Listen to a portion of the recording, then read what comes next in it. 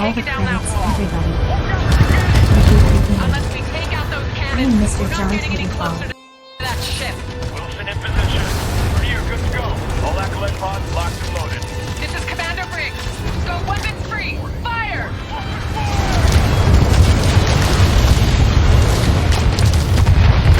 Holy shit, this hurts. Faraway lock target, suppressing fire.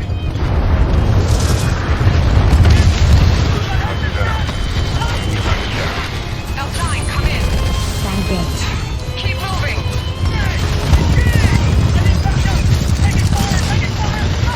We got reapers. L7, turn it around.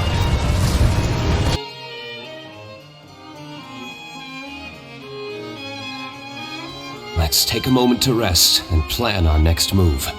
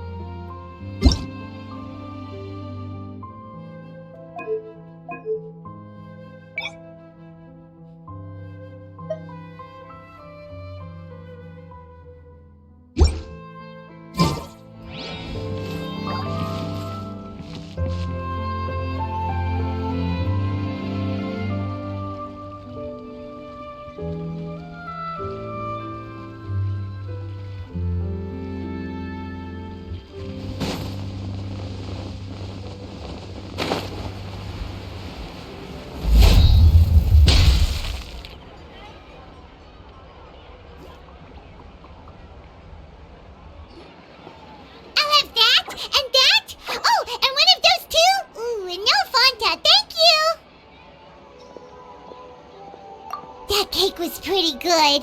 But as soon as Paimon remembered that we were about to go to prison, Paimon's stomach suddenly became completely empty.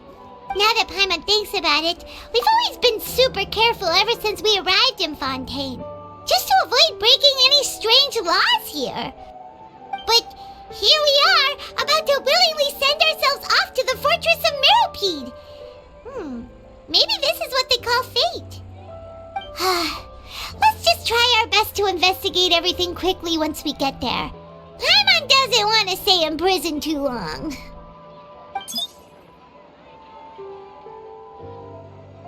Oh, what is that I hear?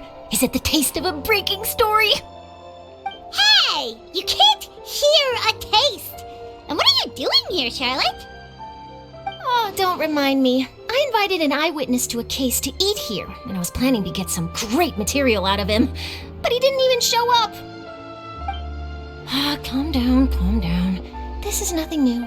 As a journalist, you should be used to this by now.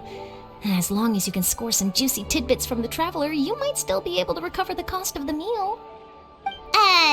You know we can still hear you, Charlotte. never mind. It's nothing. I just heard you mention the Fortress of Meripede. You didn't commit a crime, did you? Please tell me all about it. No way! We would never! We're just going there to...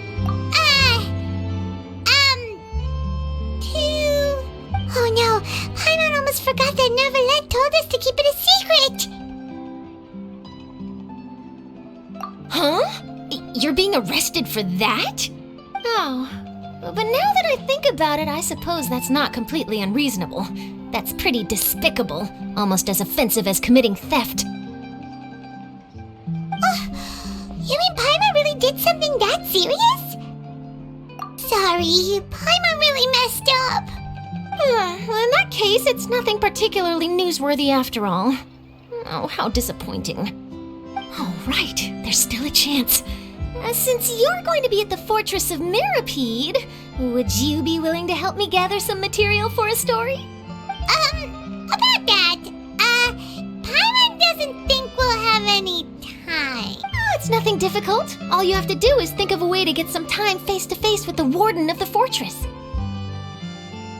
He was awarded the honorary title of Duke in Fontaine. Sounds really cool, huh? Only those who have made significant contributions to the nation have been conferred this title. It's incredibly rare. On top of that, the Fortress of Meripede has never been under the jurisdiction of the courts. Practically nobody, including journalists like me, knows anything about the person in charge there. Oh, if I could write an exclusive article about him, I bet it would sell a boatload of papers. You make it sound easy, but it really depends. Of course, I wouldn't ask you to do it for free, so this meal is on me. All right, you got a deal. We'll do anything you want. Then it's settled. The food should be here any second, right? Huh? Wait, just how much did you order?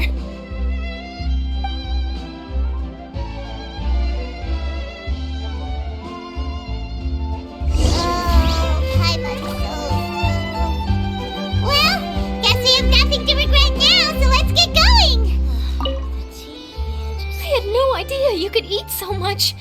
That didn't go according to plan. Please, please, don't forget about the material for my news article.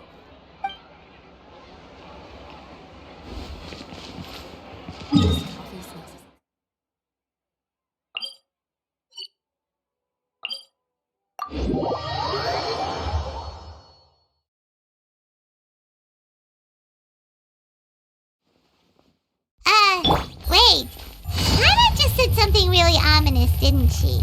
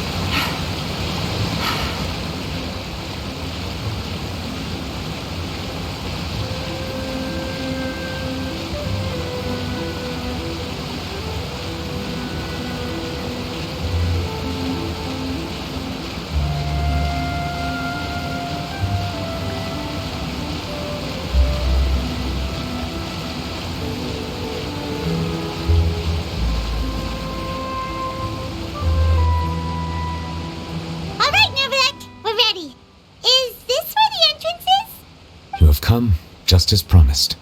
Yes, this is the one and only entrance to the Fortress of Meripede from Irenaeus. Careful, you may want to step back a bit. Whoa! So you have to go down from here? Is the prison underwater? Utilizing both the barrier of the water as well as the fear humans have of the depths, the fortress of Meripede is naturally the perfect place to confine and guard criminals.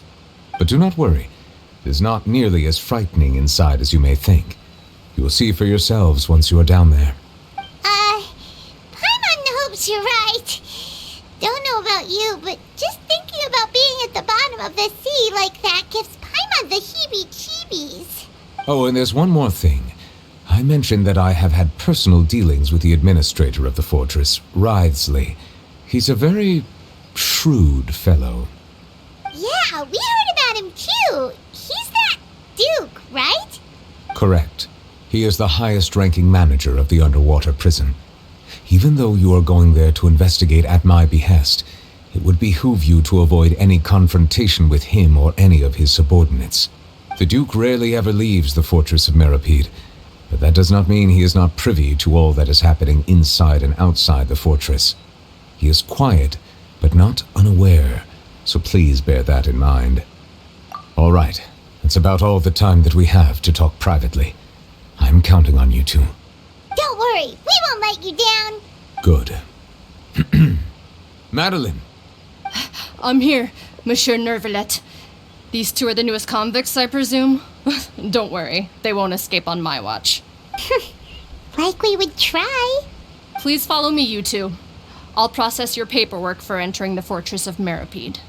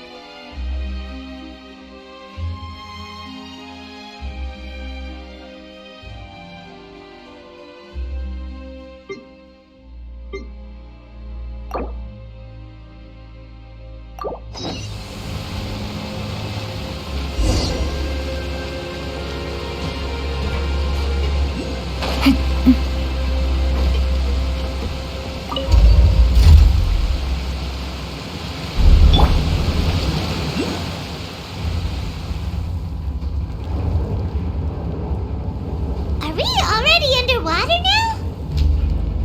Huh. So this is what it feels like to be a criminal in Fontaine. You two seem to be taking this pretty well. It's rare to see convicts in such a good mood.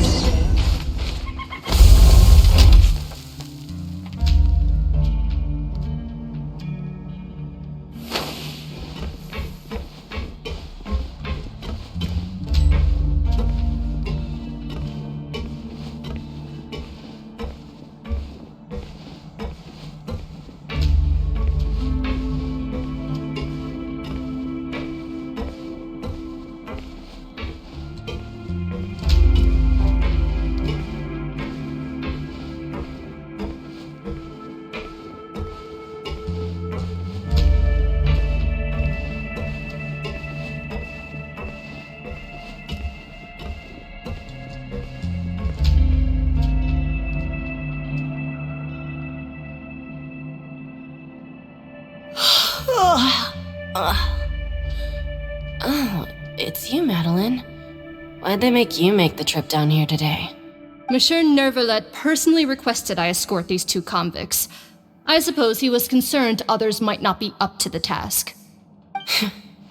Well now, aren't you the lucky one?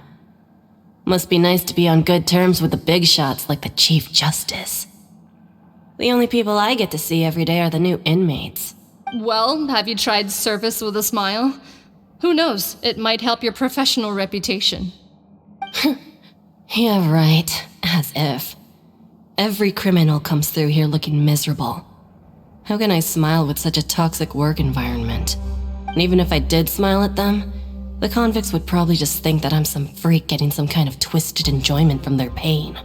Oh, she's got a point. Well, I've finished transferring you.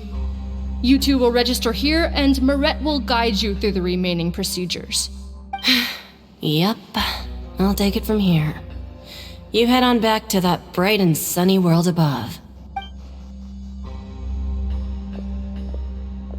Okay, let me see. You are the Traveler and Paimon, correct? That would be us! Let me confirm your charges and sentence. Let's see.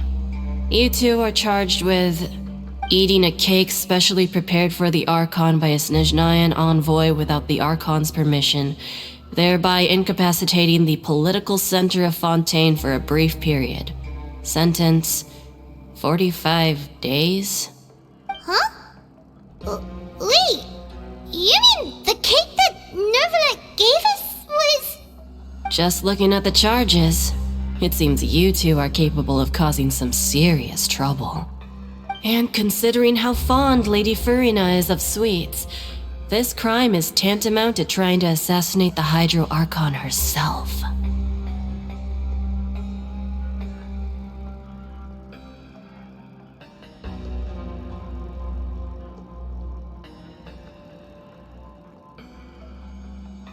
Now I've seen everything.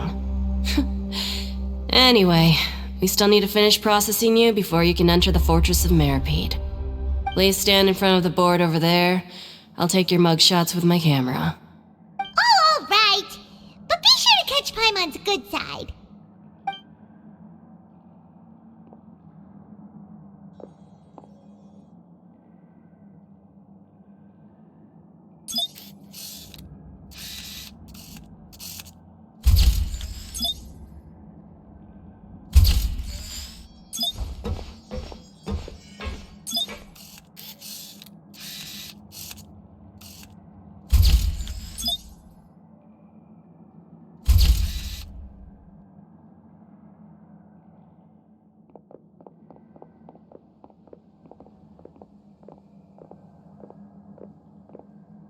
And we're done. Thank you for your cooperation. Next, someone will be along to guide you inside the fortress. Please be sure to cherish this opportunity for rebirth.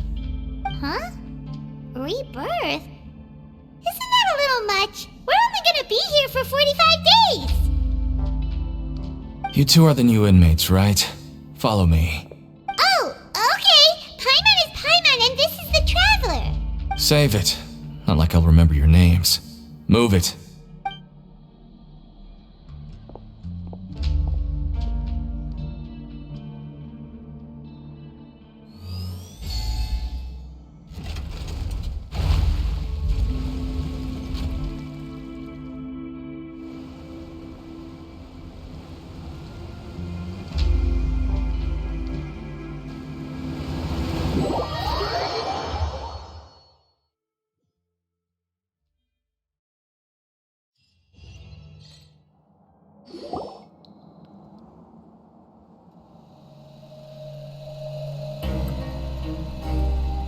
So, are you one of the guards here? Is there anything we should be careful of while we're here?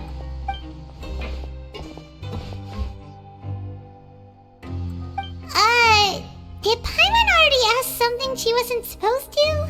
Why should I tell you anything? What's in it for me? This is exactly why I can't stand you fish. I wouldn't even be doing this if it weren't for the credit coupons. Credit coupons? Alright, seeing as you're not the annoying kind that's getting dragged in here crying and blubbering, I guess I can tell you a few things. But next time, it'll cost you some coupons. Mora means nothing here. Here, we use credit coupons. Coupons can get you almost anything in the Fortress of Meripede. Desires? Fulfilled. You want power? No problem. Coupons can even change fate itself. So, credit coupons are a currency that can only be used here? It's not as simple as that. Like Moret said, everyone gets a chance at rebirth. No matter how much money or power you had before, it means nothing once you set foot inside the Fortress of Meripede. You have to start over and earn your coupons. Everyone starts from the same place, and you have a chance at a new, less terrible life. I guess that's the real purpose of the coupons. They symbolize true fairness and true justice. And this is also exactly why so many criminals choose not to return to the outside world, even after they've served their sentence. Oh, so that's what the Fortress of Meripede is like. Huh. Paimon was under the impression that it'd be more like a prison. It certainly ain't all sunshine and roses here, but it's also not the worst place to be. You'd better take a good look at the scenery now. It'll be the last chance you get for a while. After being away from the sunlight for so long, even the terrifying depths of the sea start to feel like home. It just stops feeling oppressive, you know? Oh, I'm actually an inmate like you two. Welcoming newcomers is a job I've picked up to earn some extra coupons.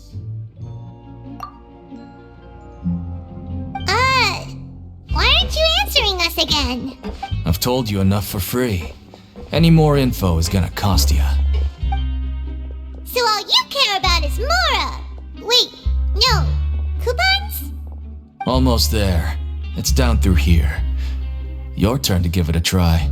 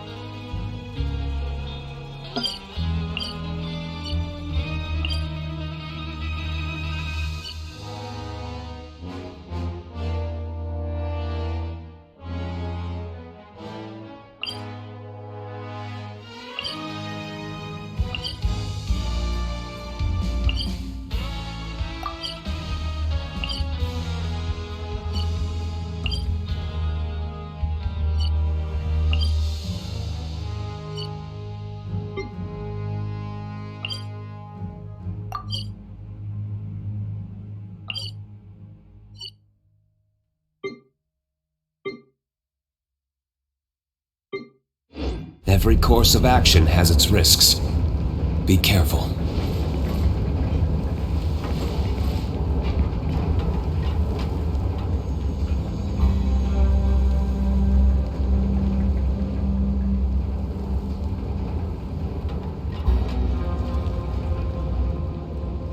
So, we're going even deeper now?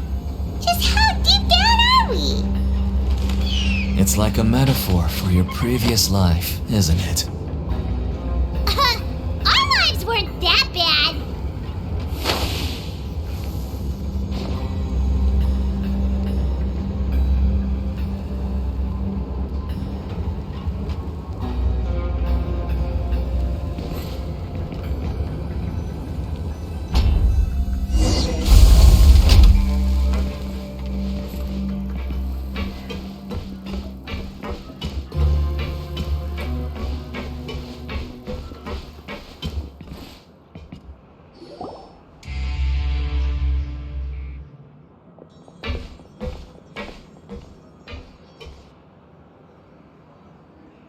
So this is the actual entrance to the Fortress of Meripede?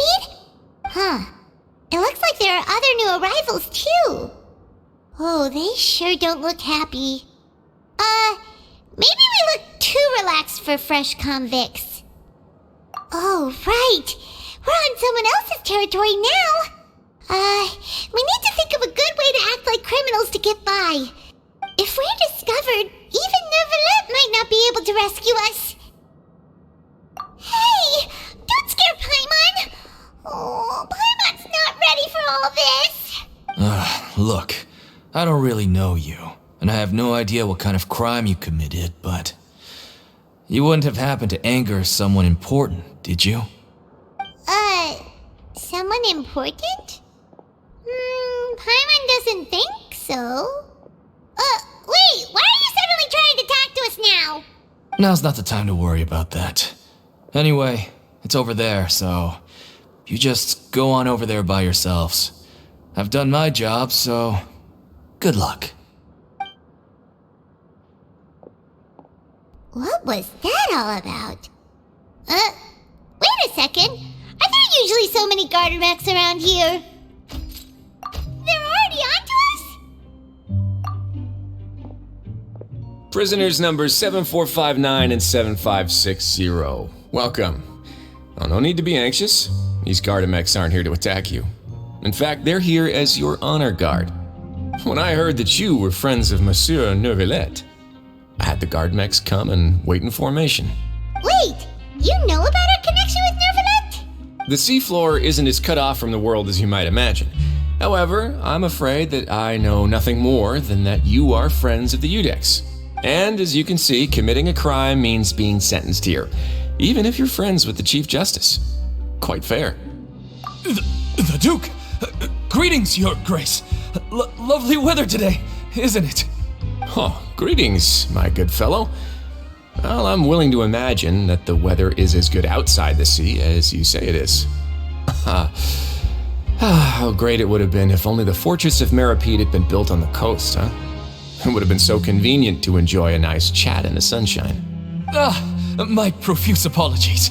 I just got so nervous when I saw you, So this is the Duke. He sure looks a lot younger than Paimon imagined.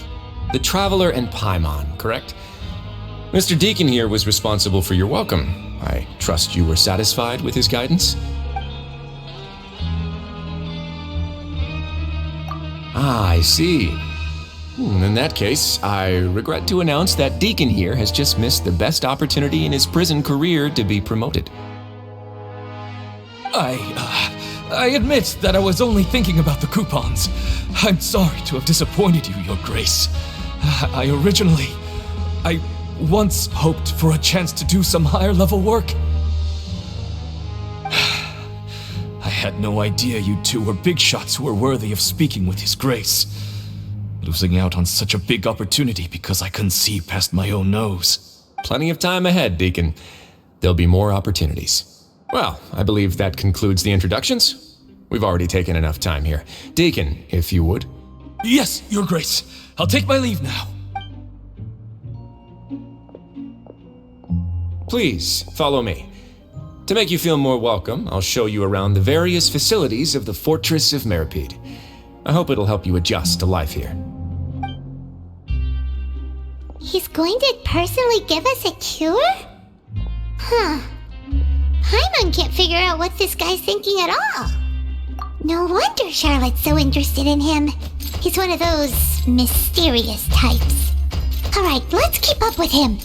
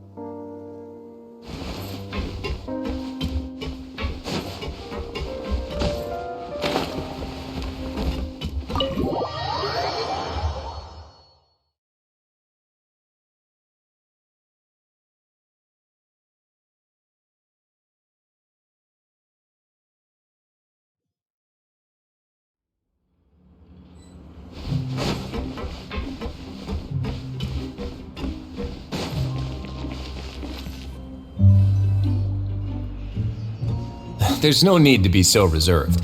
The label of criminal is nothing but one of many identities, and being criminally inclined here at the fortress is just one of many ways to survive. Is it really okay for the warden to think like that? We're real criminals, you know.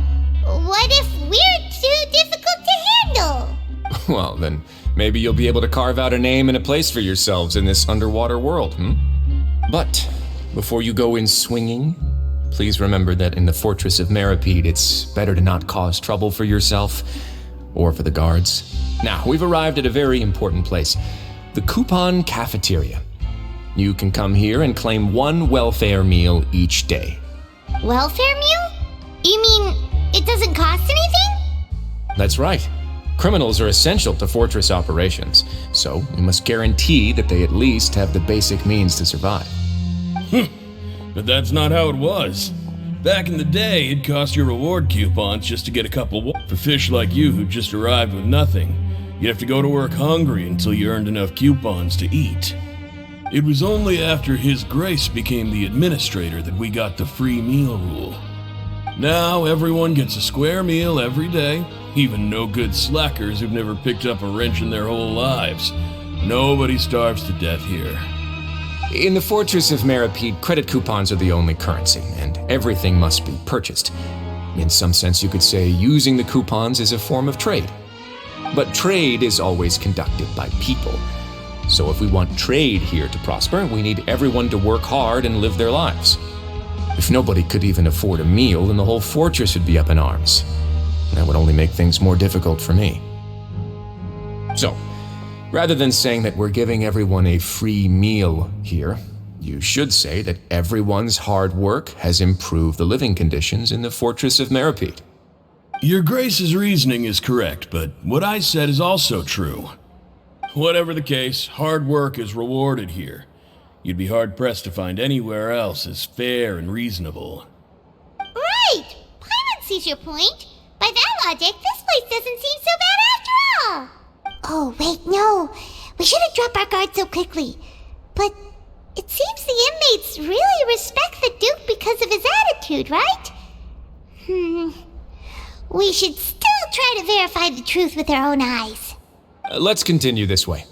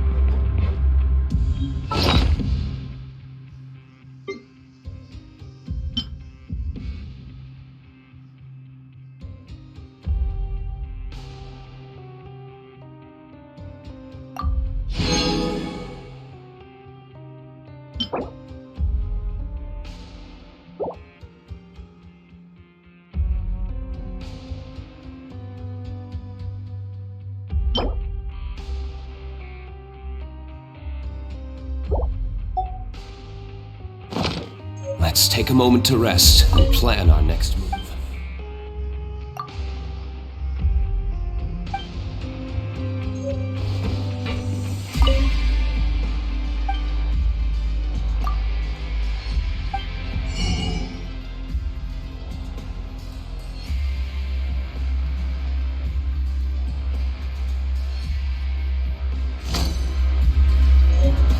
Grab yourself a welfare meal.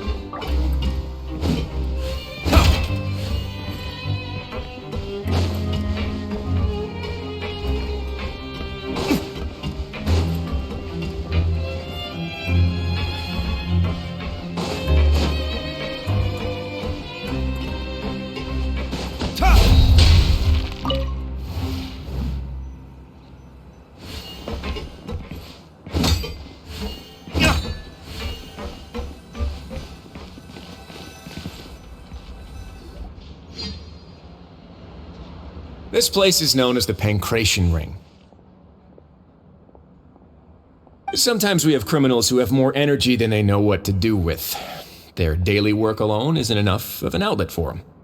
So, instead of leaving them to their own devices, we've provided them with this dedicated venue. This way, nobody will get involved unless they want to be. Pancration matches? And you can earn extra coupons? Oh, what do you think, Traveler? Interested? But I must warn you that your sentence will be extended if you fail to restrain yourself and end up seriously injuring or killing your opponent. So, did you set this place up too? No, actually. I just granted approval for the organizer to use this area to build the ring, and I collect a portion of the proceeds in return. Of course, the fees are also quite useful. Oh. Do you mind if we ask what they're used for? Sure. Ensuring personal safety, maintaining the arena, and resolving any conflicts that arise. Why? Are you interested in how to manage a pancration ring? Oh, no. Paimon was just wondering if that's how you paid for everyone's welfare meals. A reasonable guess. I see you have a talent for entrepreneurship. Oh, you hear that? Paimon has a talent! So we could start a business here? That is something you can discuss between yourselves later. Let's move on for now.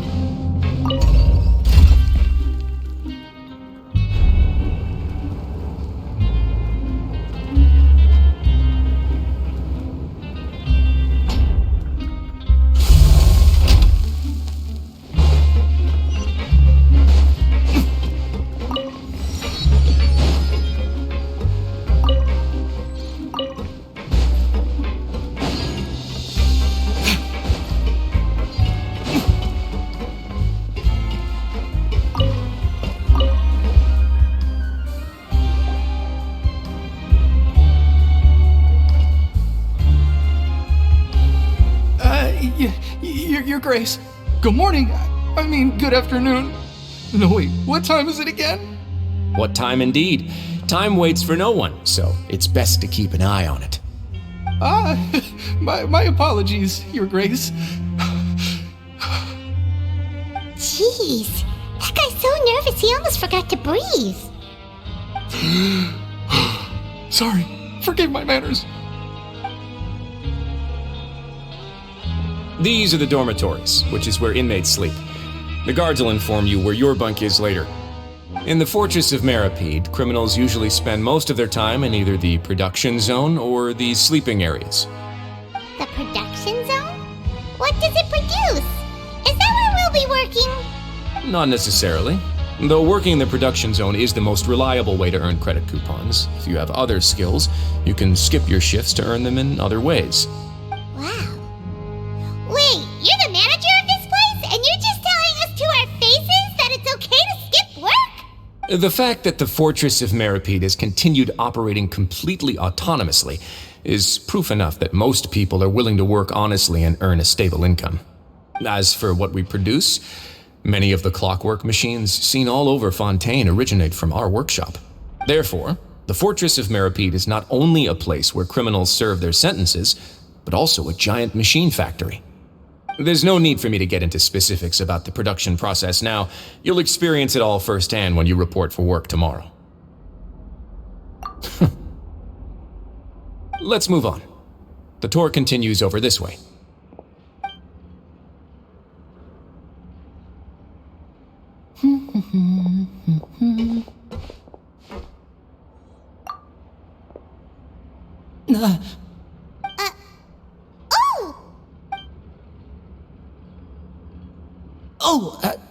You really scared me there.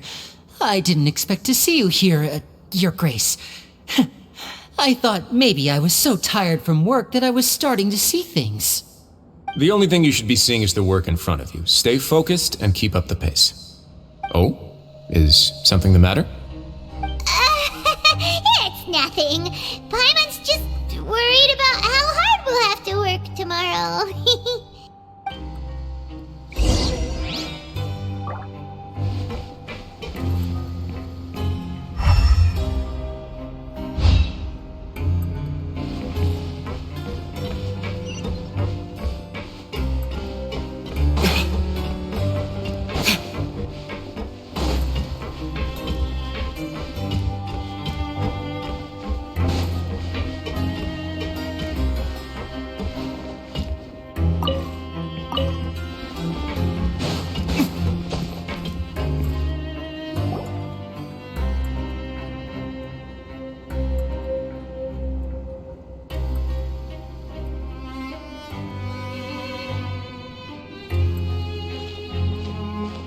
Your Grace? What are you doing in the infirmary at a time like this? Oh no, you didn't injure yourself, did you? Not yet, unfortunately for you. But thank you for your concern, Sijween. Then you must be here for those two. Allow me to introduce you. This is the infirmary, and Sijween here is the Fortress of Meripede's head nurse. Hello, new faces. They call me the head nurse, but I actually handle all the nurse-related work all by myself down here. Since you seem to have some rare downtime with no patients, perhaps you could find the time to join us for dinner? Oh, then these two must be some important convicts. Sure, I'll join the welcome party. Thank you. Your presence will be the pièce de résistance for today's tour. Oh, so the tour part is over now? I believe I've already covered the primary aspects of life here in the fortress. As for your work, there'll be someone else to guide you through the details. Is there anything else? I seldom conduct tours, so why don't you just ask if you have any questions? Well, this is our first time here. Paimon's not sure what to ask. Then let's head back to the coupon cafeteria. Maybe a meal will help you think up some questions. You should at least try to be excited. Our free meals are actually pretty good here.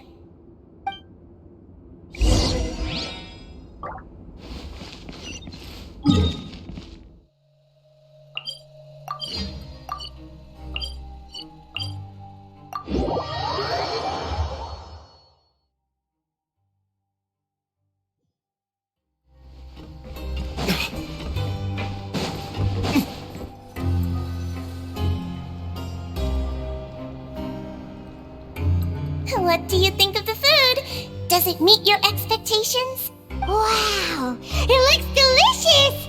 Neverlet made it sound like living conditions in the Fortress of Meripede wasn't very good. Who would have guessed that criminals get to eat tasty food like this every day? Oh, isn't that the meal box that only super lucky people manage to draw? Seems like you two are quite fortunate. It actually has nothing to do with luck in this case. I had a word with Walsey, so you didn't have to draw lots like everyone else. Oh, you mean the meals are random? Yes, what you get to eat depends completely on your luck. You could say that it's a distasteful little game that Chef Walsey likes to play here in the cafeteria. Paimon knew it! If criminals got to eat tasty food like this every meal, the crime rate in Fontaine would skyrocket for sure! Excuse me, did I hear you mention Nervylette just now? I've been wondering how he's doing. Is he busy with work?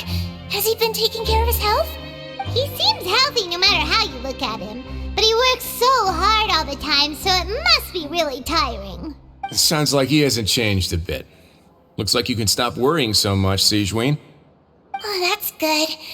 But I still feel like it's been too long since I've heard any news about him.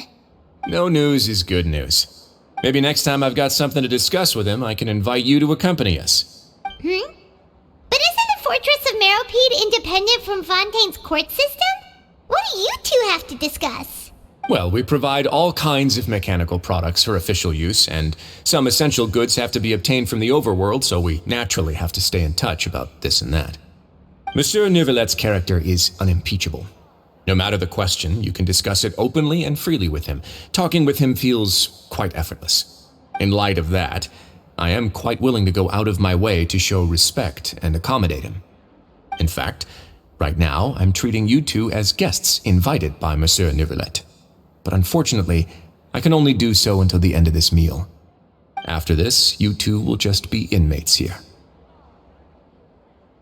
You're very welcome. Well, your new life awaits.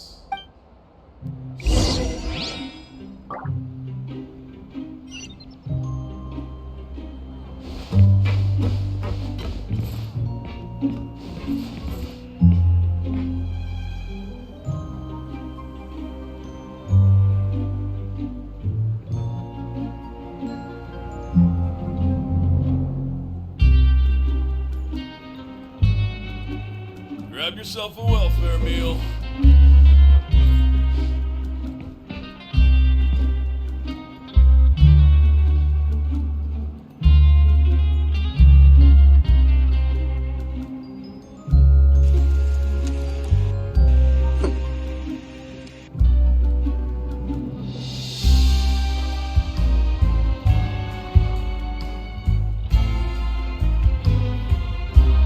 We should prepare while we can, then make a preemptive strike against the enemy.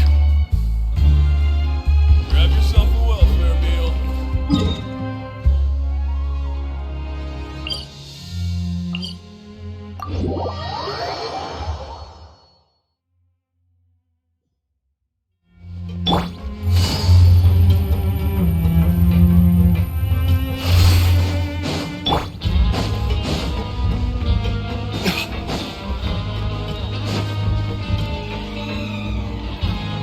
Traveler at Paimon, right? Listen up. As new inmates, the only thing you need to worry about is what to do and when to do it. Don't make any extra trouble for yourself. Your bunks are right over there. Follow me.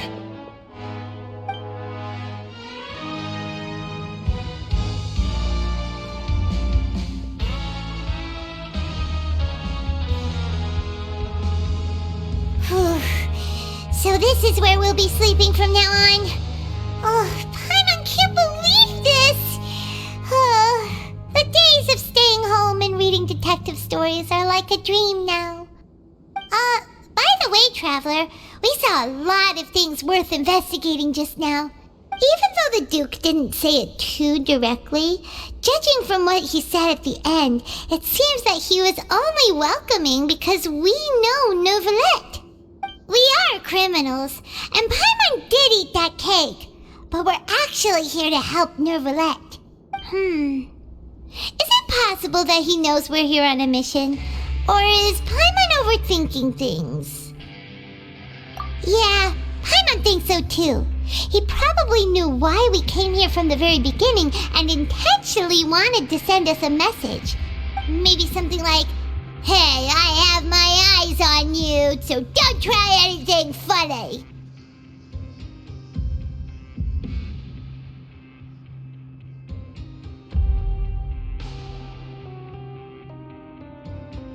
Yeah, you're right.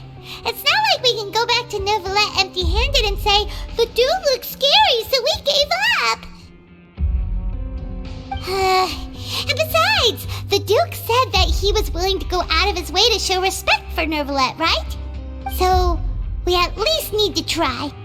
But Paimon hasn't gotten a clue where we should start our investigation. You mean... Yeah, that's what Paimon was thinking too. Paimon almost spilled the beans when we ran into him. Fortunately, based on his attitude, it looks like the Duke sees Linny as just another inmate. We worked so hard to help clear Linny and Lynette's names, and yet we turn around and bam! He's in prison anyway! Oh, right! Linny and Lynette are from the House of the Hearth. They work for the Knave, so they could be here to investigate too! Huh? Oh, it's a card! Paimon didn't notice it earlier. It looks like a magician's prop. Lenny must have left it here. He's in prison and still doing his little tricks, huh? Let Paimon have a look. It was nice to bump into you again. Let's catch up in the production zone tomorrow. What in the world? It's written like he's greeting a buddy on the street. Paimon thought he'd write something important. If you say so, we can ask him what's going on tomorrow. Let's get some rest now.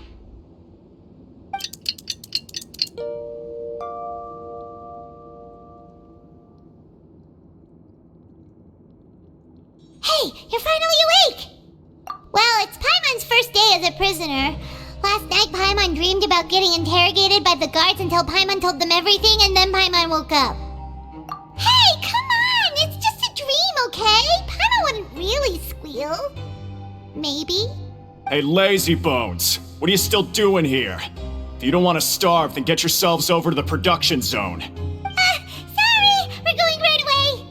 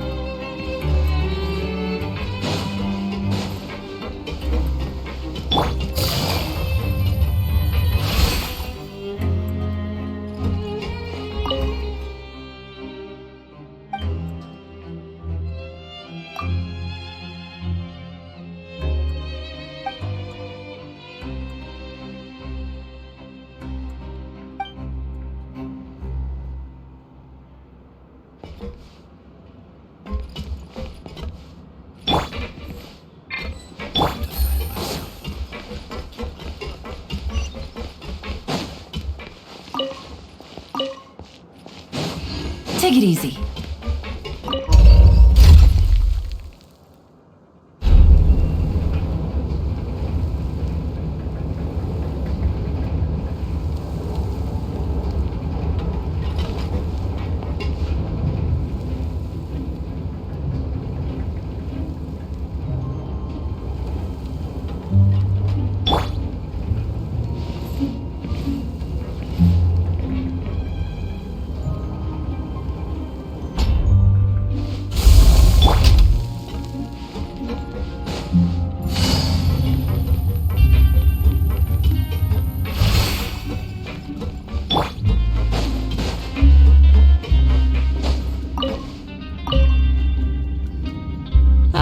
You must be the catch of the day. Looks like you've got some luck getting assigned this space. Yep, we just arrived yesterday and... Don't interrupt me when I'm speaking. Yes, sir. Listen carefully to my instructions. I don't want any mishaps. Every machine here is worth more than the both of you. Working around these machines can be very dangerous. Do your job well, and you can eat in the cafeteria after your shift. Get sloppy, and you dine in the infirmary. Anyway, the Fortress of Merope doesn't want to lose a single one of its machines. And it also doesn't want to waste the production potential of any inmate. You got that? Got it! Your job is to use the machine over there to process widgets. Watch carefully, and make sure you step on the pedal at the right time. If the machine gets jammed, then give it a little maintenance with your fist. Here, take this. Bring me the processed widgets, and I'll give you some credit coupons in exchange.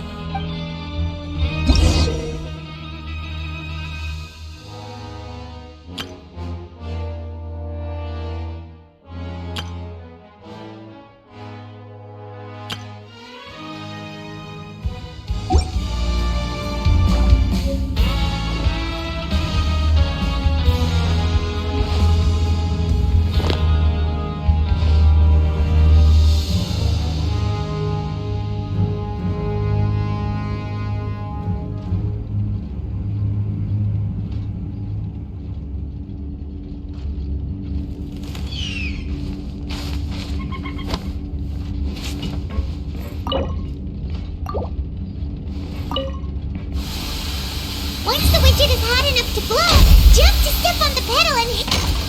So if the machine gets jammed, you just need to attack it to fix the problem.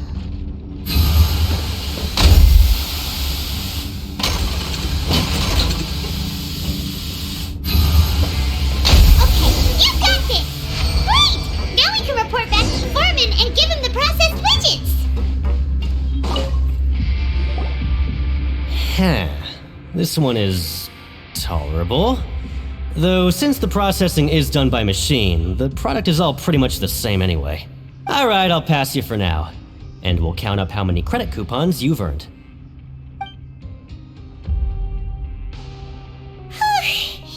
Paimon's exhausted. We're done now, right? Oh, that foreman. He's so scary that Paimon couldn't even speak. Ugh.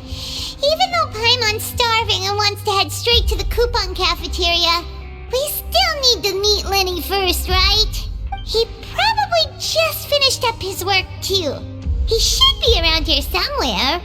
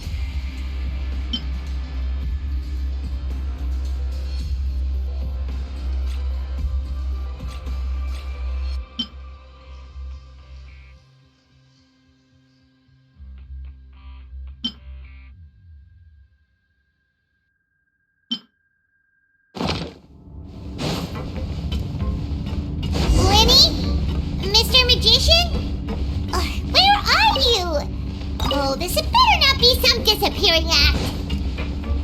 He doesn't seem to be around here. Let's try looking somewhere else.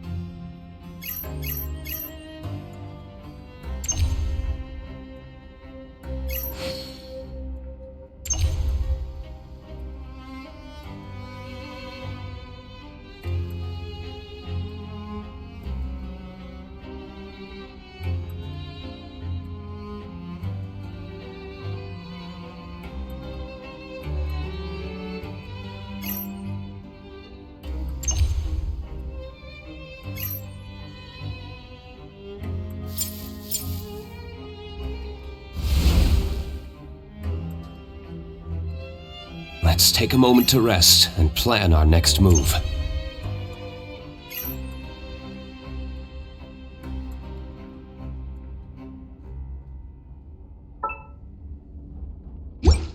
Learn the safety rules by heart. What is the second part?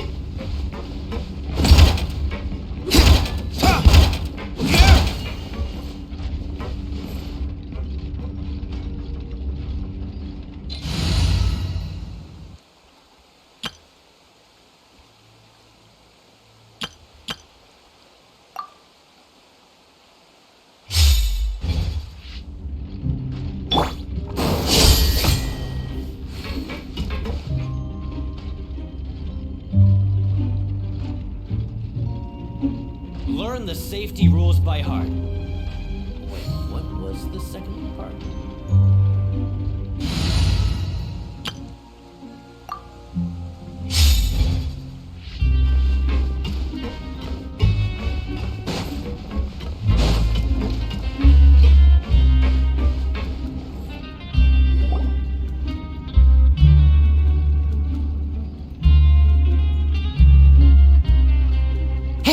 over here. Oh, you scared Paimon! How did you appear out of nowhere like that? Oh, you scare so easily now? Is there something worrying you these days? You little... The only thing we're worried about was trying to find you. Sorry. Come over here and keep it down.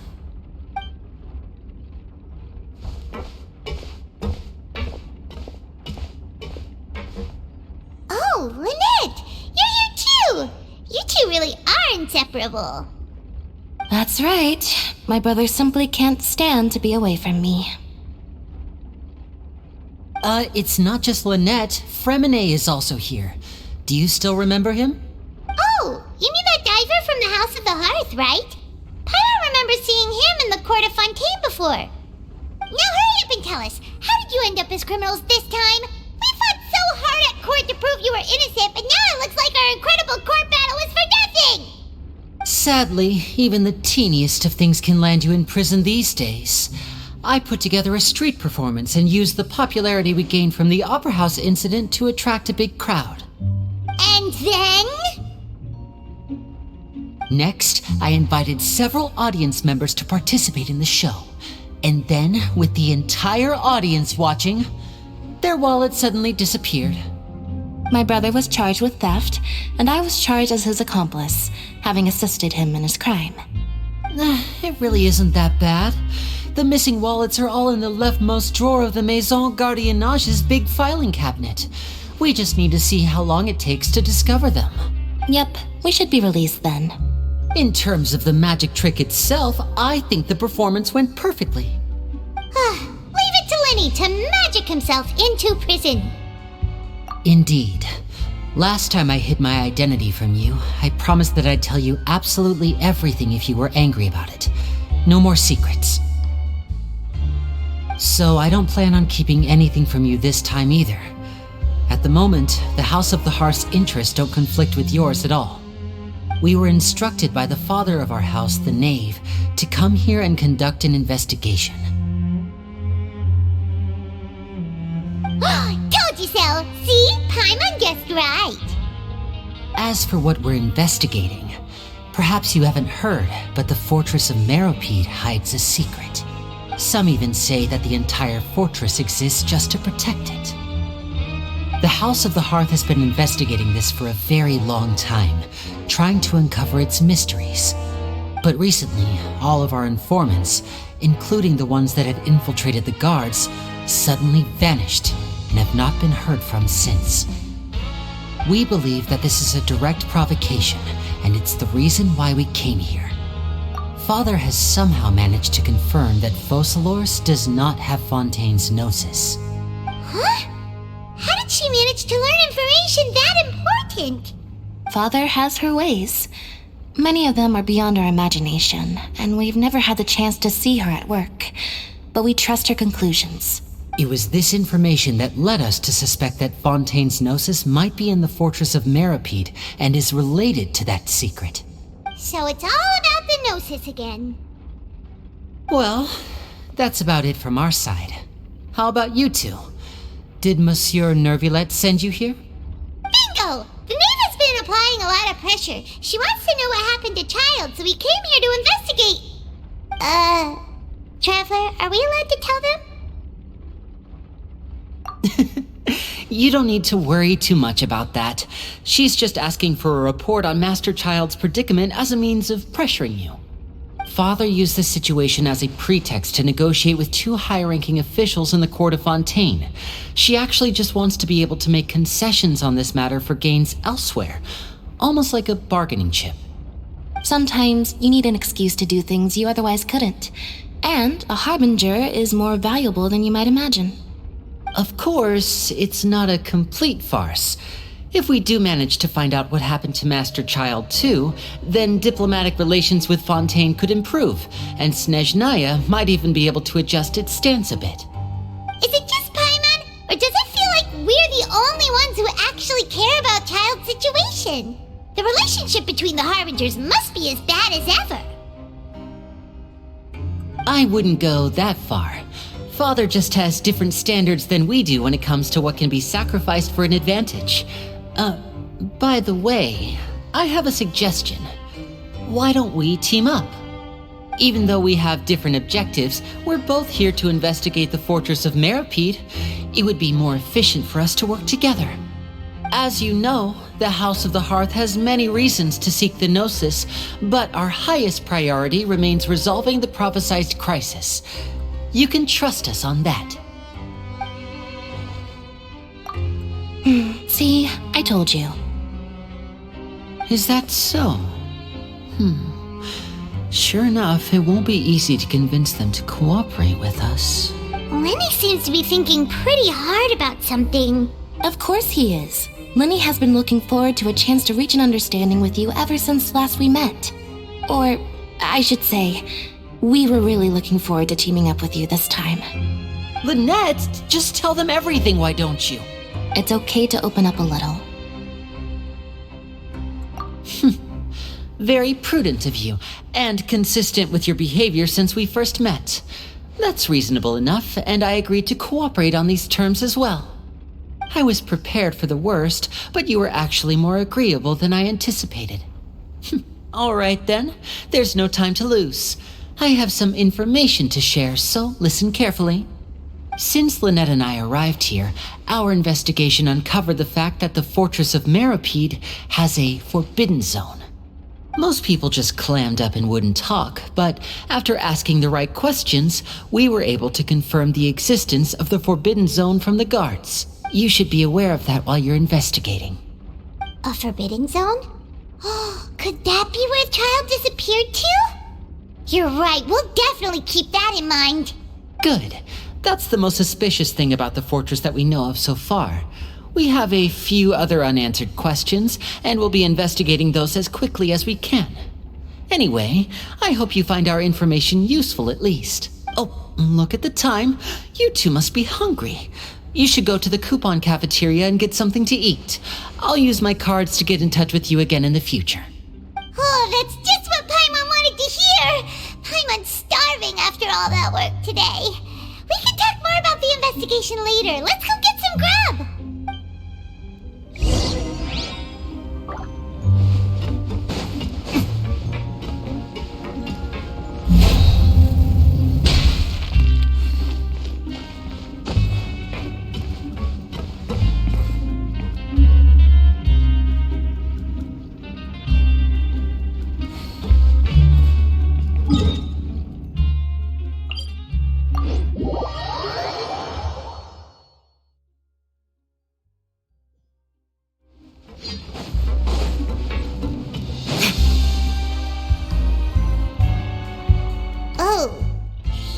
Kidding! Today's meal is nowhere near as good as last time! Oh, who knows how long it'll be until we're lucky enough to get that super tasty meal again? Forget about it then. We'll just deal with the regular food for the time being. Let's just get out of here as soon as possible. But life here doesn't seem all that bad. Other than the foreman being kinda mean and the work being pretty tiring. You think so, mate? If I had a coupon for every fish who said that. Seems you fishies still haven't learned your lessons from your life up on the surface. If you take things at face value, then by the time you reach a dead end, you won't even know how you ended up on that road in the first place.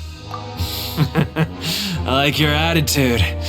I can, let you in on a little something. Everyone's been telling you to just follow the rules and not cause any trouble for yourself. Am I right? But what they don't tell you is that the rules aren't exactly what they pretend to be. The rules for being a prisoner. The truth is, this place has a lot of hidden rules. Huh? Hidden rules? What do you mean? Not everyone knows about those rules, but whether you know them or not, once you break one, you might encounter something even worse than death. Really? Oh, now you're really scaring poor Paimon. Don't joke around like that! Of course. And I'd say that just disappearing would be one of the better outcomes. Oh, you mean that if there really are hidden rules, then Child's disappearance might have something to do with that? In that case, would you tell us some hidden rules. We definitely want to avoid breaking them. Come on, mate. This is valuable information. The difference between life and death. Do you really think you can just ask and I would tell you? Paimon understands, but we don't have many credit coupons yet. Yeah, I know. Not like I'm going anywhere. Just come talk to me after you've saved enough. Moreover, you're new fish, freshly caught, and completely out of your element. What'd be the point in even telling you anything before you've gotten a handle on your new lives? Come and find me once you've been here longer. I'm usually around the rag and bone shop. Just call me V-Doc. Bye-bye now. He left. Just like that. Huh. Do you think he's just trying to scare us into buying fake information from him? Yeah. It might be a good place to start in our investigation. Hidden rules, huh? But, like he said, we don't have any coupons and we're still not familiar with this place. Oh, there's nothing we can do about it now. We were so busy talking we almost forgot to eat. Even if it's not the best, it's probably better while it's warm. Come on, dig in before it gets cold.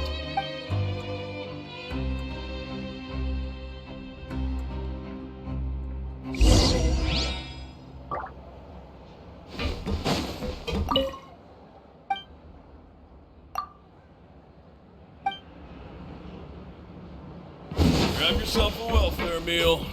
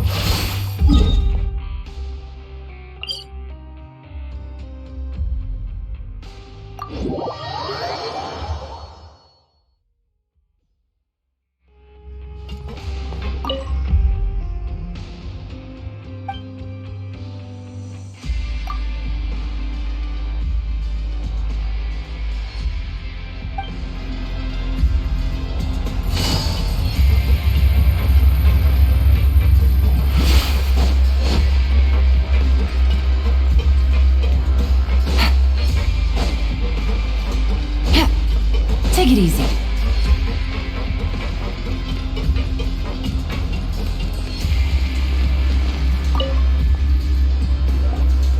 So Paimon just confirmed with the guards that our shift is set for every morning, and we're free to do whatever we want all afternoon. But it seems like most of the other inmates choose to continue working through the afternoon to earn more credit coupons. Oh, and they also said that you can use coupons to skip work in the morning and free up your time. They weren't kidding. Credit coupons really can be used to do anything here. Paimon's so tired. And we'll need to wake up and go to work in the morning. Without any credit coupons, it's not like we can really do anything else. Nighty-night, Traveler. Paimon hopes we can keep making progress on our investigation tomorrow.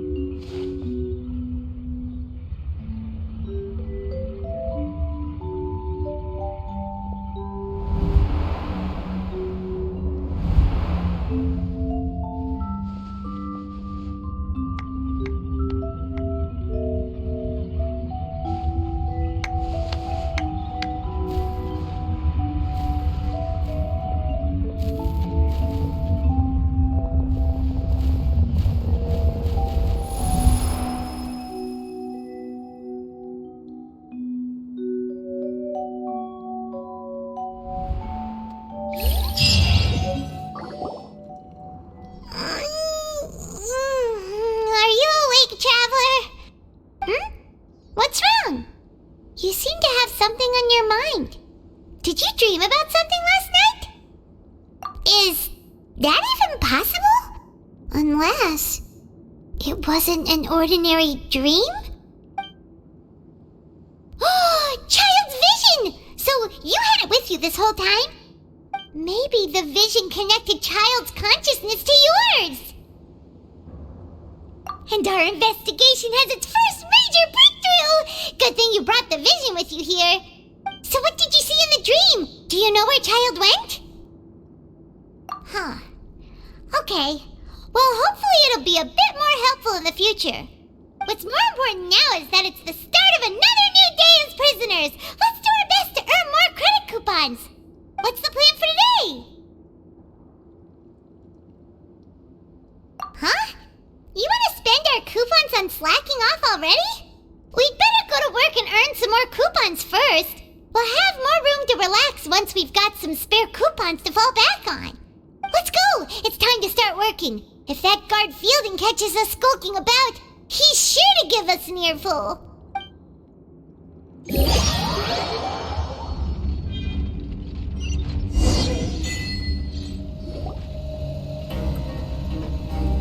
Look who decided to show up. Get your butts in gear and get to work. Time's a-wasting.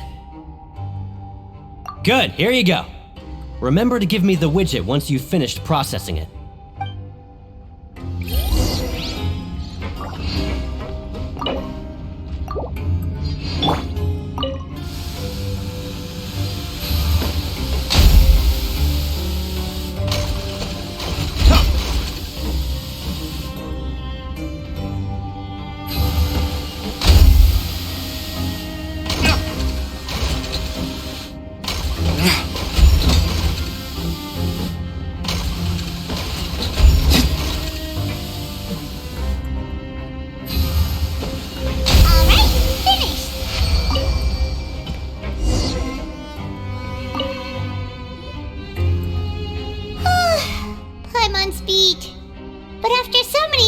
It seems we're really getting the hang of it now.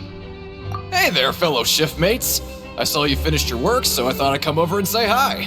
Oh, hey there! We've seen you before. Your assigned workspace is really close, isn't it? That's right. The name's Rowan. This past few days, I couldn't help but notice the new faces working nearby. I guess we were destined to meet. I've been working here for almost 15 years. Even the foreman, Grainville, always calls me Chief.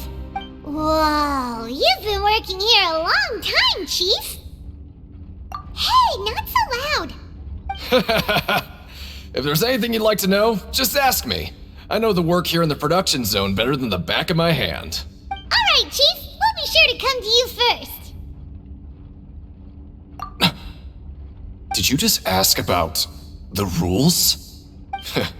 Pretty sharp for newcomers. You've already heard about the rules, huh? Who'd you hear it from? Alright. Seeing as I'm the one who came over here, you're already calling me Chief. I guess I can tell you a little. Truth is, you two keep working like this, you might be putting yourselves in danger. Huh? Wait, there's even a rule about that? What would have happened if you never told us about this? Well, it's usually not that easy to break one on accident. The conditions of the hidden rules are usually pretty specific. But once you do break one, bad things happen.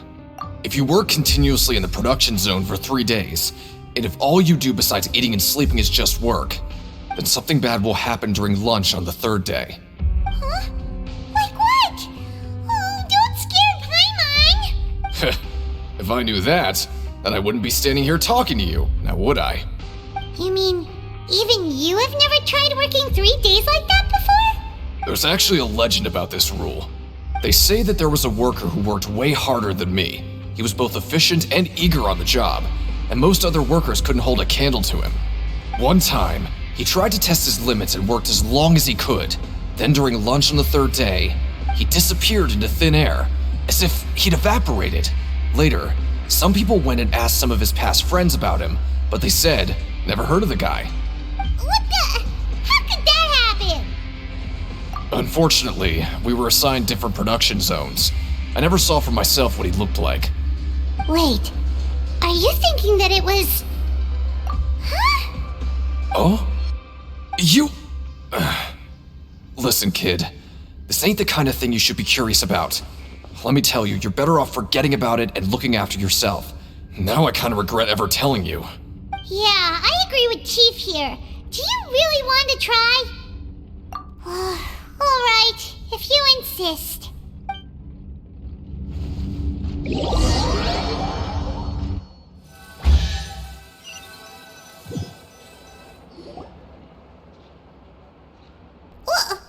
What is this garbage? Ooh, it looks disgusting!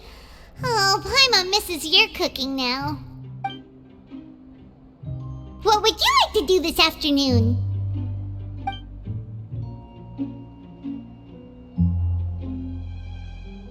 Since we have time now, let's focus on investigating some more.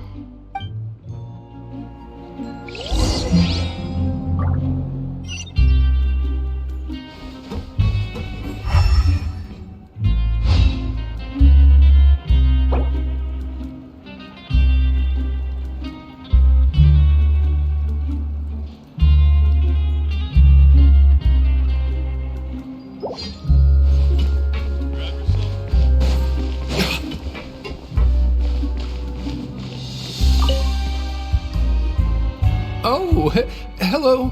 You two are the ones who were with His Grace. No need to be so nervous. Sorry, I couldn't help but think of His Grace once I saw you, and I... Well, it's hard to say. Maybe I am. He's got a very overwhelming presence. It makes me feel like I'm just some insignificant little bug. Wait, seriously? Oh, I'm always indecisive, and I tend to make a mess of things. It's like a reflex. I just instantly start to tense up the moment I see a smart and capable person like His Grace. What? Please, don't say anything like that out loud. How could you possibly think something like that?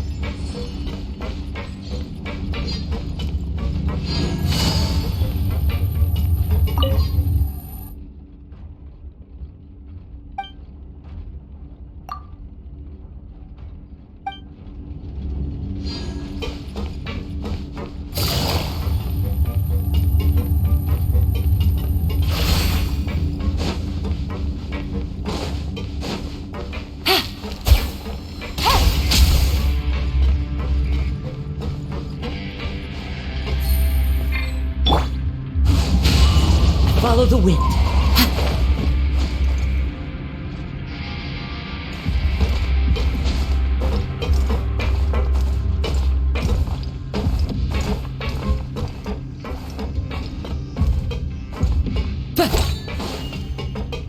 Then what the blazes are you doing here?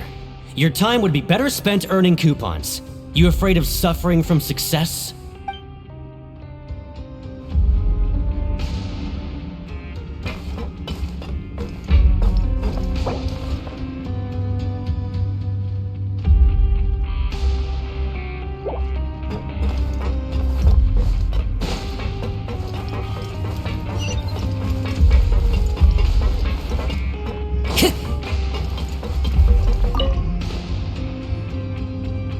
Hey, it's the Traveler and Paimon.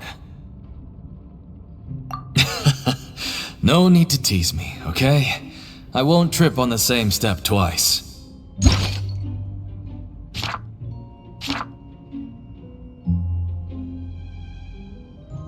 Just like His Grace said, paying attention to every little detail is the key to prosperity. Maybe this is the true meaning of rebirth, not just earning credit coupons.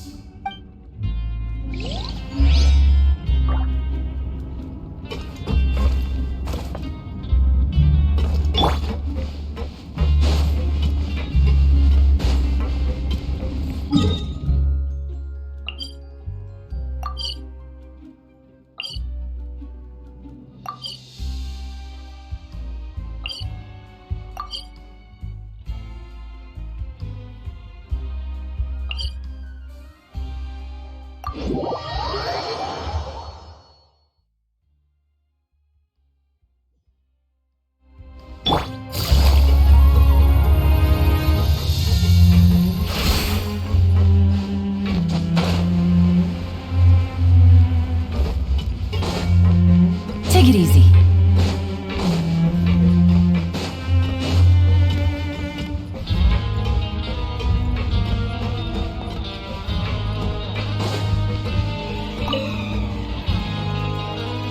Oh, wonderful. I was worried that you'd be busy trying to earn reward coupons all the time, but it seems like you haven't neglected your investigation work after all. Paimon likes having more coupons, but no one wants to work all the time. Have you also been investigating the area, Lynette? No, I was just slacking off, and you happened to catch me. My brother is still obsessed with anything remotely related to the Forbidden Zone. But knowing him, it won't be long before we get more leads. Oh, before I forget, this is for you. Huh? Credit coupons? Why are you giving us these? I've been here longer than you. Coupons aren't a resource in particularly short supply. What is in short supply are interesting people to talk with. Aw, that's so nice of you, Lynette. We'll be sure to make good use of these coupons then. Thanks a bunch!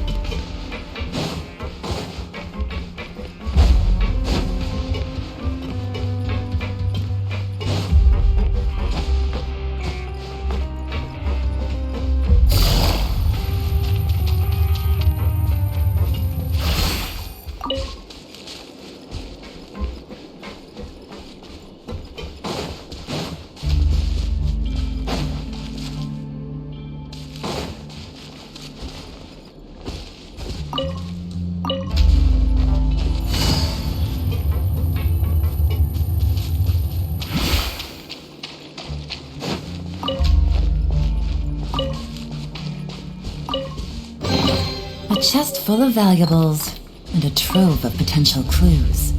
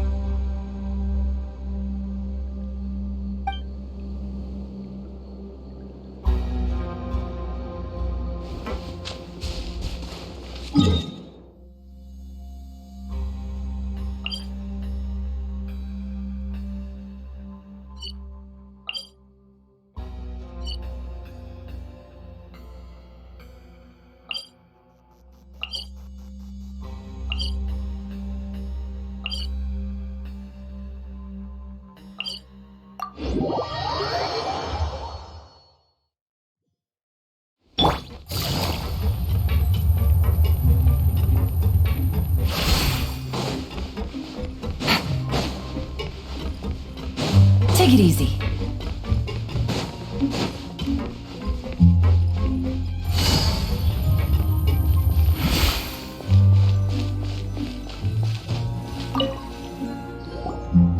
Oh, you want to stop investigating and go rest?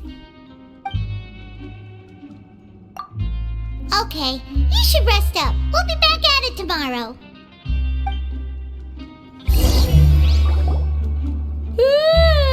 We woke up so early today that Paimon's been nodding off all afternoon. Good thing it's finally time for bed.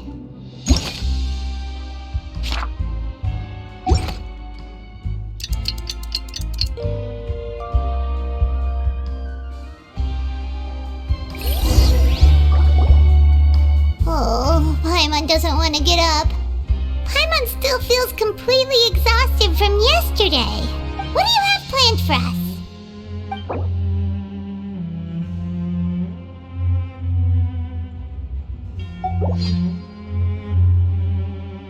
Well, Paimon really hopes the foreman will be in a better mood today.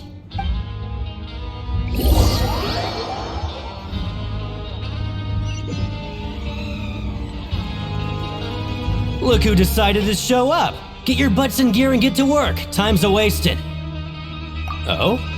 What's with suddenly wanting to work so hard? You need coupons that badly? Sure. Let's just say we really want to test our limits.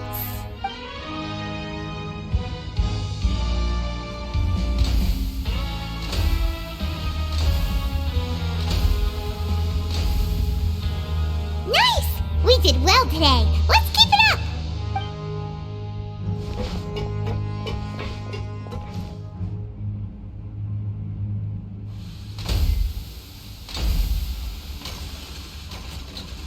Ooh, Paimon's had it. Who knew that processing these widgets would be so tiring?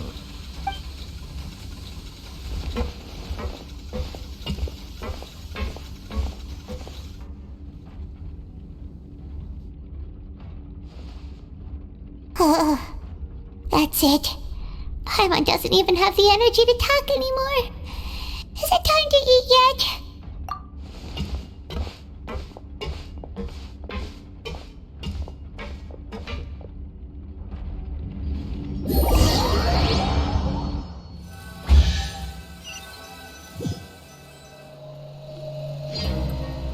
Oh, Paimon's exhausted.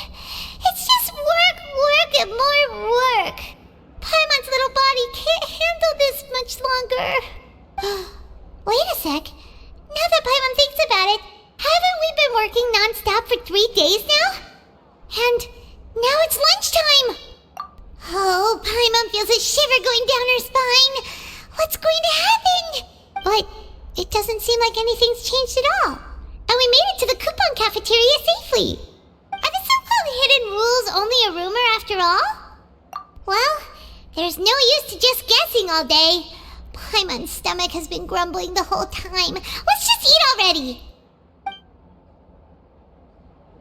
Paimon wonders what we'll get today. Maybe we'll get the super lucky meal.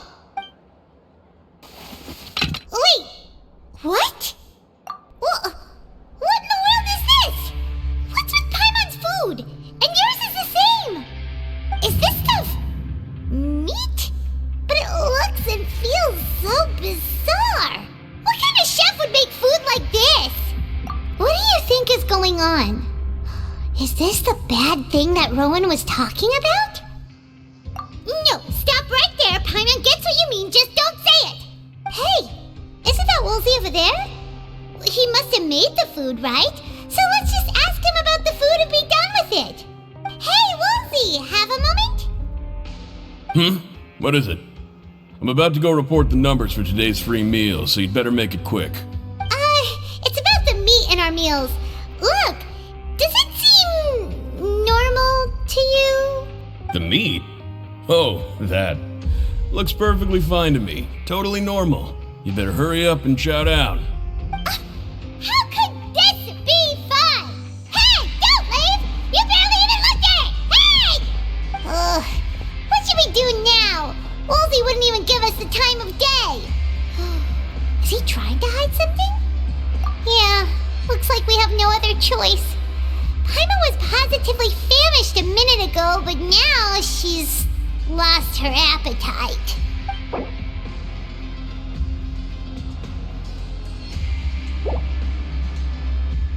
What would you like to do this afternoon? Okay, let's see if we can find any new leads.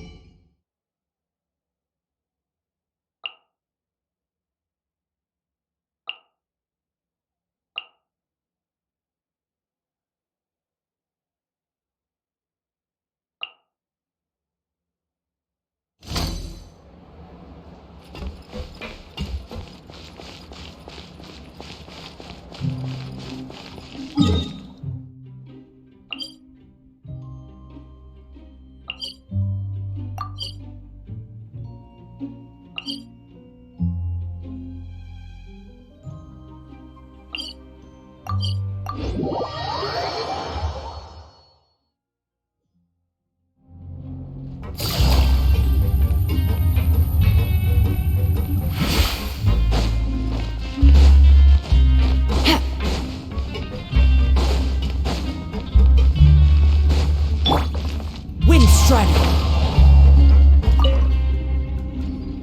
Siegewing? Aren't you supposed to be in the infirmary? What are you doing in the production zone? Hello, Traveler. Paimon. Everyone's usually busy around now, and we don't have any patients to look after in the infirmary. I thought I'd come here and enjoy the sight of everyone hard at work. Enjoy? What's there to enjoy here? It's really worth watching. I often stand here and observe everyone. Humans are just so interesting and adorable. I like to watch your expressions while you work. Are you talking about pets or people? Oh, I can see why you think that, but you shouldn't jump to conclusions. See, we Melazines are a different species, and we see the world very differently from humans. It's very easy for me to observe everyone's condition.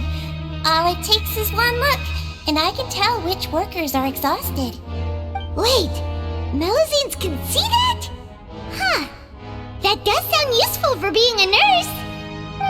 Yes, running around tending to everyone's health is very fulfilling.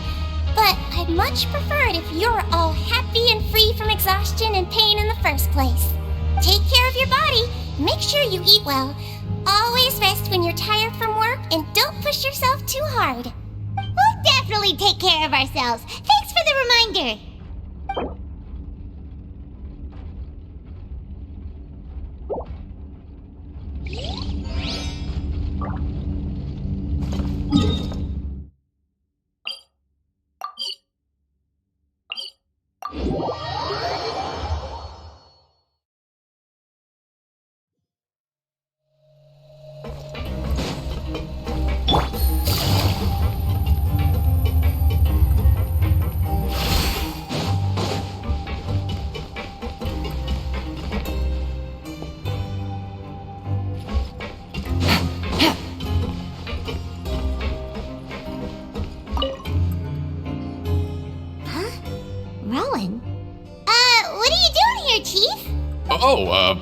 I was injured a bit just now.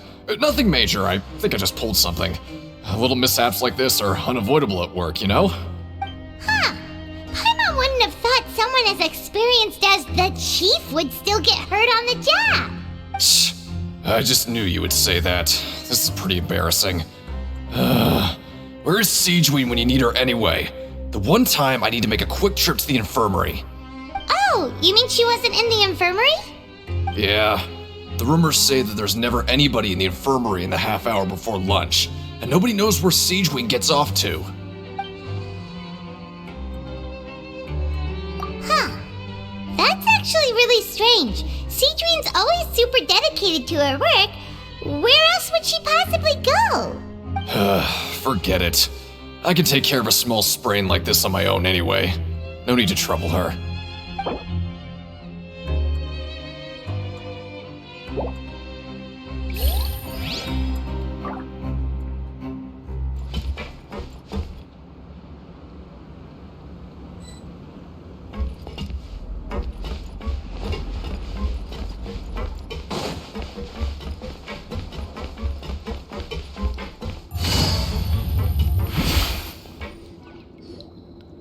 look!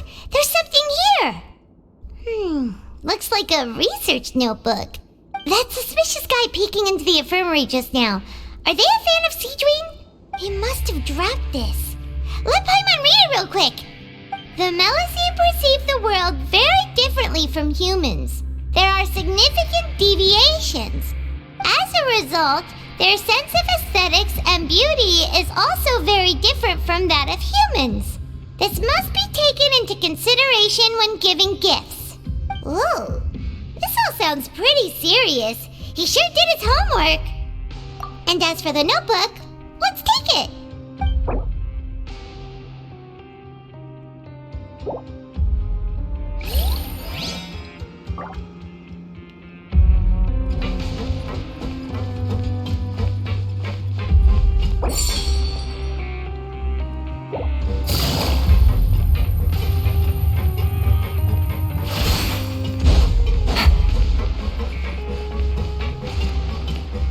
Take it easy.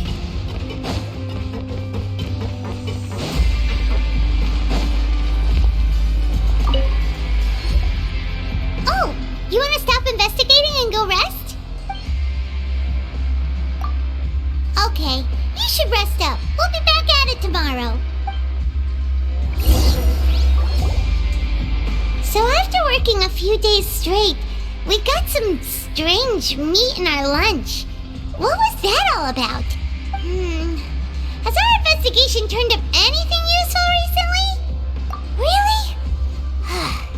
Then it looks like that part of the investigation has hit a dead end. Well, we'll keep searching for more clues tomorrow. Good night, Traveler.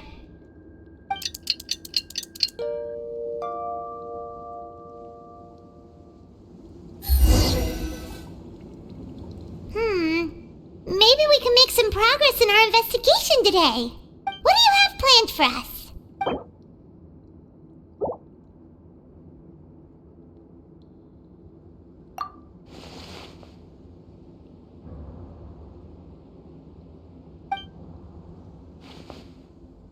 After working here so long, we're really starting to get the hang of it. But doing the same thing all the time can get old pretty quickly. How are you holding up? Yeah, it's good to kick back and relax once in a while.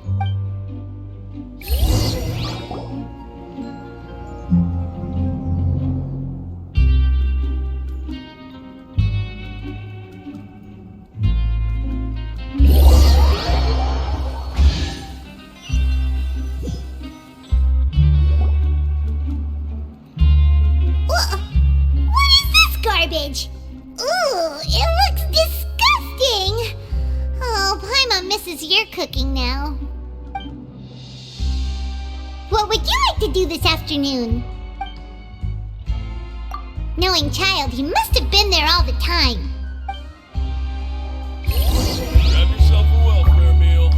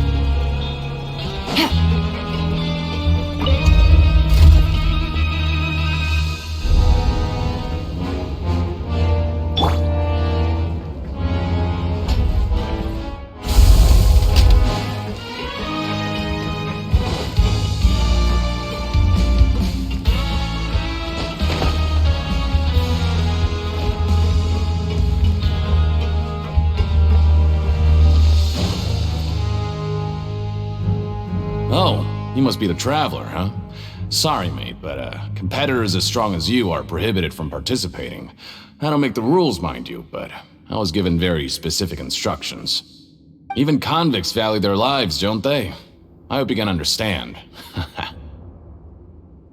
But we have a game here that'll let you show off your strength, and you'll even earn some credit coupons in the process. What do you think? Interested? And if we lose the game, will it cost us credit coupons? Of course. That's the cruel reality facing every competitor in a place like the Pancration Ring.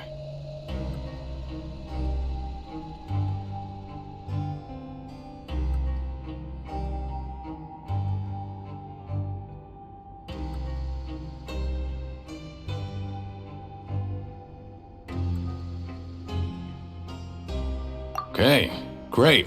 Let me walk you through the rules. The targets in front of you will pop up one after another. You'll need to hit the targets in the same order that they popped up. If you can complete a few rounds in a row with no mistakes, then you'll win credit coupons. But the second you mess up the order, you'll lose. Game over. The game costs 300 credit coupons to have it go. So, you up for it? Thanks for your patronage, mate. Now, let the game begin.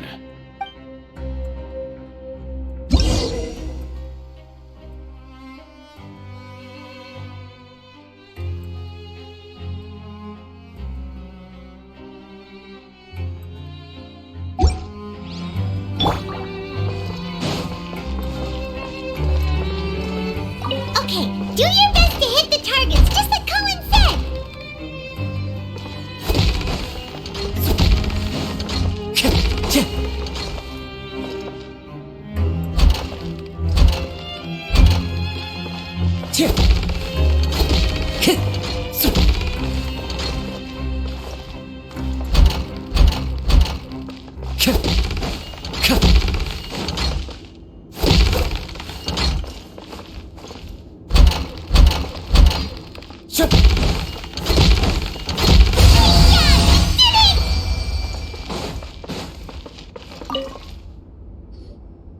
Your strength really shouldn't be underestimated.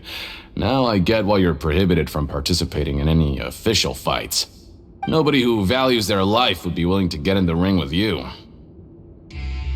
However, you two haven't tried betting on the outcome of a Pancration match yet, have you? Just go talk to Rusimov. Buy a ticket for whichever fighter you think will win. There's a big payout if the fighter you support comes out on top. But we don't know anything about the fighters. How can we possibly know who to support? That's normal. Just watch a few matches and get a feel for the fighters. It won't be long before you can pick winners in your sleep. He's got a point. Why don't we give it a try? If we have enough coupons, we could probably bet at random until we figure everything out. Bet at random, huh? Well, how should I put it? It's not like you can't do that, but I'd advise you to give it some more thought first. Huh? We shouldn't get too carried away. What's the problem? What? I never even picked a boxer before, and you already know about the rules? You're not just strong fighters. Seems you're pretty perceptive, too. Might as well tell you about it, since you already know that much. Plus, I think you've got the potential to be one of my greatest customers. I think I can let you in a bit. Besides, I don't want to risk ever losing a customer like you. Is it that serious? Okay. The hidden rule here is, if you buy both boxers' tickets and support them both, something bad will happen the next morning. So the rule is that we shouldn't pick both boxers in the same fight. But if anyone actually did that, wouldn't they be guaranteed to lose coupons? Who would do that? And what do you mean by something bad will happen? How would I know? Not like I'm stupid enough to do that. But I've heard a story about the rule. According to the rumor, there was a masked boxer who possessed incredible skill and power. None of his opponents even stood a chance against him. However, in the final match, the organizers told him to take off his mask. He refused and never showed up to the fight. And after that, he was never seen again. Some say he died, or that he was taken care of by the event's organizers. But everyone remembers that he was someone who cherished honor above all else. In his eyes, supporting both boxers in a match would dishonor the competition itself. So you mean it's like a curse? He'll take vengeance on anyone who does that? No, he was always wearing a mask, like he was intentionally trying to hide his identity. I don't even know anything about his past. Traveler, do you think that boxer was... Huh? We will? You're not serious, are you? Look, here I was just trying to be nice and warn you, yet here you are trying to break it on purpose? Yeah, it sounds pretty scary to Paimon.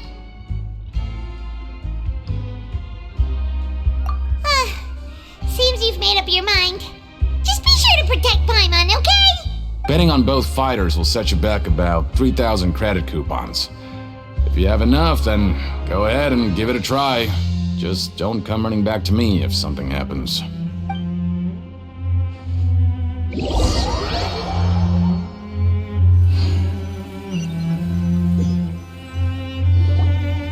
Seems we had a productive day. Hope we can make even more progress tomorrow.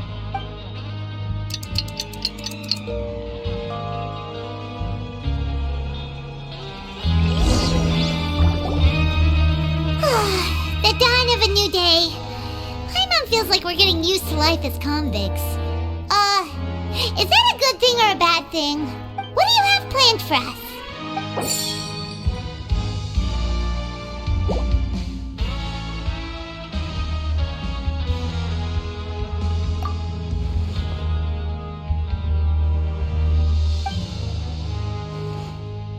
After working here so long, we're really starting to get the hang of it. But doing the same thing all the time can get old pretty quickly. How are you holding up? Yeah, it's good to kick back and relax once in a while.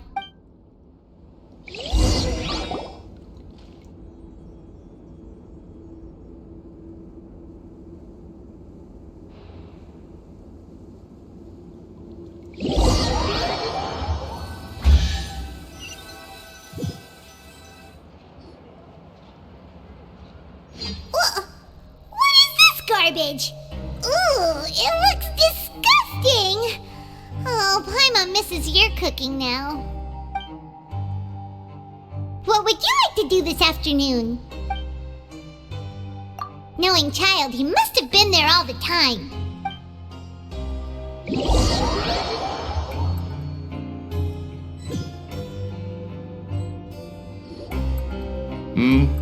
Are you two here to buy tickets? Better be quick about it. Another match is about to start. Who are the boxers in the next round? We have the reigning champ, Le Grappler, versus a contender from the Eastern Prison Block, Demon Horde. Are those their nicknames, or did they choose those names themselves? Either way, super weird. Since you're new around here, I'll help you out and give you a little suggestion. Even though Le Grappler is the crowd favorite, Demon Horde is a first-class dark horse with incredible potential. Anyway, for this match, I recommend that you pick... Huh? For both fighters? I can tell you're new to this, but I didn't think you were completely clueless. Maybe you don't quite understand the rules, no? Let me try to explain again for you more clearly. You see... Oh, no need. We're aware that we're going to lose coupons. Alright then, if you're absolutely sure. Remember, no refunds once you buy the tickets. Yeah, we got it! Just shut up and take our coupons!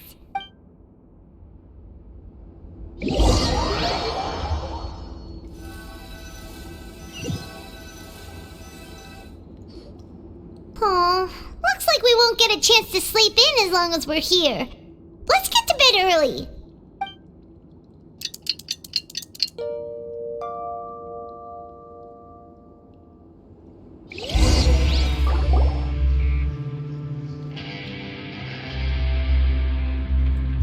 Hey, Traveler!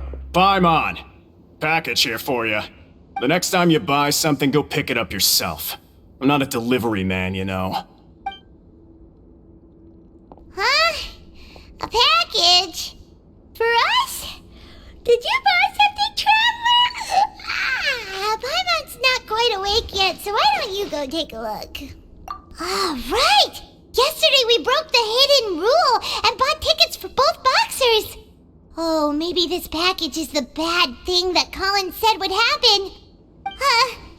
Paimon suddenly feels wide awake. Wait, maybe let Paimon go hide somewhere first. Just call Paimon after you opened it. Hey, wait! Paimon's still here! Don't open it! Ah!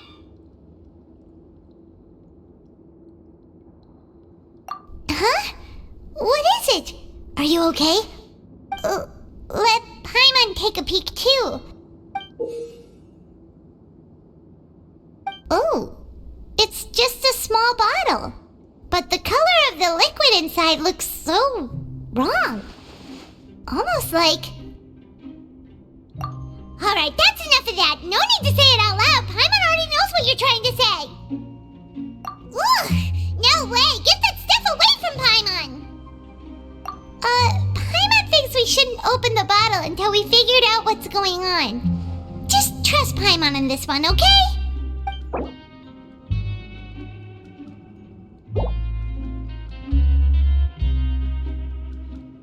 What do you have planned for us?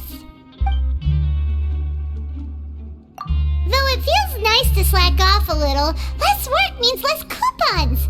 Let's make the most of our morning.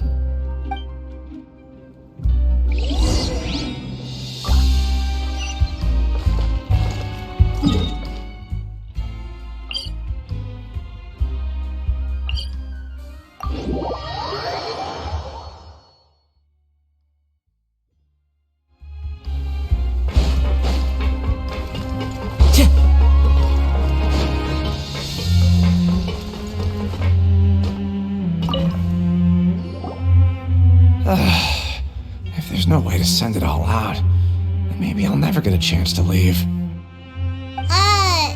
are you? We've never seen you before, and you don't look like a fellow convict. I'm not! Of course I'm not. Please, don't mistake me for a criminal. I'm a good, law-abiding citizen. Then what are you doing here? You sure seem anxious about something. I'm a promoter for Fontico, and I'm usually responsible for promoting our drink products. I thought I could complete my task here quickly and return to headquarters, but I've been here way longer than I anticipated. Oh, a promoter from Fontico? So what kind of problem did you run into? I'm so upset. It's all because of that Duke.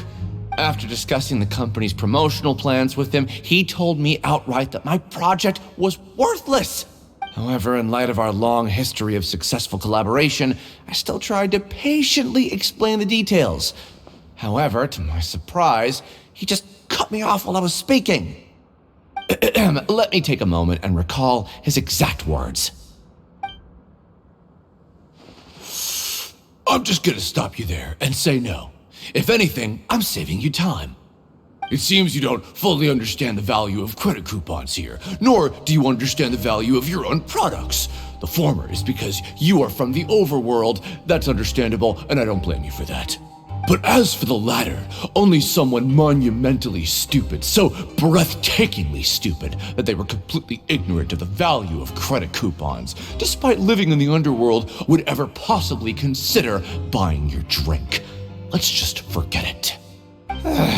Anyway, that's how he rejected my proposal and asked me to come up with another solution with the condition that it doesn't cause any trouble for him. Can you believe that guy? Well, he is the head honcho here. Not much you can do about that. We met him too and could tell that he's the kind of guy that's hard to pin down. Fine. I know I should just let it go. I'm on his turf after all. His house, his rules.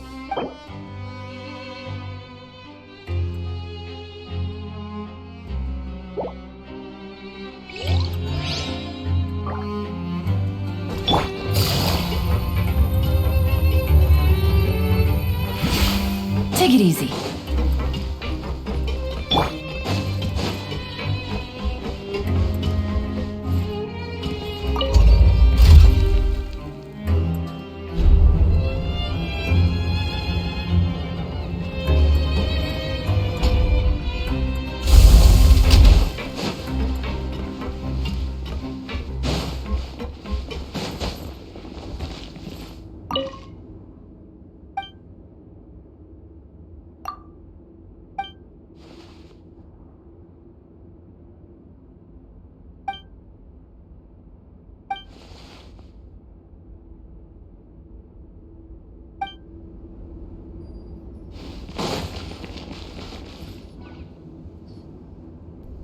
Hey, what are these papers scattered all over the ground?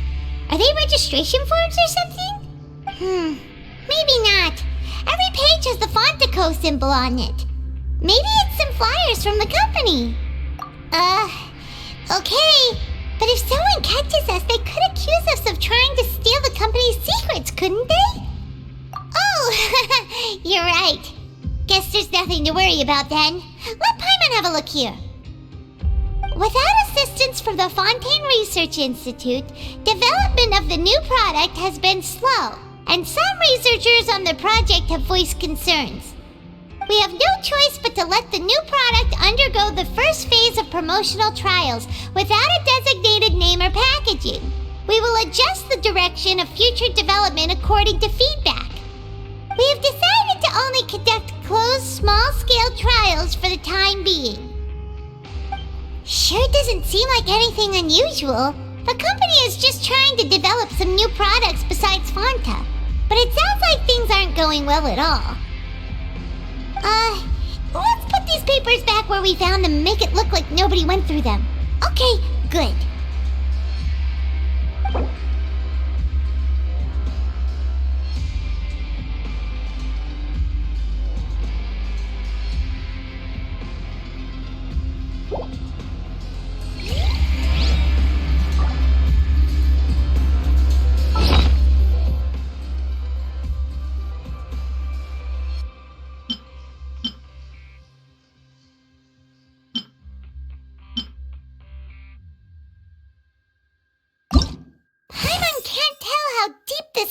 Is.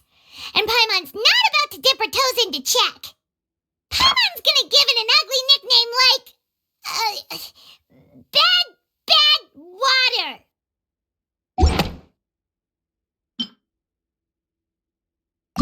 It ruined Paimon's appetite for the whole day. Keep it away from Paimon. If we were on the surface, Paimon would say we should bury it. But there's no dirt anywhere down here. If we could replace that mean old foreman with Siegeween, then productivity in the production zone would skyrocket, don't you think?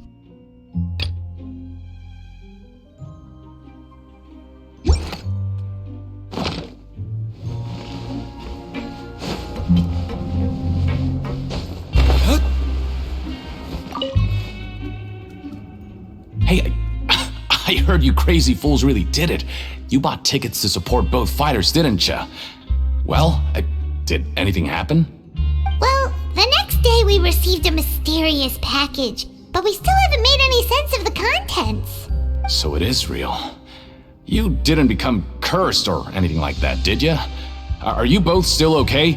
Wait, are you sure that it's still you controlling your bodies right now? Paimon's not sure. What do you think, Traveler? Is Paimon still Paimon? Oh, okay. Well, that's good. Yeah, you two don't seem to have changed at all. But I wouldn't let your guard down just yet. Still, I didn't expect you would actually do it. You'd actually throw away coupons like that just to satisfy your curiosity? Even if we bought tickets like everybody else, it's not like we could hope to earn any coupons. When it comes to things like this, it's always the organizer who makes the real profits. Hey, just what are you trying to imply? The Pancration Ring is an honest business, and we really don't make much from selling tickets. We make so little that even the current tournaments can only be held thanks to funding from the producer of Fanta. Oh, so it's the company that manufactures Fanta sponsoring the events? Paimon thought all of this was thanks to the Duke's support. Let's just say it's a mutually beneficial arrangement. They reached out to us first, hoping to promote Fanta products in the Forges of Meropide. Anyway, you try and take extra good care of yourselves these next few days, you hear?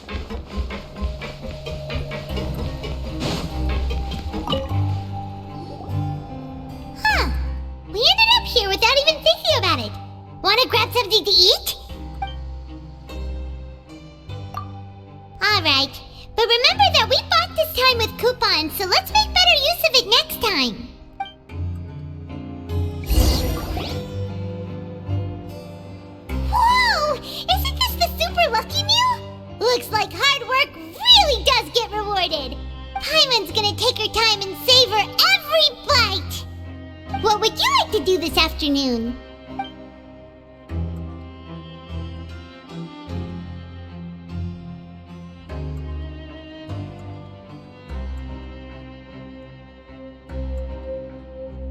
After working here so long, we're really starting to get the hang of it. But doing the same thing all the time can get old pretty quickly. How are you holding up? Yeah, it's good to kick back and relax once in a while.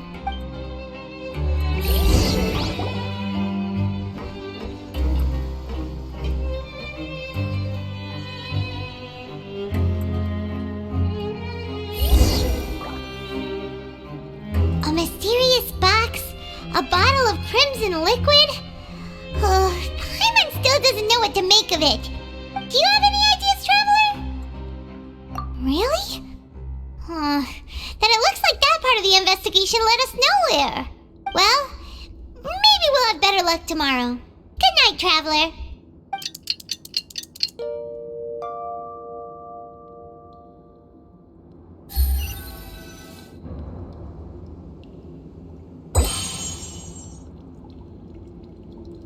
Okay, so we've investigated 2 of the hidden rules. Paimon didn't think this prison would have so many weird things going on. We'd better pick up the pace with our investigation, otherwise we'll never get anywhere. Yeah, let's skip work for now and put our time to good use.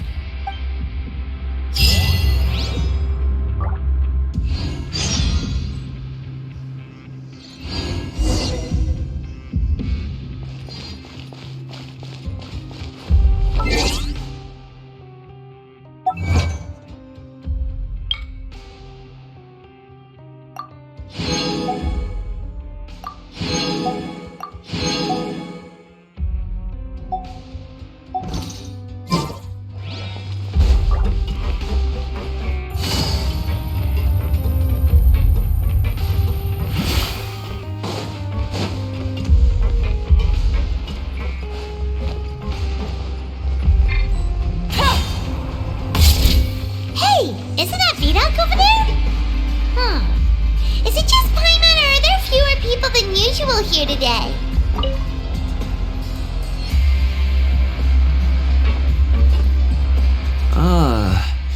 Seeing you at this time must mean you've already saved up a lot of credit coupons.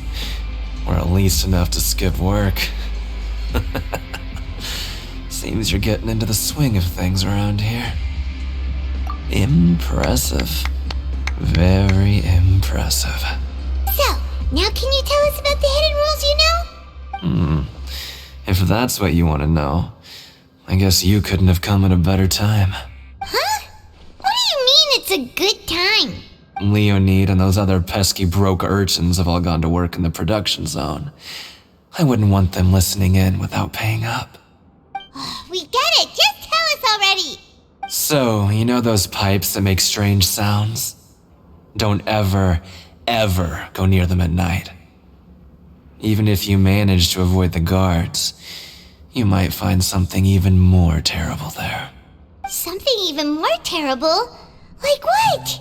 A group of cannibals. Cannibals? In the fortress of Meripede? Every month, they meet a few times in the dead of night. Rumor has it they might be connected to the people that have disappeared here. But what's even scarier is that they have a special proclivity. Since they have no way to dispose of the leftover remains, they have ways to transform them into other forms and keep them in the fortress forever. Paimon might already know what you mean by other forms. So that's what's going on here. Oh, Paimon's stomach doesn't feel so good. You two look pretty skeptical. No matter, learning the truth behind dark secrets isn't necessarily a good thing. I've got things to do too. I suggest you just act like I never told you anything. Traveler, can we just trust him on this one? Oh, Paimon doesn't want her blood and flesh entombed here for all eternity? Oh, so that's that's how you see the situation. Huh. You know, Paimon does feel a little better about it now. When will all the secrets end?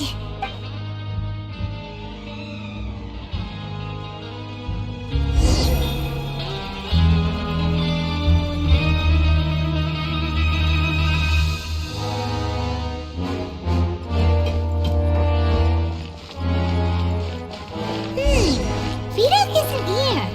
But the guys who went to work in the morning are back. Let's go ask them! Just stay away from me.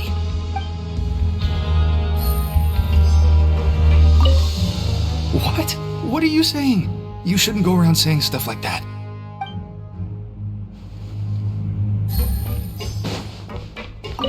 What are you talking about? Listen, you should keep your nose out of other people's business.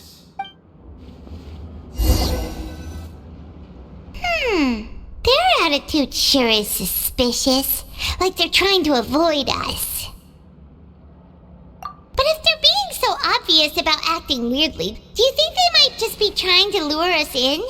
Oh, this is all getting way too creepy for Paimon. So you mean we still need to investigate some more? Okay, if you say so.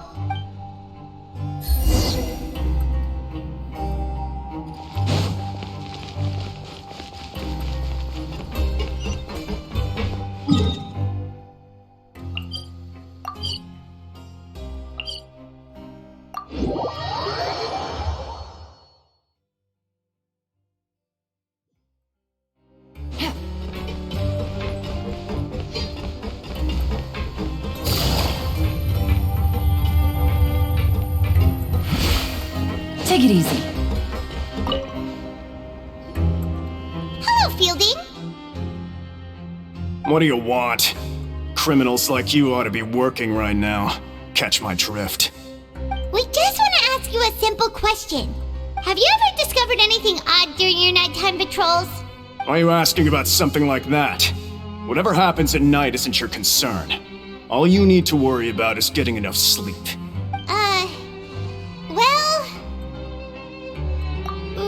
Right! We've heard it happens a few times every month. Paimon has sensitive ears, so it makes it hard to sleep. Really? I see.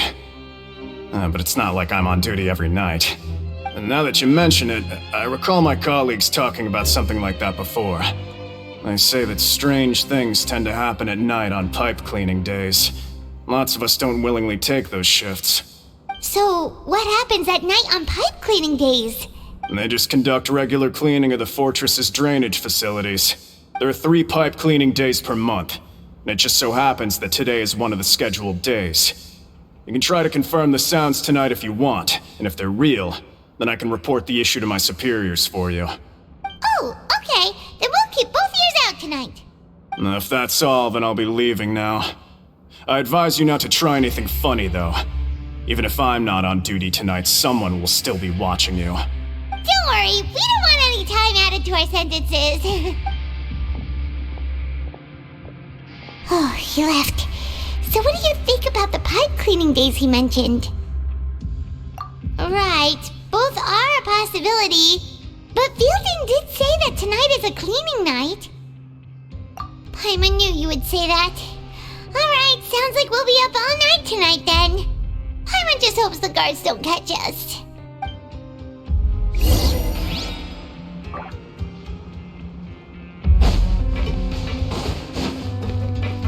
Take it easy.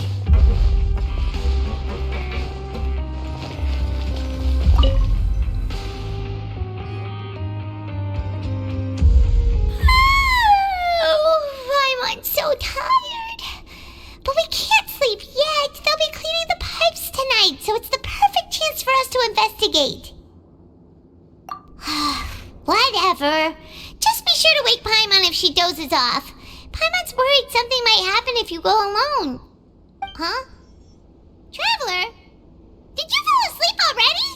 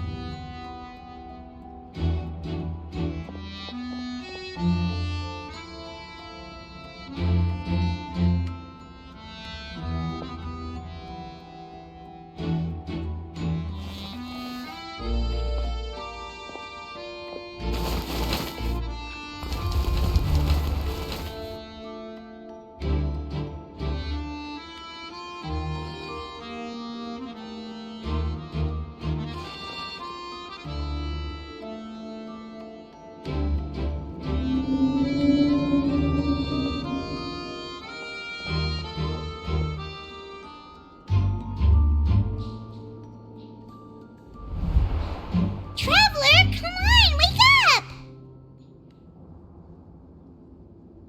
Oh, it looks like you were just peacefully sleeping to Paimon. Well, what did you see this time? Really? So we're finally starting to figure out what actually happened. But what about the cannibals? How do you explain them? Okay, well, it's about time for us to get moving. Just be careful to avoid the patrolling guards.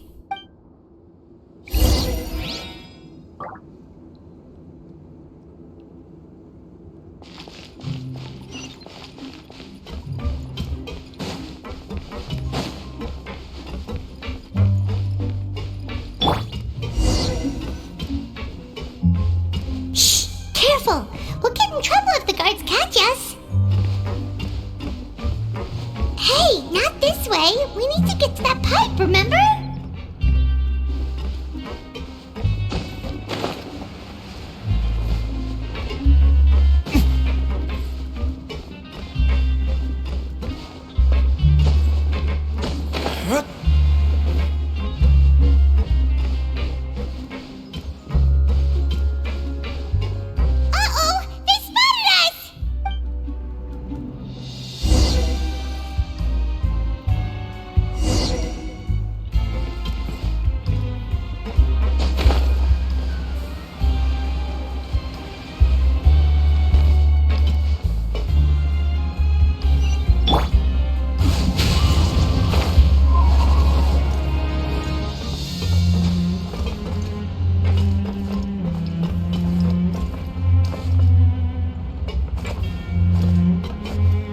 Into the wind!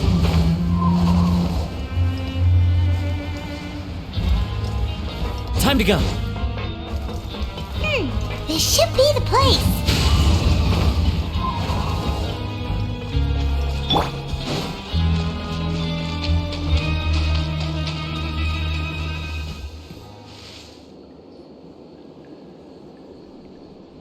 What? I know you. You were the ones we saw. Huh. You've got guts showing up here. You know who we are, right?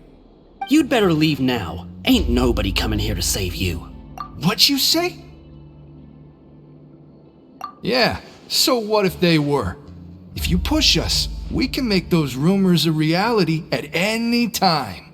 Hey, what's the point of all those rumors anyway? What exactly are you trying to do? I don't have to tell you anything. If you turn around, go back to the dormitories, and act like you never saw anything, then I'll pretend that you never showed up here. Yeah, scram. Nothing worth seeing here. Huh? What did you say? Isn't that exactly what Boss said when he left? Hey, do you know our boss? Whoa. We had no idea our boss was such a big deal. He always kept his identity a secret. So, did he have you come here to find us? Oh, so your child's crew here? Seems like he had no problem fitting in. We're the only ones who heard him say those words when he left that night. So, unless he somehow told you those exact same words after that... All right. I guess that's proof enough for me. I believe you. Wow, those dreams of yours sure come in handy. We gave him the business for a while, and would always give him a hard time when he first came to the fortress of Maripede. But here in the fortress, the strong will always earn respect. He was working the longest hours and racking up wins in the Pancration Ring. You could always see how amazing he was, even when he was teaching us a lesson. So eventually, we all decided to follow him. But one day, he suddenly told us that he had to find a way to escape this place, no matter the cost. He said it was because he heard that call again. And as his crew, if the boss wants something, then it's our job to get it done. So, we got to work and used the hidden rules that were here to make up and spread the rumor about the cannibal rule. We just wanted to give him a better chance of escaping on a night after the pipes had been cleaned. Oh, thanks to your rumor, nobody would want to come anywhere near here, prisoner or guard. Wow, it sure is easy to exploit people's fear of the unknown. But has a child already escaped? Why are you all still coming here after pipe cleaning day? Because as far as we know, the pipe he went into isn't actually an exit. It should be a dead end. It leads to an abandoned factory area, and even if there were a way to escape from there into the sea, we're still way too deep. No one could ever reach the surface alive. But Boss still insisted on going in. It's like he was obsessed about it. So we told him that we'd pretend as if he never existed while he was gone. And that if he wanted to come back, he should wait for nighttime on a pipe cleaning day. That way, we could meet him here and help cover the whole thing up. So you come and wait here through the night a few times a month just because of that promise? Yeah, but it's been so long now. We already know in our hearts that he must have managed to escape somehow. Is it also possible that something unfortunate happened to him? Nothing could ever defeat Boss or slow him down. It's one thing we know for sure. Okay. Paimon was just brainstorming possibilities. Alright, keep quiet and follow us.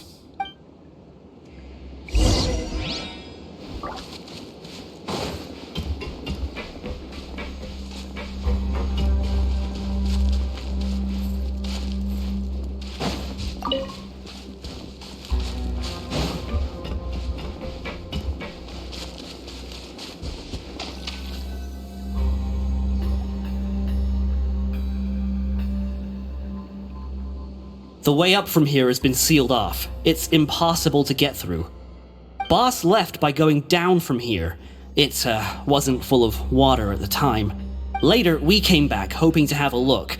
That's when we found out it had been completely flooded. It's impossible to navigate unless you're an extremely skilled diver. Do you think Child got trapped by the water? Not likely.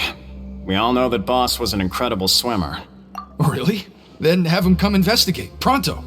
Just be sure to tell us if you get any news about Boss. It's getting late. We should leave before the guards come this way. Yeah, we learned a lot about what happened to Child here. Let's get going!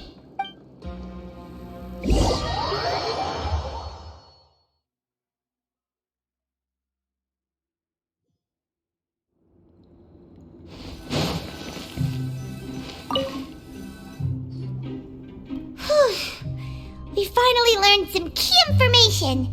Seems all of our investigative work has finally started to pay off. When you said you knew a diver, you were talking about Fremine, right?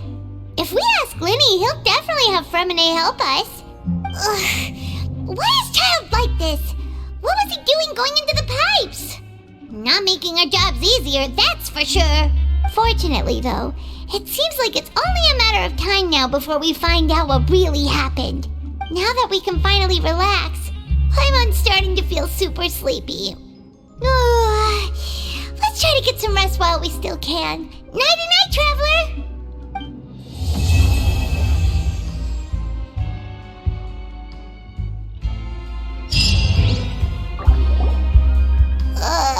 It's morning already? Paimon still needs more sleep. Huh? Wait, look over there! Isn't that... It's one of Linny's cards! Let Paimon see what's written on it! Maybe you haven't heard, but today is the monthly free day. Everyone has the day off today, which makes it the perfect time to do some investigating. It's been a while since we last talked. Have you been making any progress lately? Let's meet at our usual spot in the factory area before lunchtime. I have new information. Ooh, today's our lucky day. We have the day off. From the sound of it, Lenny's been making progress with his investigation. Wonder what he's discovered. We still have some time before we meet up. Let's talk with the people here for a bit more before we go.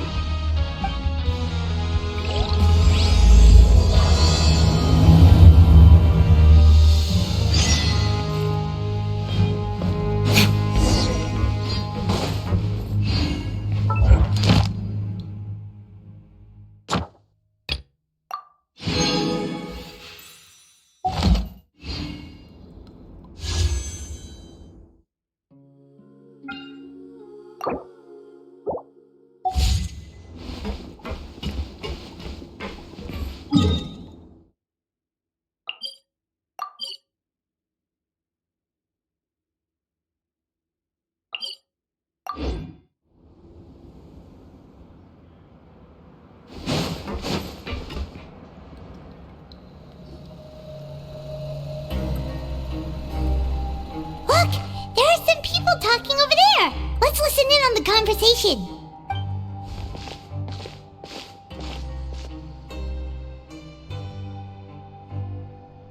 If you ask me, those pompous parasites on the surface act like they're all a bunch of aristocrats. Do any of them give half a hoot about a bunch of dogs like us? Hey, speak for yourself, mate. I'm no dog. Oh, you think you're special or something? If you're here, then you're just a convict like the rest of us. I've heard that even if you're released after serving your sentence, going back to life on the surface ain't any better. Once a criminal, always a criminal. We're marked for life. I don't buy that. Hey, how cool would it be if the whole world was destroyed by a giant flood and everyone had to start over from nothing?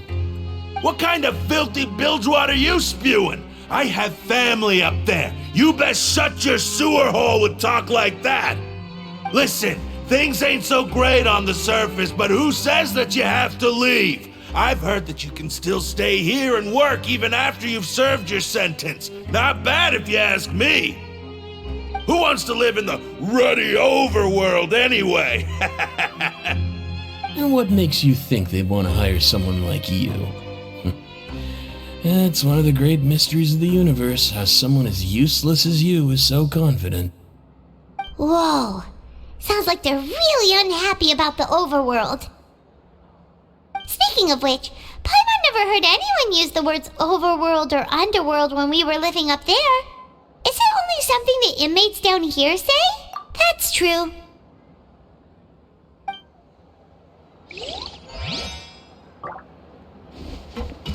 Grab yourself a welfare meal.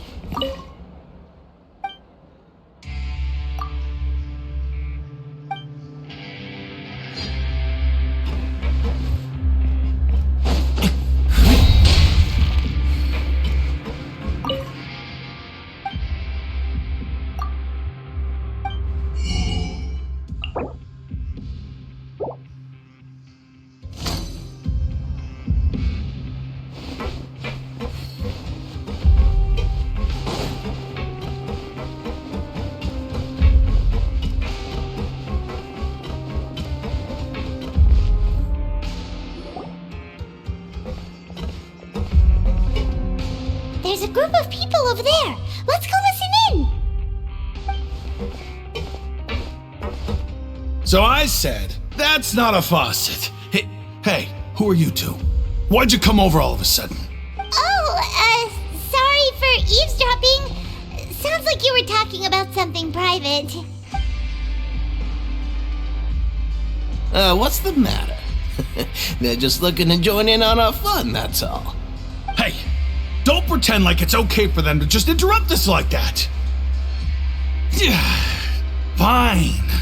You're lucky we don't mind extroverts that much.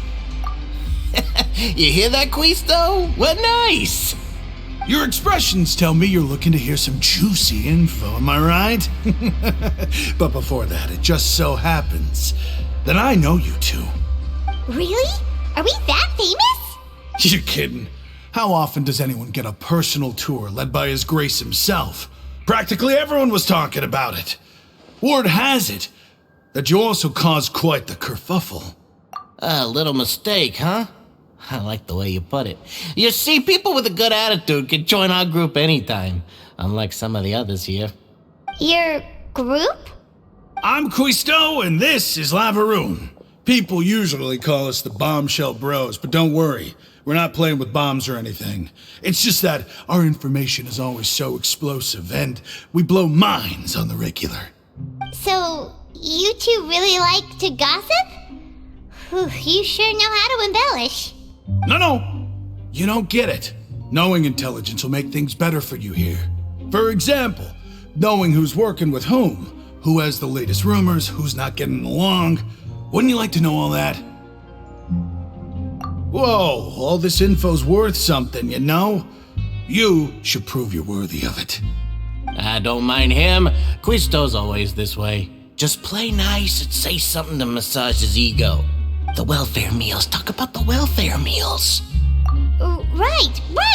That meal we had yesterday was super delicious. Paimon can still taste it whenever she closes her eyes. Is that so? To tell you the truth, I've been helping out with making those welfare meals. I've been working as a kitchen assistant for about a month and a half now. Oh, so you're the one who made those delicious steaks. Amazing. You could be a professional chef. You are correct. I am a true professional. In fact, I even went to culinary school. But enough about that. Since you like my cooking, I guess that means we share similar tastes. Listen carefully. This little bombshell will help you learn what's really going on here in the fortress.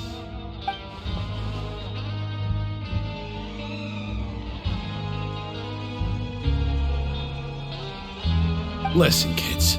The power structure within the fortress is quite complicated. The overworlders couldn't care less about us down here. We're basically dogs to them.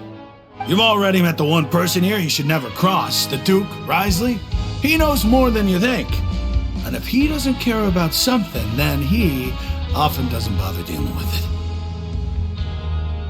Those who have the Duke's attention get all kinds of special perks, even better treatment in the infirmary.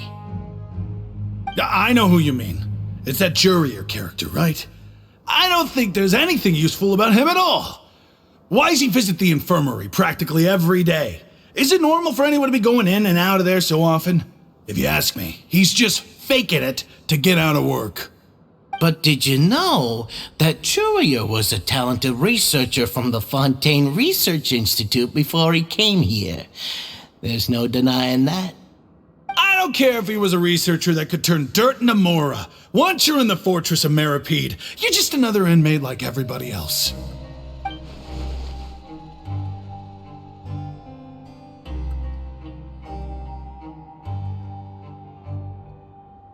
Speaking of which, the last time I saw him, he was passing by the corridor with Lorvine.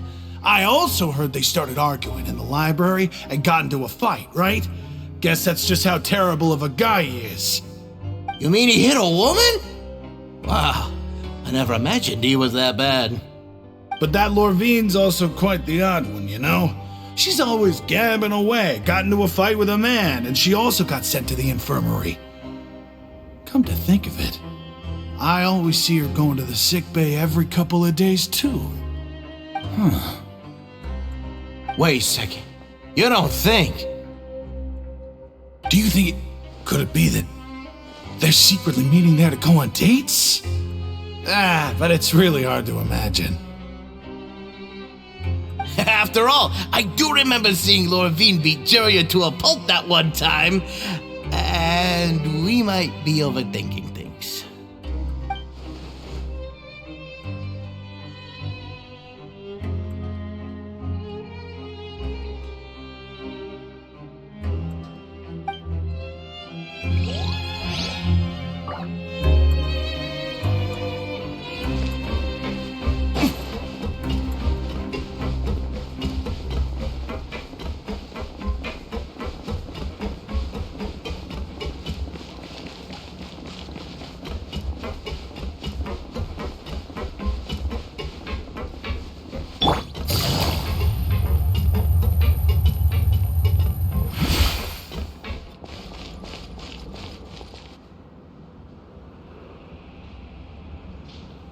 Hey, you over there?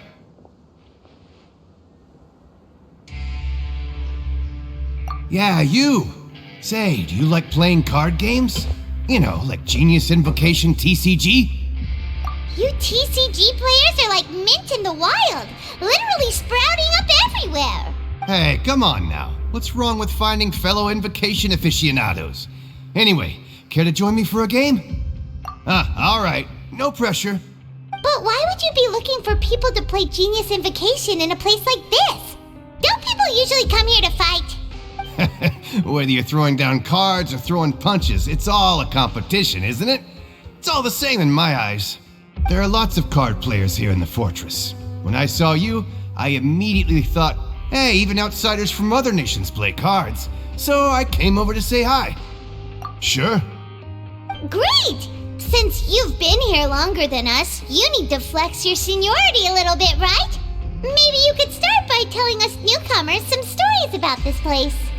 I thought you would have already heard everything by now. Alright then, did you have anything specific in mind? Or do you want me to just pick a topic? Why don't you pick? We'll let you know if we've heard it already.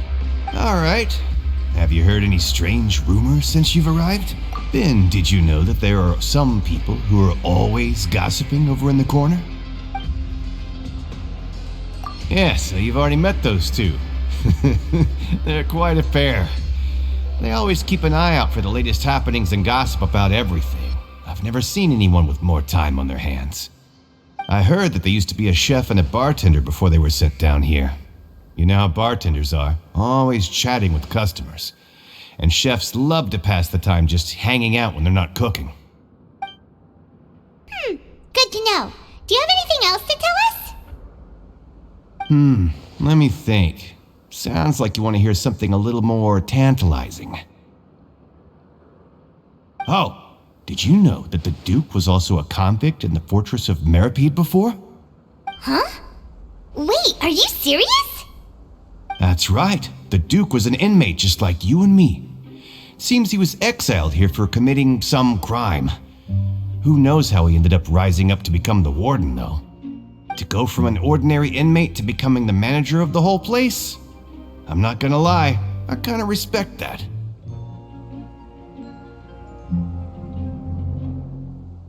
A forbidden zone? Sounds like something that someone just made up. I've never heard of that. Where did you hear about it? It's just a rumor we've been hearing, but no worries if you've never heard of it. Do you have anything else you can tell us? Anything else? Not that I can think of, but I'll be sure to tell you anything interesting I hear next time. You'll have to play a game of Genius Invocation with me first, though. Okay, we've talked to just about everyone, and it's about time for us to go meet Linny. According to the card he left us, we should go meet him in the production zone.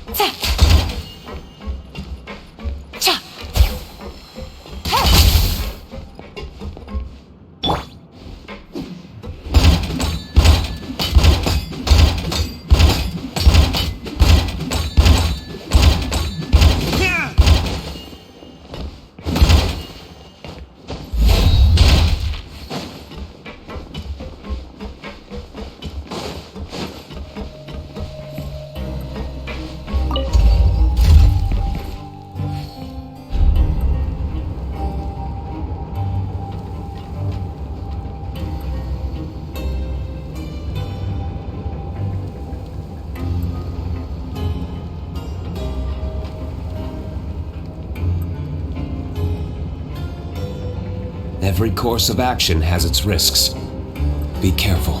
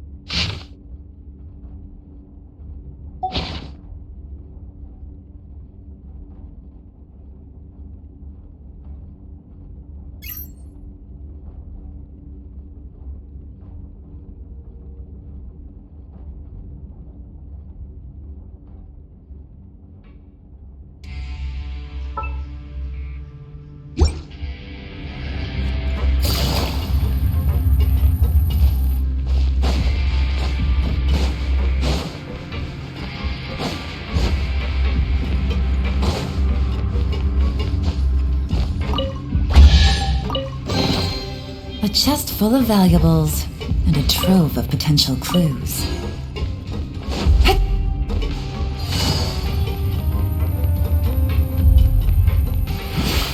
Take it easy.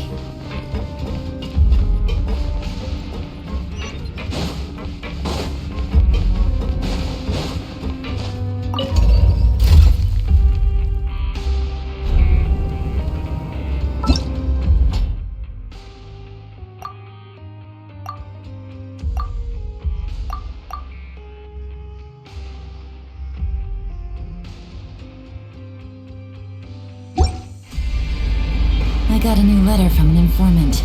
Looks like the situation has changed again.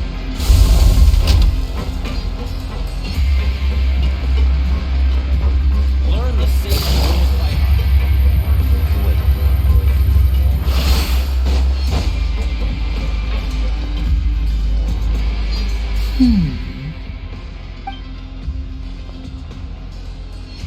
Huh?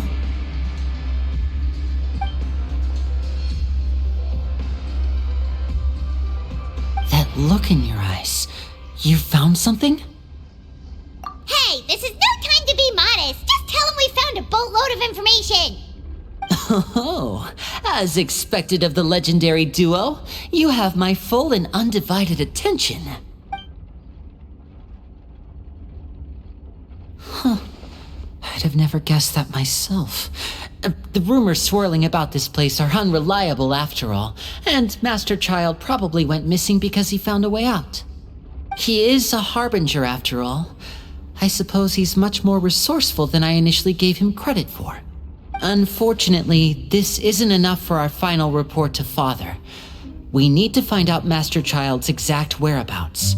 Father told me that even though Master Child said he was just coming to Fontaine for a vacation, he actually had some personal reasons.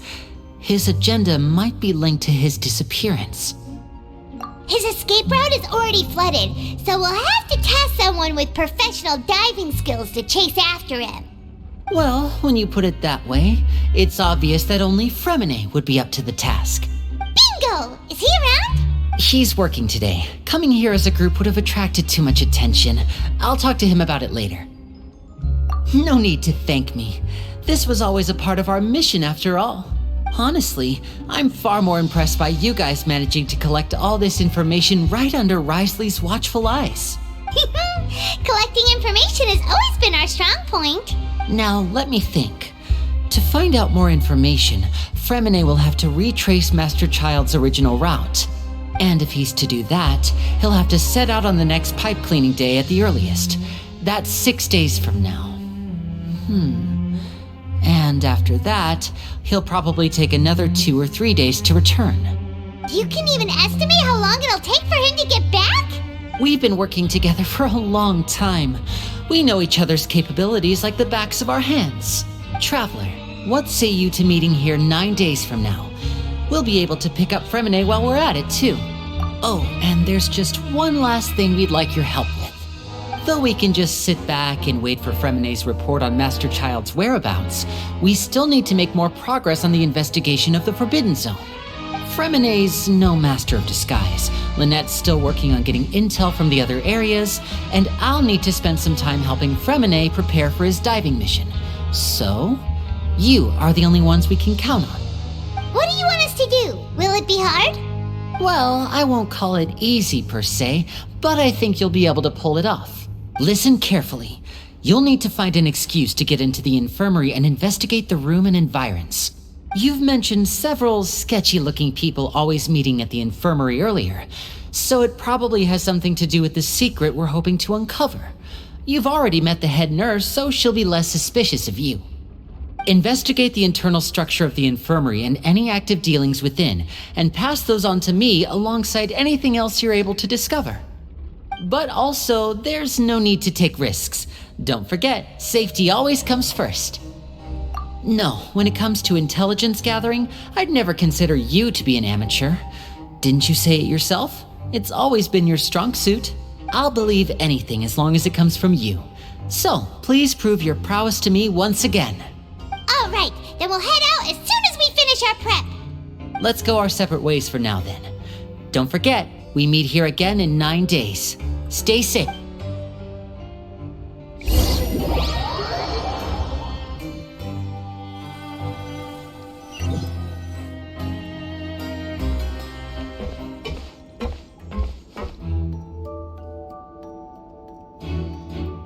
Hey, stay here for now. Paimon will take a peek. There seem to be several people inside.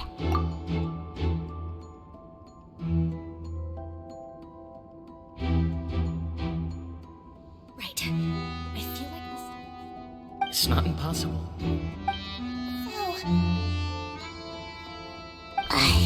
It's a bit hard to understand them from here. So, why don't we just try to talk to them in person? Let's go as soon as you're ready.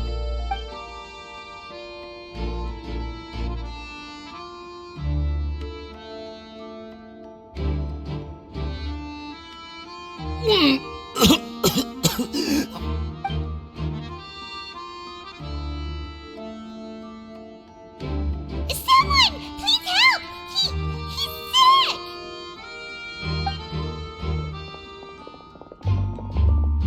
Whoa, are you okay? Oh my! What's wrong, little one? There's no need to panic. Take a deep breath before you begin. The traveler started complaining of a stomachache, and then nausea, and then collapsed onto the ground. Paimon doesn't know what to do. Freezing limbs, twitching fingers, and pale complexion. Could it be poison? Let me take a look. Please lie down over here. Don't worry, I'll get you to the bed safely. Here, hold on to my shoulder and walk slowly.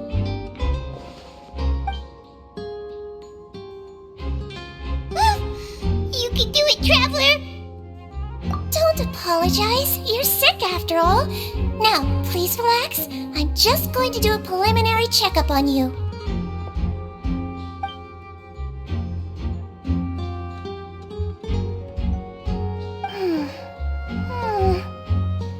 I see now. My checkup has confirmed that he's not in any mortal danger. That's our worst fear out of the way. Oh, that's good. But I'll continue my diagnosis of the patient now. Please relax and take a deep breath.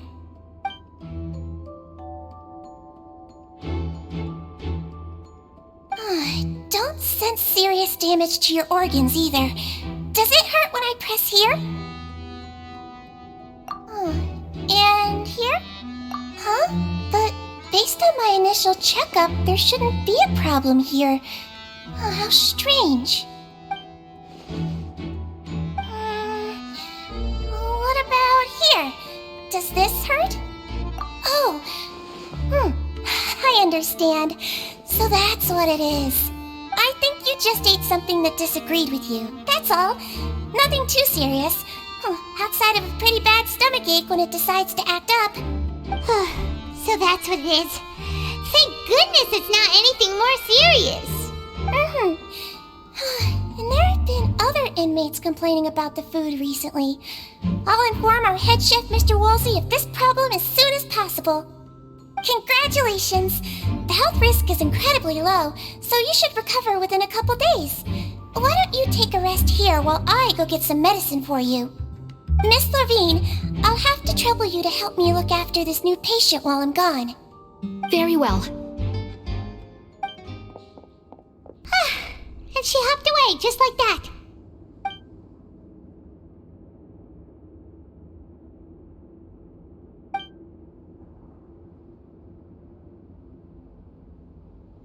Hello. So how are you feeling now?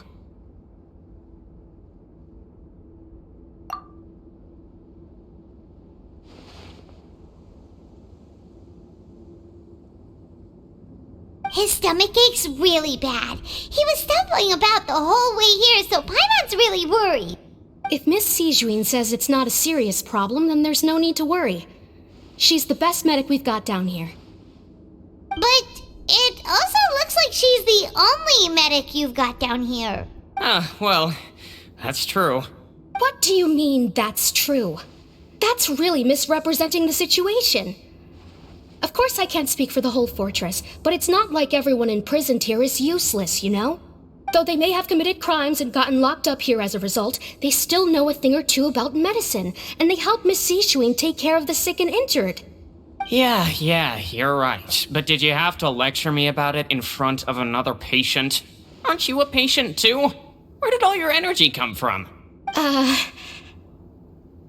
That's correct. Sorry, I got a bit ahead of myself. Are you two also sick? We've been sick a while. I come back every once in a while for checkups, and to pick up the medicines Miss Sijween prescribes for us. That's just the nature of chronic illnesses. As for her... you could say she fancies herself as Miss Sijween's capable helper because she learned a bit of medical knowledge ages ago. Please watch your mouth, Mr. Jurier. Don't forget that you are the primary reason I have frequent heart palpitations. Hey, don't start arguing now! Please, keep it civil at least!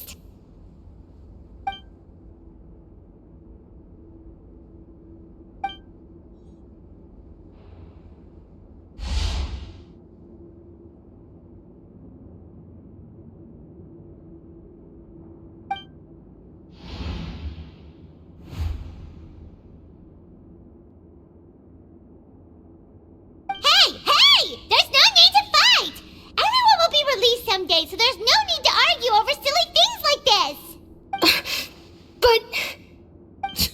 Release. It's way too early for us to even think about that. And who the heck knows if we'd even be able to continue our previous lives?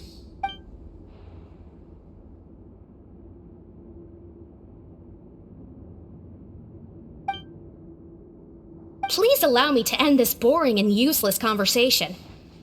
Oh, and Mr. Jurier, I don't want to see your face here again anytime soon. And same to you, Miss Lorvine. Anyway, that was more than enough rest for me, so I'm going to get out of this excessively noisy place. See you later, everyone. He just slowly walked off like that? That's just what he's like. I'm sorry you had to see all of that. I'm Lorvine, and that's... Well, his name is Jurier, but I hope you'll never have cause to remember his name. You really can't stand him, huh? I mean, can you blame me? Look, who would like someone who's as arrogant and obsessed with weird research topics as he is? But there's no need to keep dwelling on him. I'll accompany you two for a while. Miss Sishween should be back soon, and I'm sure you'll feel better as soon as you've had some of her medicine.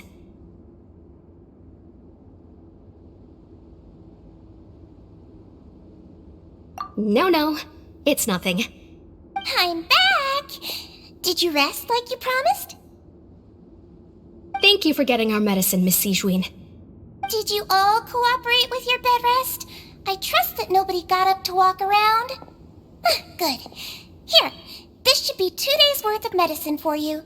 Take 1 pill now, and then continue your bed rest.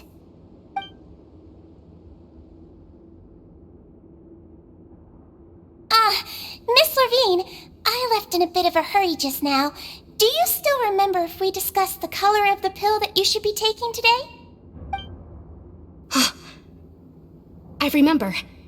You said it should be yellow.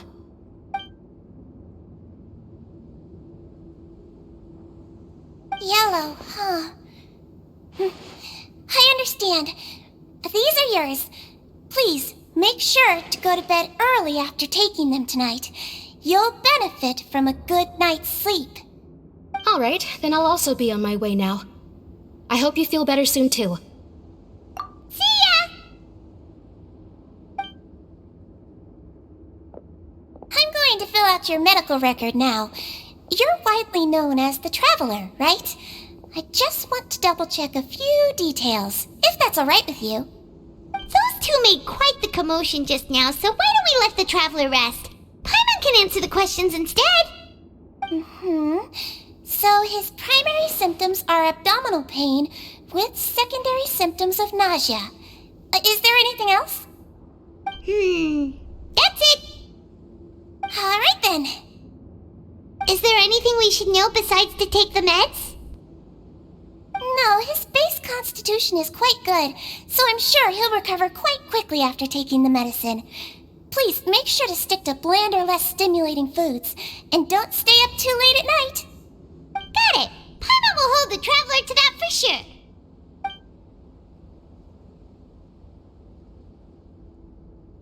Oh, you're going to take a nap already?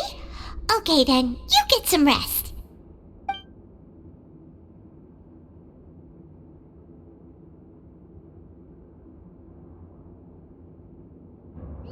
We've been to lots of places together. He may look a bit under the weather now, but he's actually super strong. So you're the best of companions. Well, don't worry, he'll recover soon.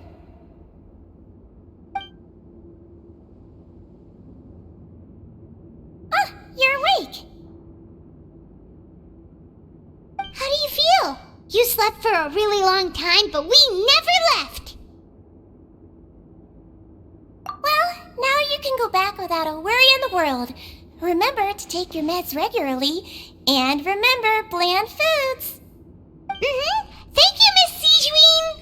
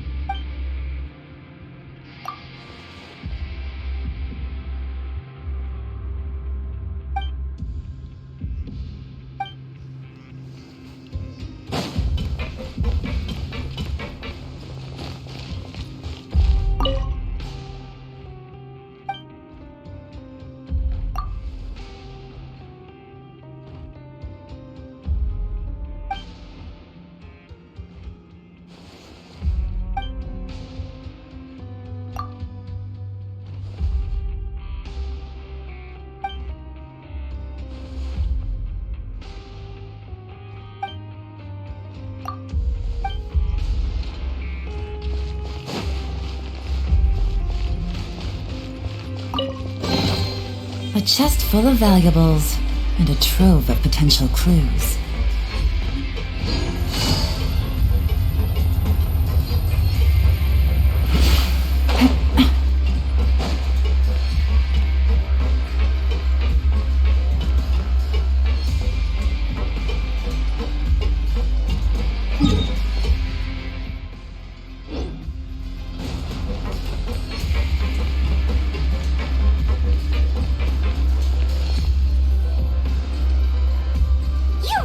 Something. To be able to fall asleep like that and even sleep talk the entire time, you scared Paimon half to death!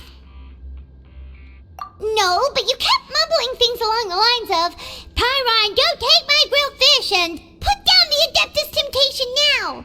Paimon talked with Sijuin the entire time you were asleep. She seems like she's just a sincere nurse, and Paimon didn't notice anything unusual in the room. Are you sure we're not going off track with the infirmary?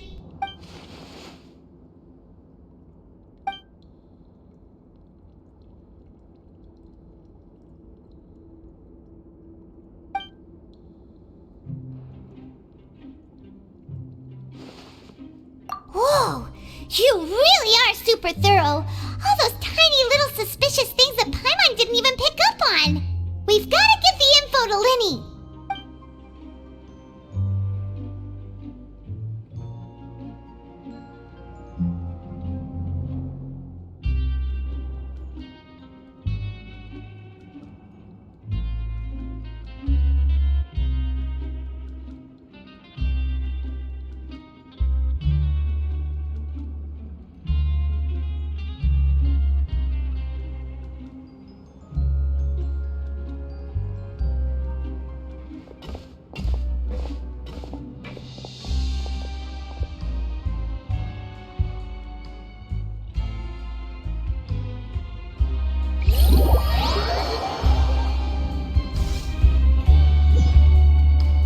Today's the day! Let's go meet up with Linny!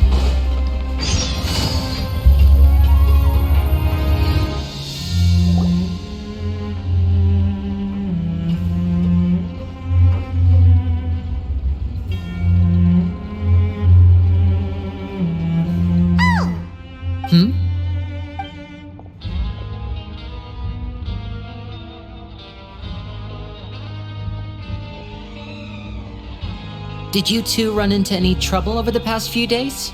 No, we just worked our shifts according to the schedule. Nothing weird happened. That's good. That means you didn't raise any suspicions when you infiltrated the infirmary. We've taken a look at the slip you've sent. Fremine successfully left the grounds via the pipes 2 days ago, and as of last night, Lynette has also infiltrated the infirmary after faking an illness. Wait, why is she getting involved as well? You already went above and beyond when you scoped out the infirmary. To put it more bluntly, even if we were to view that as something you did in exchange for Fremine's help, you've already done more than enough. Infiltrating a guarded stronghold is a different kind of job from a one-off investigation. We want to avoid using the same faces over and over and reduce the amount of suspicion that will fall on any given person. Lynette also felt like you have already taken the first step for us, so she should be the one to finish the job. So that's what Lynette thinks. Oh, Paimon hopes everything's going well for her. Perhaps that's true. You're both very good people, and we've come to appreciate that more than anyone else. Unfortunately, there's still one thing that could get between us, lest you've forgotten. The matter of our respective loyalties. You've mentioned before that you've had some run-ins with the Fatui. I can understand that feeling, so I assume you're just helping us out of the kindness of your hearts? Well, everyone could use some more friends. We'll be counting on you to help us in the future, too. Since I see you as friends, then it's even more important for us to protect you from any peril. Fremine and Lynette feel the same way. Glad to hear it. Then, let's go check on Lynette before Fremine returns. If everything went well, then she should be wrapping up her investigation right about now. Is now really a good time to go over? According to my observations, Sigewinne always spends around half an hour away from the infirmary right before lunch. Lynette knows this as well, so this should be a good time to meet up with her. Also, I'm her brother, remember? It's only natural for an older brother to care about his younger sister's well-being. Okay, then let's head over right away.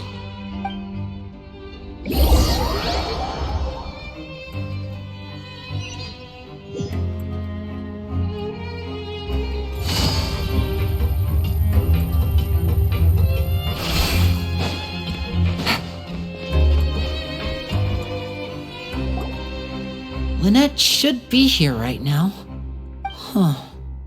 Strange. Lynette? As expected, Sigewinne isn't here, but why isn't Lynette here? No, Lynette rarely deviates from the plan. We agreed that if she were to make changes on the fly, she'd find a way to let me know. Unless... Let's see if there are any clues around here. We can look while we wait for her. Who knows? Maybe she'll be back soon. Okay.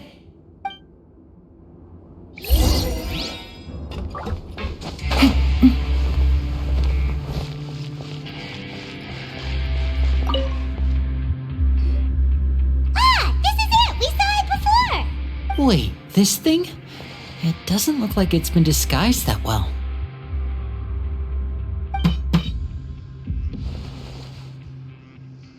The space behind it is empty. From its size, I don't think it's an entrance that is meant to be taken apart. There's probably a mechanism around here somewhere. Could Lynette have tried to get inside? But if that's the case, she would have contacted me for sure. Let's look around here for some more clues. Don't panic, just take another look.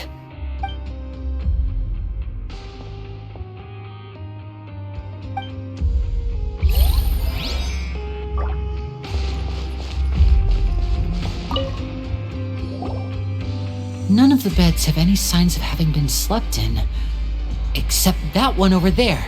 That's the one Lynette must have used, right? You said she was pretending to be sick. She would have said her migraine was having a particularly bad flare-up. Generally speaking, the head nurse would then ask her to lie down and rest while she left to retrieve the medication. Which means either the head nurse didn't return the entire time from when Lynette laid down up until she left the bed, or the nurse intentionally left it this way.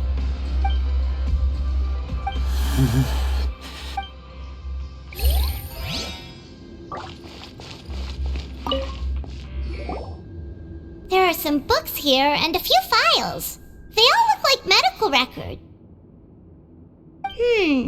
Advanced nursing, how to raise the spirit of your patients, a quick guide to the psychology of emotions, and the meaning of laughter.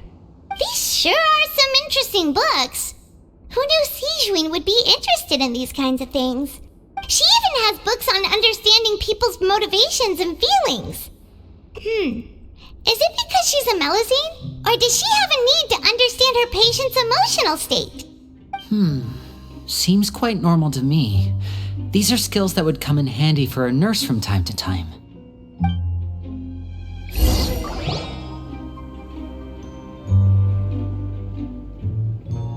Hey, you guys, there's a slip of paper over here! A slip of paper? It's right over here, and there's a bunch written on it too. It reads, out of respect for your usual practices, I'll use a piece of paper or card as the medium to pass on my message. You may consider this as me giving you my best regards. This is... Is that all? The back. This is... Show me! Now! That look on your face. Paimon's reading it now. Would you care to guess where Miss Lynette of the Fatui could be right now? No. Could she have... Is she already... Wriothesley. Did he deliberately leave the infirmary unguarded to use it as bait? Wait, you mean he was aware of our goals from the very beginning? But why? We didn't run into any trouble last time, and he also never reached out to us since. Yes, that is a crucial question. Wriothesley, he doesn't do anything without a clear goal or reason. So this means he had no concerns about your activities from the very beginning. You're not from the same camp as us. You were sent down here by Nervulet, so you have no conflict of interest with Wriothesley. We're a completely different story, though. I'd like to know that, too. Why did he only go after her? Don't panic, just think everything over. I have to stay calm. This is not like what happened last time. The situation's different now. Wait, you're right. Wait, but that means the fact that Fremine was able to leave the grounds. Could Wriothesley have let him go as well?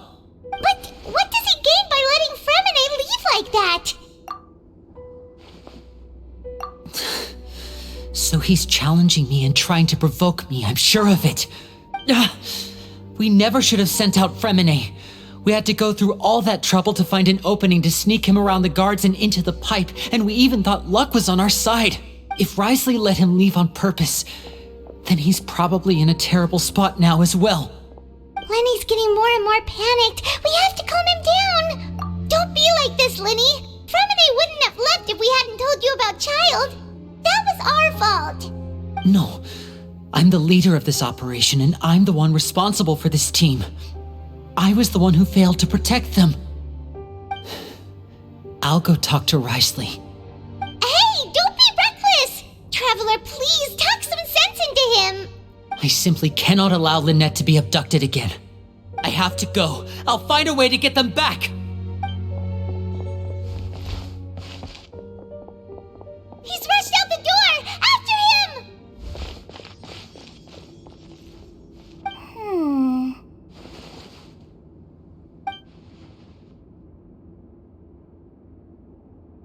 Right.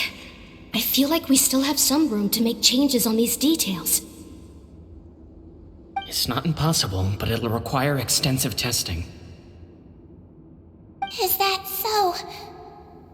Very well. Then please be mindful of the time. Huh? Is someone? Pack everything up. Whoever's outside is eavesdropping.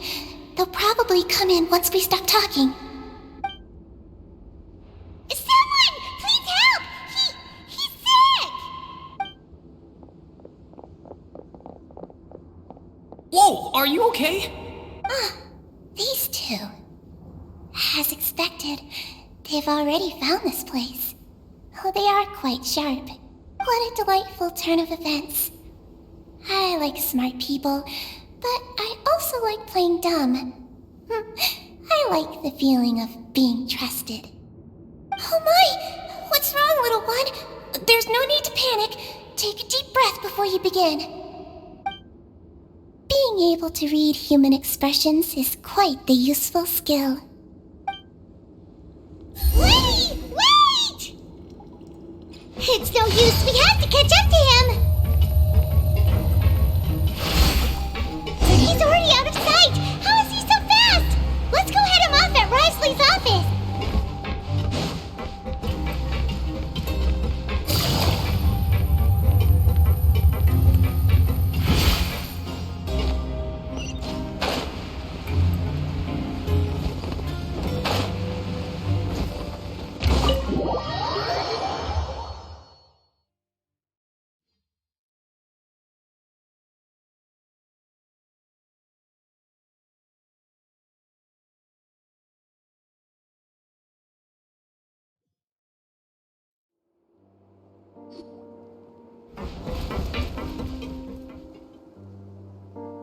Come out and face me, Risley!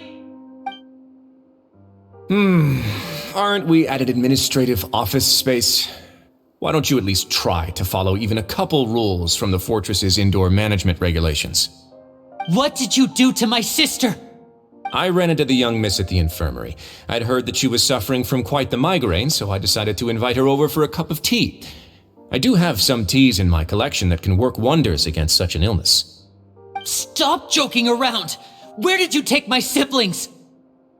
I have also heard that your performances are quite the spectacle. Miss Lynette would sometimes enter a box filled with water, only to emerge the next second from another place altogether. Maybe she'll appear behind you right now if you were to turn your head. Is he trying to trick me into turning my head? No, he's probably not looking to attack me right now. All of the hostages are in his hands, and he's even in the mood for small talk.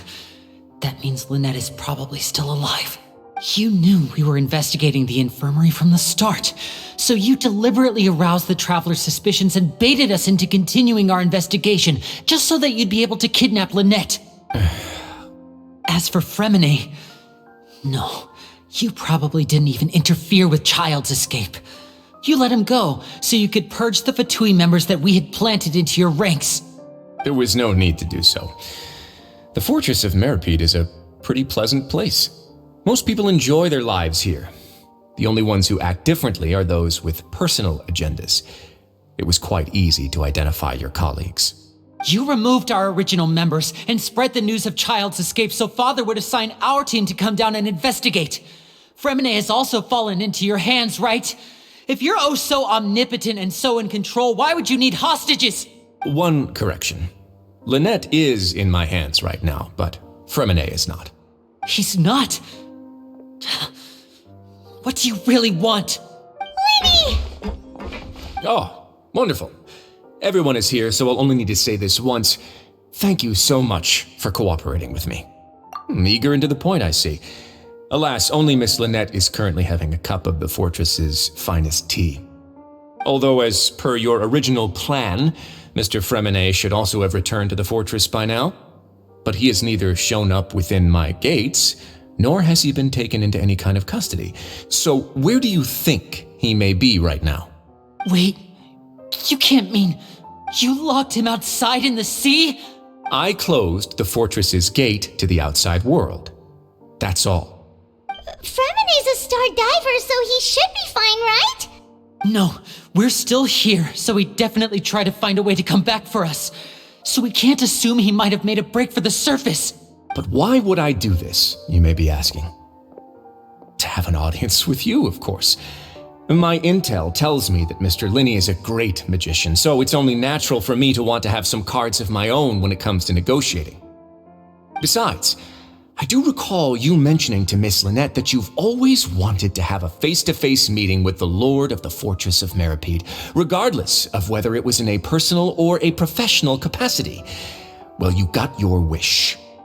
So, you've been keeping tabs on us before we even set foot in the fortress. Some of my folks just happened to hear a thing or two, that's all. In any case, I will be straight with you. I was willing to play dumb and turn a blind eye, so we had a pleasant few days playing games together here. But once you started focusing on the Forbidden Zone, all of that changed. Mr. Linney, the cards are stacked against you right now. Miss Lynette is in my hands, and Mr. Fremenet is still slowly being pickled out there in the brine. You know just as well as I that he cannot last out there forever. You need do but one thing to guarantee their safety. I would like you to contact your superior, and ideally invite her over for a cup of tea with me. You want to see Father? But why should she bother giving you an audience?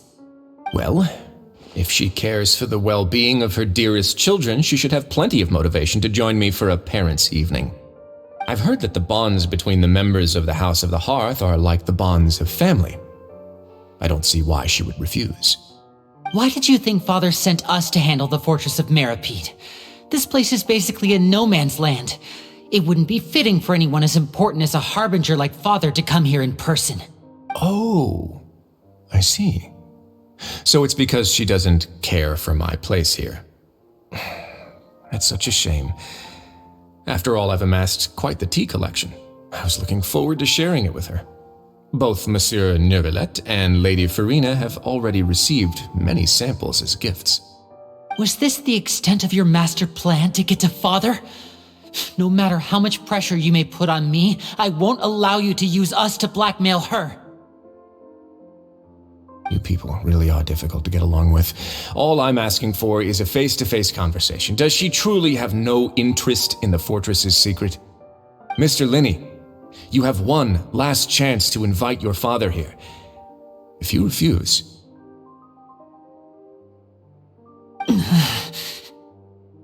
Linny! Instead of asking why I'm doing this, why don't you try to see things from my perspective for a second?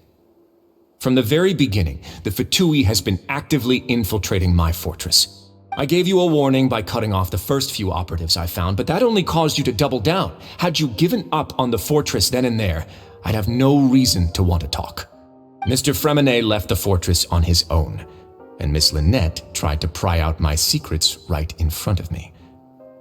No matter how you look at it, the responsibility for this falls on you. I shouldn't ask Father to do anything because of us. 6, 5... Wait, 2, 1. Time's up. It really is a shame, Mr. Linney. Risley! Negotiations have broken down. Please leave, ladies and gentlemen. It's time for my afternoon tea. Yeah, listen to the Traveler. If you can't talk to Linny, can you at least talk to us? You do realize that I'm only letting you go because of Neuvillette, yes? You're here helping him out, and I've already done my best to stay out of your way. But that doesn't mean you can just do whatever you want. The fortress may be small and remote, but it still has its own set of laws. Then how about this? Those who are capable deserve respect. You've spent quite some time investigating my home turf by now, so why don't you tell me a thing or two about what you found, I'll ask you 3 questions. Answer all of them correctly, and I'll agree to your request. Question 1. Regarding the hidden rules of the production zone, what is the truth behind the one about not being allowed to work for 3 days in a row?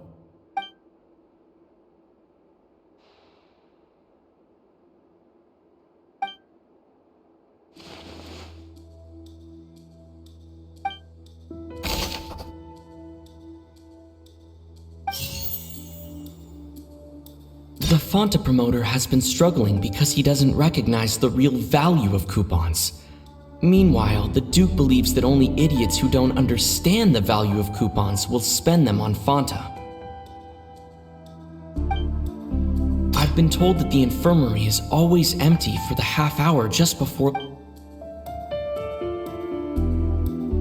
According to Collins, the Pancration tournament only took place because the Fonta company sponsored it. The company must want a return on their investment as well.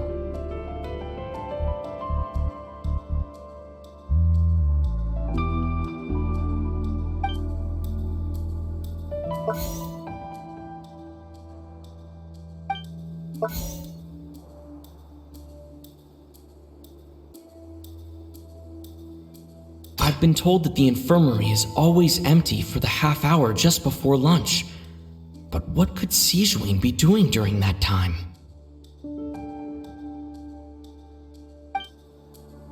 According to Collins, the Pancration tournament only took place. The research notes said that the Melusine race perceives the world very differently from. We often see Miss Sijuin observing the prisoners at work near the production zone. It seems like she can perceive the general state of a person's health just by looking at them.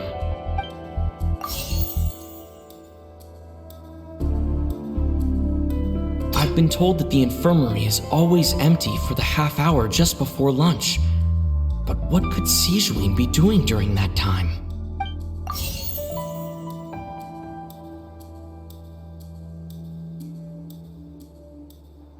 The research notes said that the Melusine race perceives the world very differently from humans. As a result, the Melusines have also developed a sense of aesthetics that appears rather strange and alien to humans.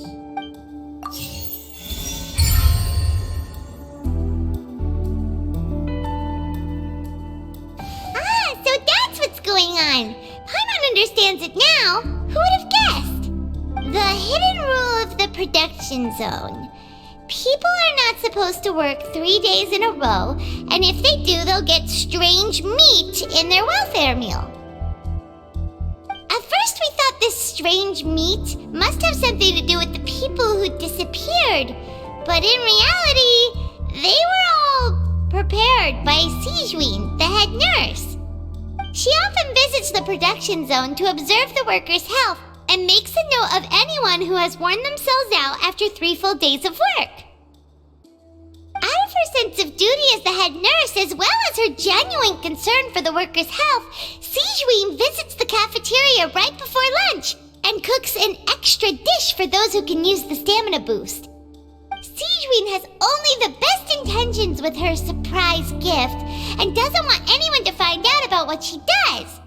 However, unfortunately, Melusines as a race perceive the world differently from humans, and their sense of aesthetics is even more alien to us. The recipients of her lovingly prepared special meals cannot taste the care within and usually just freak out. Are we on the right track? Not bad. You've uncovered Sijuin's secret and even guessed her intentions correctly as well. It's nice to know that her efforts have not gone unacknowledged. All right, now for my next question. There are also some hidden rules in the Pancration ring, including the one that you're not allowed to support both sides of a fight. Why is that?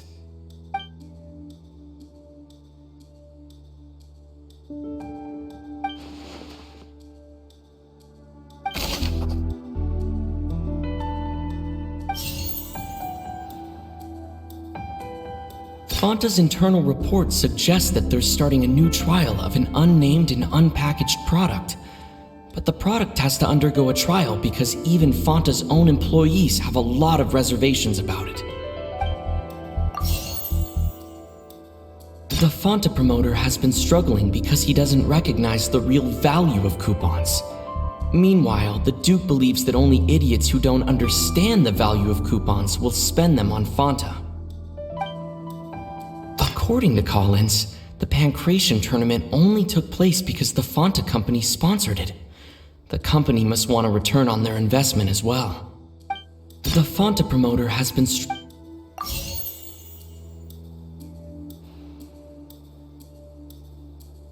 According to Collins, the Pancration tournament only took place because the Fanta company sponsored it.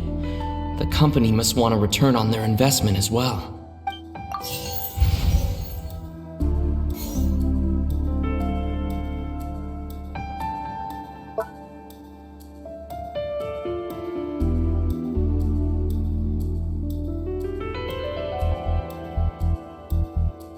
We often see Miss Sijuin observing the prisoners at work near the production zone. It seems like she can perceive the general state of a person's health just by looking at them.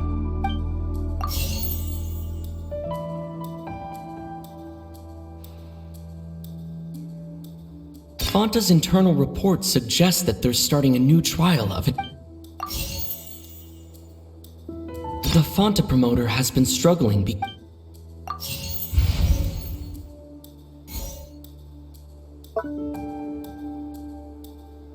The research notes said that the Melusine race perceives the world very according to Collins, the Paimon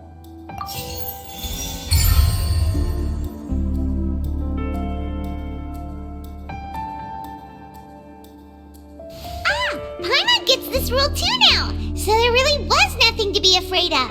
That hidden rule of the Pancration Ring is about how, people are not supposed to bet on both boxers at the same time. And if they do, they'll receive a package containing a strange, blood-colored liquid. People get scared when they see it because they've subconsciously begun to associate it with the missing boxer. But really, it's just a bottle of the latest yet-to-be-named and packaged new Fanta trial product. A blood-red drink. It's no wonder even Fanta's own staff were questioning the company's decision-making. The company, facing backlash from its own staff, decided to try to trial the product on a smaller scale to see how it might be received by customers. They came to the fortress of Meropide and offered to sponsor the Pancration tournament so they could push their new product. But the Duke completely refused to even entertain the idea. The Duke, knowing how valuable coupons are in the fortress, knew that only total idiots who didn't understand their true value would bother buying a Fanta product here.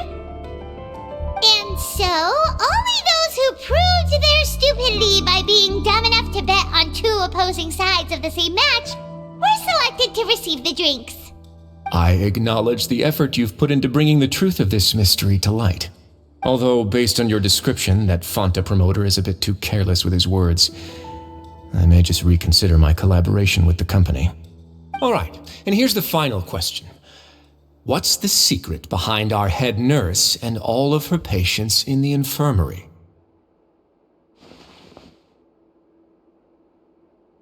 Stop your cruel and pointless games, Risley!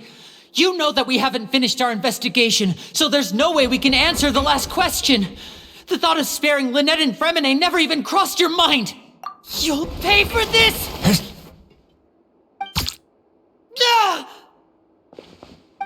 Lenny, are you alright? Oh, close one. I owe you, Sigewinne. That was a fantastic shot. It was nothing, Your Grace. Sigewinne? Though this gun may look like a toy, it's actually fully functional, as I just demonstrated. Sigewinne...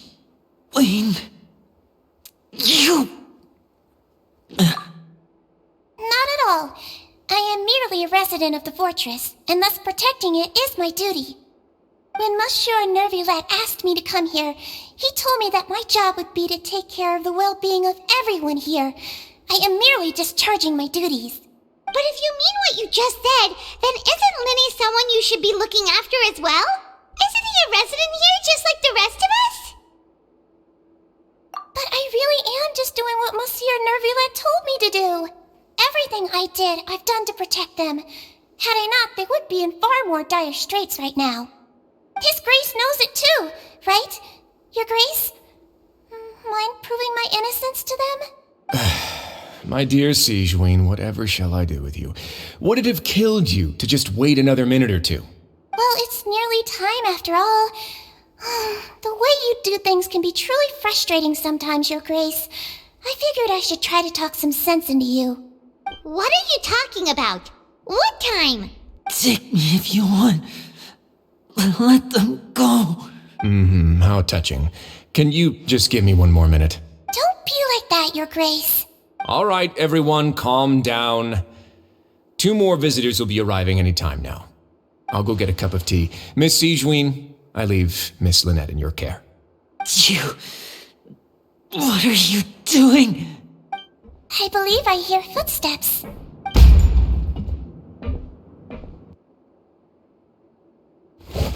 Some space, please.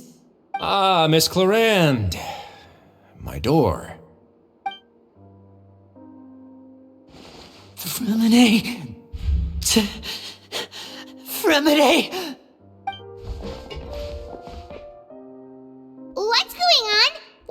Cloran doing here? Work. I'm sorry about shooting you, Mr. Linney. The tranquilizing effect will begin to wear off soon. Please take it easy in the meantime, though. What happened to Fremine? Wasn't he diving just outside of the fortress? Why is he looking like this?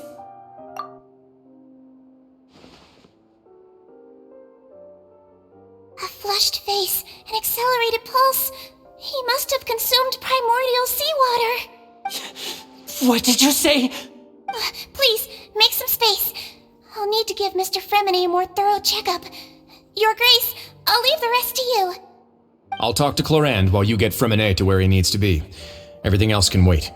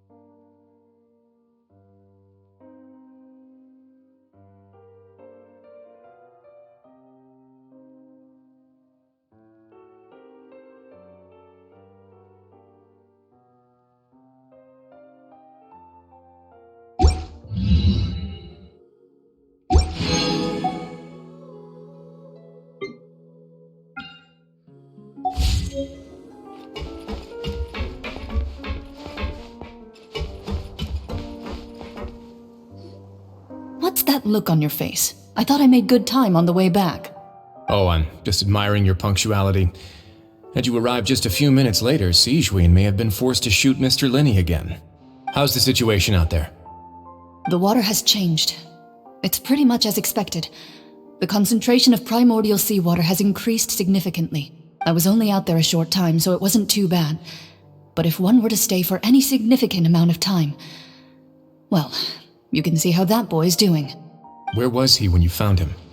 The abandoned zone at the end of the pipes. A good distance into the water. Closer than I thought. He must have recognized it early on and tried desperately to swim back. Locking the door was necessary. I don't think we could have saved two. Well, I did try to convince him that I had my reasons. Never seems to work, though. It would probably work on Neuvillette. He has a knack for picking out who had good intentions, even when the outcomes were all terrible. It's a bad sign if you're having to plead your case to Neuvillette. Want some tea? Not particularly. If you want to drink some that badly, just say so. Fine, I'd like to get some tea. Want me to get you a cup too, since I've already made it?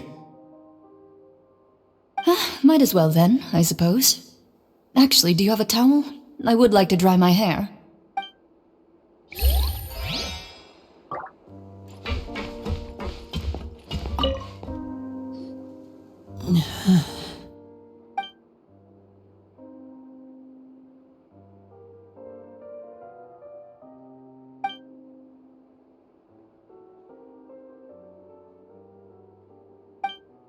How is he?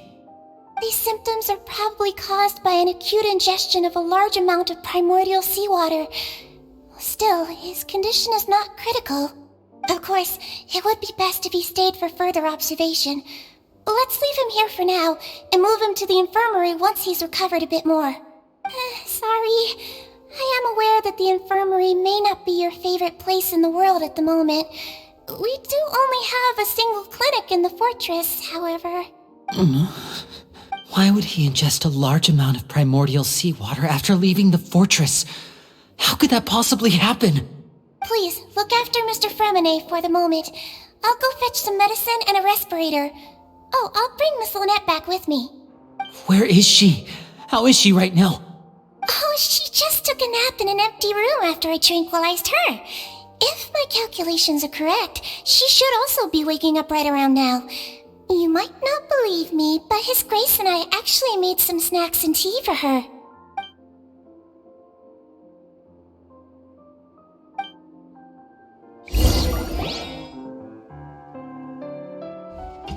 Linny, are you okay? I'll be fine. They're all here now. Don't worry about me. Are you sure? You don't look alright. My hands and feet are still a bit weak, but that's probably just the residual effects of the tranquilizer shot. I'm back, everyone. Lenny! Oh, Traveler, Paimon, you're here. Fremine? Is he... He'll be fine. But for now, please help me lift him up.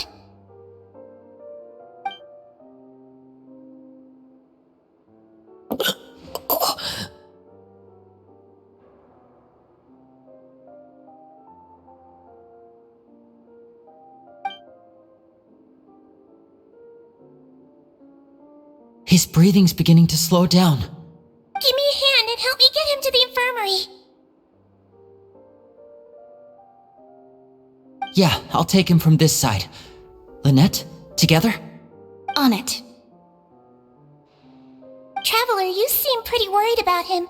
Want to come with us?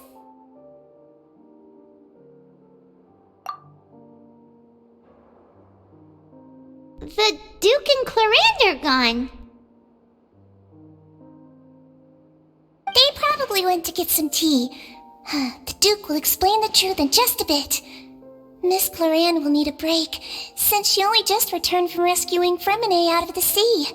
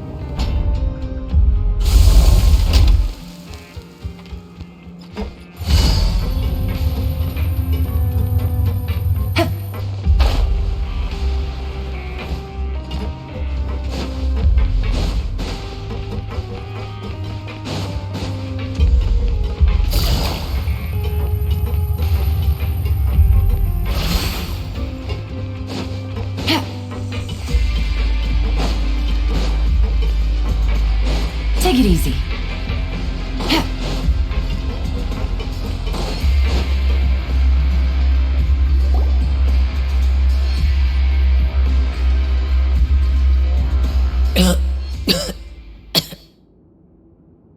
He's awake. Fremine, how do you feel? Linny. Lynette. We're all here. Where am I? The infirmary, at the Fortress of Meripede, Mr. Fremine, and you are no longer in any danger. How do you feel? Don't push yourself if you're not feeling up to it. Traveler. Paimon. It's been so long. The sea. There's something wrong with the seawater. Shh, it's okay. We can talk about it after you've recovered. No, listen to me. This is really serious. There's primordial seawater mixed into the regular seawater. I don't know why it's there, but no one should touch it. Pipes. Right, the pipes. It's all coming back to me now.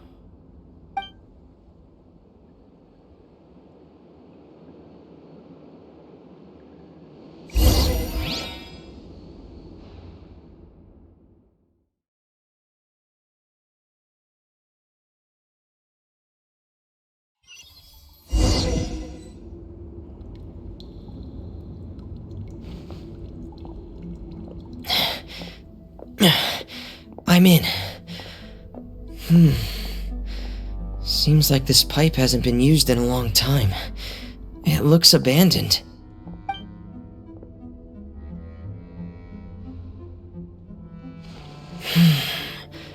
Where could Master Child be?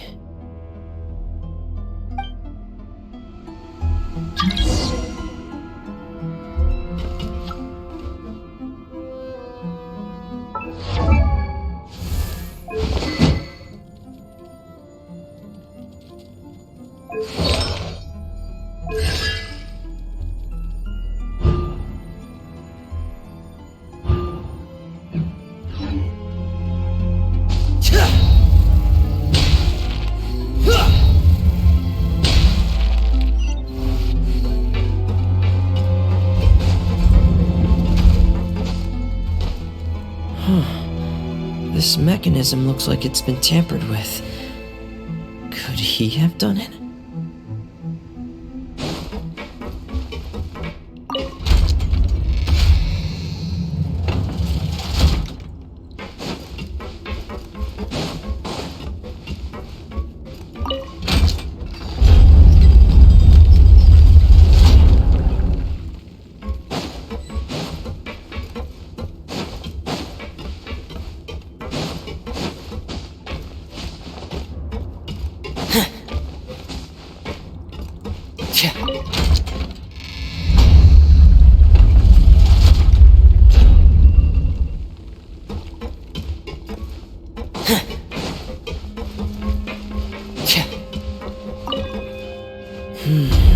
It's getting stuck on something. Seems like I'll have to avoid those obstacles while I turn it.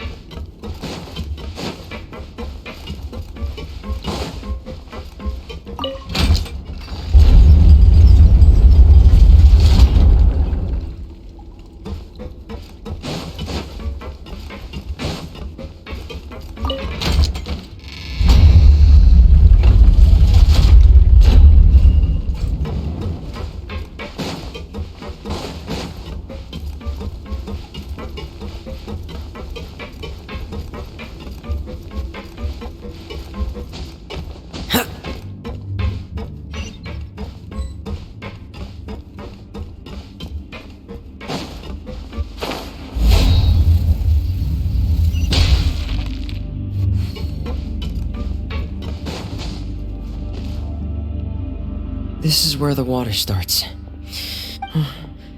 Master Child probably dived into the water.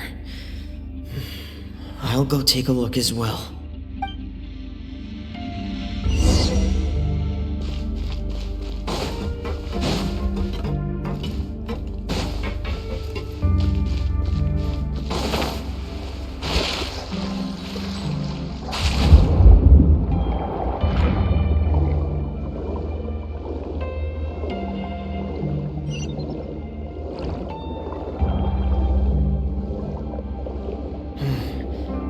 The vegetation here is a bit more sparse. These traces aren't natural. A person must have left them, and recently. I should be going in the right direction. Oh, there are traces here too. I need to keep going. Huh? The traces are gone, but I don't see where he could have gone from here. Wait. What the?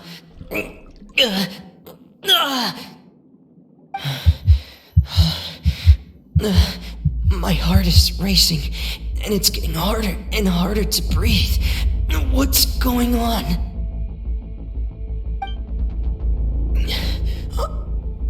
No good. I have to get back. They still don't know anything about what's going on. If I turn back right now, I should still be able to make it.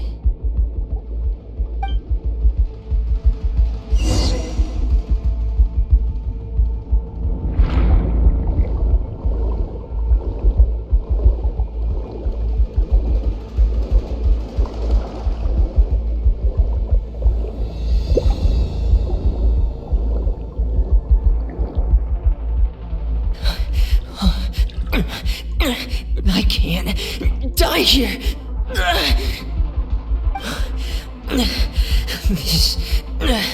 This is bad. I'm feeling worse and worse, and I'm still underwater. I have to push on.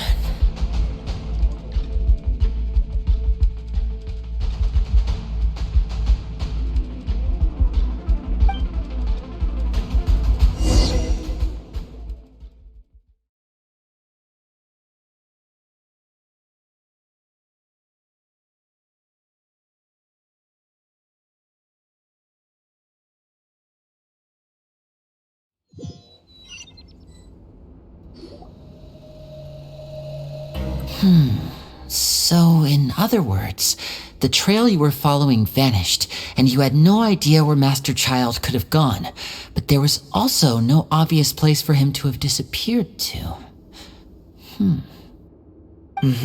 That's right. I tried my best to swim back, but I had already put some distance between myself and the fortress, and I just couldn't find the strength to keep going. I probably passed out some time after that. And you know the rest. Miss Clarande brought you back, but we also don't know why she just suddenly appeared at the fortress, or why she went out to save you. Miss Clarande, you say? I must go thank her in person. You're still too weak for Monet. You can go after you've had some more rest. Miss Lynette is right. I believe Miss Clarande will stay here as a guest for another few days, so there's no need to hurry. Guest? Then I can assume Risley was the one who invited her to come down here? You should ask His Grace about that. He'll be able to explain better than me. Yeah, it's about time he actually told us what's going on. Wanna come with us, Lenny? No, please go on without me. I don't want to leave just yet. Lenny.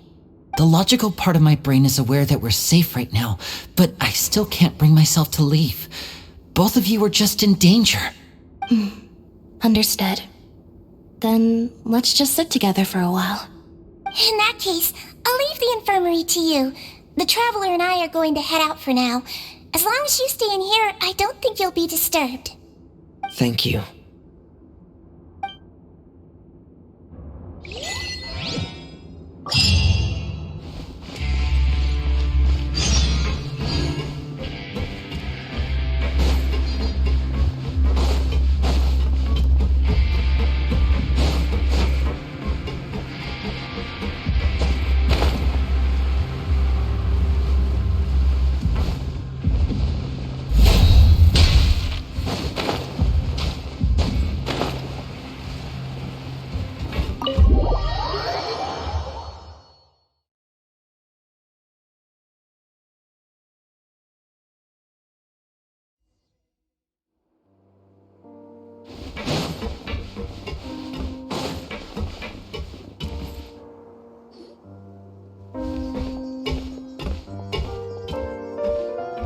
Excuse me. I take it Mr. Fremonet's condition has stabilized? Of course. I wouldn't have left the infirmary otherwise. I've been expecting those two, but might I inquire as to the purpose of your visit, Miss Siegewien? I wanted to check up on Miss Cloran. How are you feeling? Mostly fine, I think. If you don't mind, I'd like to perform another quick physical exam. It'll just take a few minutes. All right. Thank you for looking out for me. I'll take my leave for now then. Well, want to explain yourself, Risley? Of course, but I'm not partial to the word choice of explain. How about enlighten? Where should I begin? How about you start by asking me any questions you have? You can start with whichever one you'd like to get answered the most. Then Paimon will begin. Did you know about Lenny's goals from the very beginning? No. I just knew they were Fatui operatives sent to the fortress by the Knave. As for their specific goals, I only figured those out as you made progress on your investigation. You managed to monitor and stay ahead of them even though you didn't know what they were trying to do? They came here with ulterior motives. I'm quite adept at discerning what that kind of behavior signals. Initially, I thought their goal was just to investigate Child's disappearance. Linny suggested that I had deliberately let him escape, but in truth, I didn't really do anything special to help or hinder him while he was here. Everything he did, from finding helpers to leaving this place, he did on his own. Of course, it's inevitable that the Knave would make a big deal out of her fellow Harbinger's unexplained disappearance. I'm also quite curious about where that Harbinger went, so I figured I might as well let the Fatui do their own investigative work. All I care about is the answer. So you were hoping Lenny's group would just do your work for you? You make it sound like that's a bad thing. Unfortunately, things didn't go as planned. I assume that Fremonet has told you already the ratio of primordial seawater around the fortress of Meripede is on the rise. The Forbidden Zone has always been Lenny's target, and you got roped into that investigation after running into him. I began to intervene out of concern for your safety, and also to prevent the fortress from becoming entangled in more irksome matters. Are the rumors true? That you're also a former criminal? Now, why would you put it like that? Isn't staying here all day and serving as the manager of the fortress a kind of sentence unto itself? Another form of prison? I just happen to have some support from the rest of the inmates. That's all. Oh, right. Paimon wanted to ask, who invited Cloran down here? Me, of course. I paid her good mora to come down to the fortress for some field work. As a champion duelist, Miss Cloran could be considered to be an independent party. I needed to find an exceptionally capable person to help me get through the impending crisis. And saving Fremonet was part of that crisis? You can think of it like that, yes. Credit where credit is due, that boy is quite adept at diving. Had conditions not been as hostile as they were, he probably would have found the missing Harbinger already. That's not something you should be asking after. Neuvillette only asked you to investigate Child's whereabouts. All I need to prove to you is that the Forbidden Zone had nothing to do with the Harbinger's disappearance. That should be clear now that you've spoken to Fremonet. But we've already uncovered that there's something wrong with the infirmary, and we've answered a bunch of questions that you threw at us. Isn't it about time that you answer our last question in return? You make a compelling case. Do you really want to know the answer that badly? Yeah, Paimon really wants to know. Even if the truth may not be pleasant? Follow me.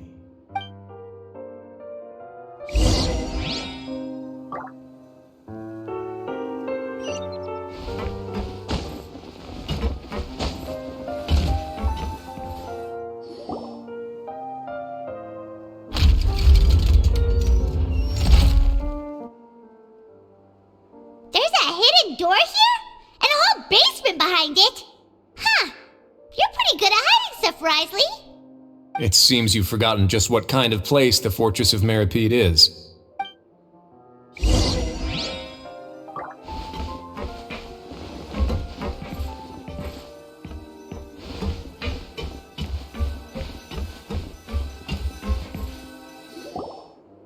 Stand on the central plate.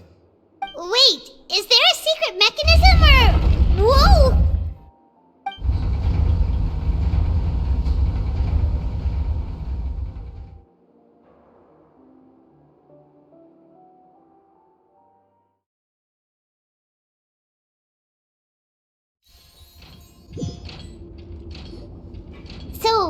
This is the Forbidden Zone?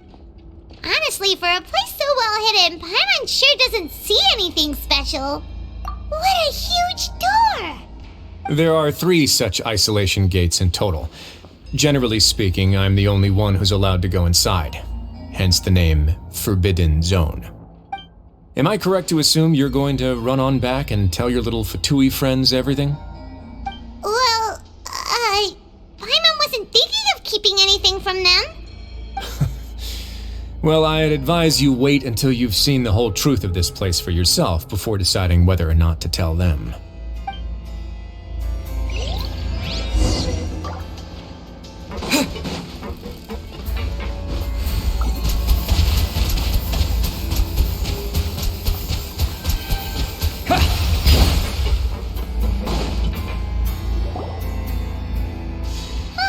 So there's a switch on the side.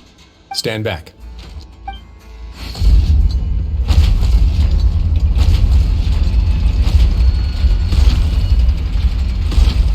Whoa! They all just went up one by one. Go on, have a look.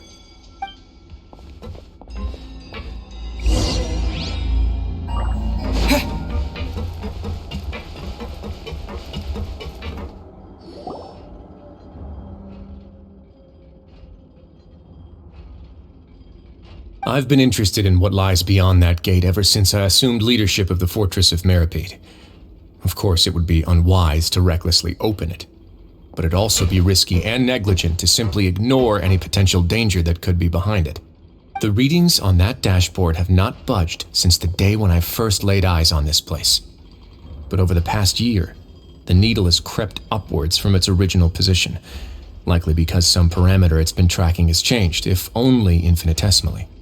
Normally, I would have ignored it, but I happened to have some free time when I noticed it, so I investigated. Any guesses what the reading could be tracking? Very reasonable guesses. I've considered both of those as well. Unfortunately, our dashboard is tracking something less ordinary. The temperature should vary with weather and climate changes, so for something that rarely shifts, the water pressure is more likely. We ran a few tests to increase the pressure from the outside, but the readings didn't change at all. Later on, a few more possibilities occurred to me, such as a potential connection with the primordial sea. I began to make a few preparations based on that hypothesis. Over the past few days, the needle has moved again. With that and the symptoms that Fremine displayed after leaving the fortress, I can now confidently conclude that the readings represent the concentration of primordial seawater in the seawater nearby. The concentration of primordial seawater? But we're already under the sea! And that is precisely the problem. We're at the bottom of the sea, and now we're surrounded by toxic seawater. Somehow, primordial seawater got mixed in, and the concentration is steadily rising. Yes, that's very likely. But forget about the two of us! Not even Novelette knows where the primordial sea could be, much less where we could find and plug a leak. Oh. Seems like you've figured it out. I believe the primordial sea lies directly beneath this sluice gate. For some reason, the primordial seawater levels have risen significantly, and it's now very close to us. The indicators are now red. Although the gate still stands, some primordial seawater has already leaked out and mixed into the sea around us. If this continues, soon it will no longer be able to hold back the primordial sea at all. Yeah, you know what the legends say. If this place falls, then everyone in Fontaine will be turned into puddles in the span of a night. But that's just too weird! Why would the Fortress of Meripede be built right above a sluice gate for the primordial sea? Who built this place anyway? Your expression tells me you think this might be part of a vast, complicated conspiracy. To be honest, you might find the actual answer may be exceedingly boring. It's just that the secret of the Forbidden Zone had been long forgotten by the nation before I rediscovered it with my research. There's no single founder of the Fortress of Meripede in any traditional sense. What we know about its history has been left to us by the people who used to live here. When the previous Hydro Archon Egeria ruled the land, all convicted criminals from Fontaine were exiled. The people drove the criminals away like a wolf pack chasing away the banished. The criminals received no sympathy of any kind from the people. They were exiled to the desolate seaside, where they experienced only pain, struggle, and the bone-chilling cold. Some of them began to repent and prayed to the Hydro Archon, asking if there was still anything they could do. The Hydro Archon took pity on them and said, "You may go guard my secret, deep underneath the waves." And so, leaning on the power of the Hydro Archon, they gathered underneath the sea and began to build a fortress. They became a community down there in the deeps, and over the years helped it to grow. As the number of exiles increased, more and more people joined the community. When the first group of exiles died, they left the yet unfinished fortress to their successors. The Hydro Archon continued to lend her support, allowing the fortress and what it stood for to continue growing ever larger. Before long, this dark underwater fortress became the sinner's only home. And with that, the people here stopped referring to the fortress as a prison. They saw themselves as repenting sinners who would regain their freedom once they had sufficiently redeemed themselves. But as time went on, people also realized that the fortress was a lonely place. Once they had gotten used to life here, they could no longer feel comfortable living in the overworld. Once they had finished serving their sentences, some people left and some others chose to stay. They'd find some idle position and let their withered souls fade away with the ancient secrets of the past. After many, many centuries, few people still remember the reason for the fortress's founding. Now they just see it as an integral pillar of Fontanian society, as the place where criminals deserve to be sent. Now and again, researchers manage to break one law or another and live out their days in the fortress. I learned all this from an elderly historian. Everyone else just thought he'd made it all up. But now you know every part of that history is true. Indeed. It's just as the prophecy says. If this gate fails, then everyone will be dissolved into the sea. To be frank, not really. But sadly, that hasn't stopped this prophecy from proving all too accurate. Prophecies are troublesome things. Just hearing one will create the first wave of panic. Seeing signs of it will bring about the second, and actually witnessing it in real time, the third. Let's go somewhere else. I want to show you something.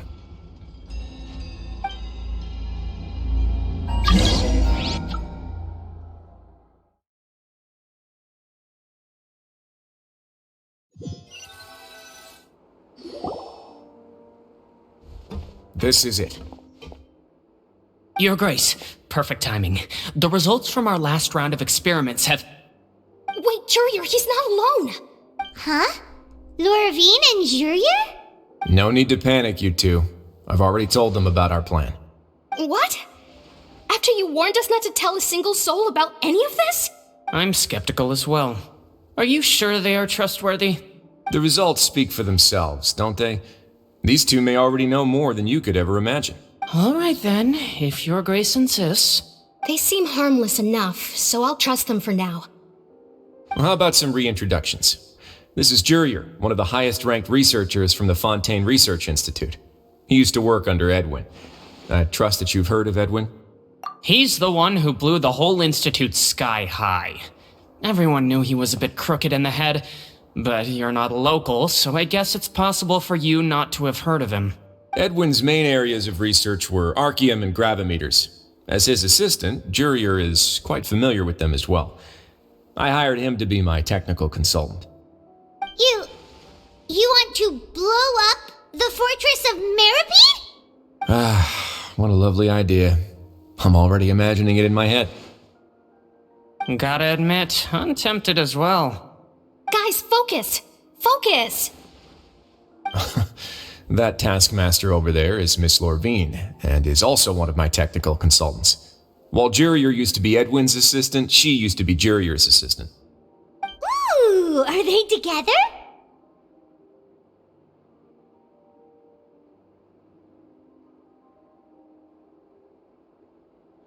See, everyone keeps asking this question. Are you too sure you're not a couple and just using your work as a convenient cover? Your Grace, I am not in a relationship with this man. If I dated her, I'd officially be madder than Edwin. Jeez, forget I said anything then. Follow me. Whoa, there's another door that goes right up. Your constant amazement makes it seem like the fortress can do anything. But Paimon really thinks everything's super cool.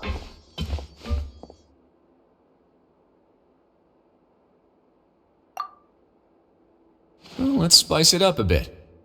And here you go.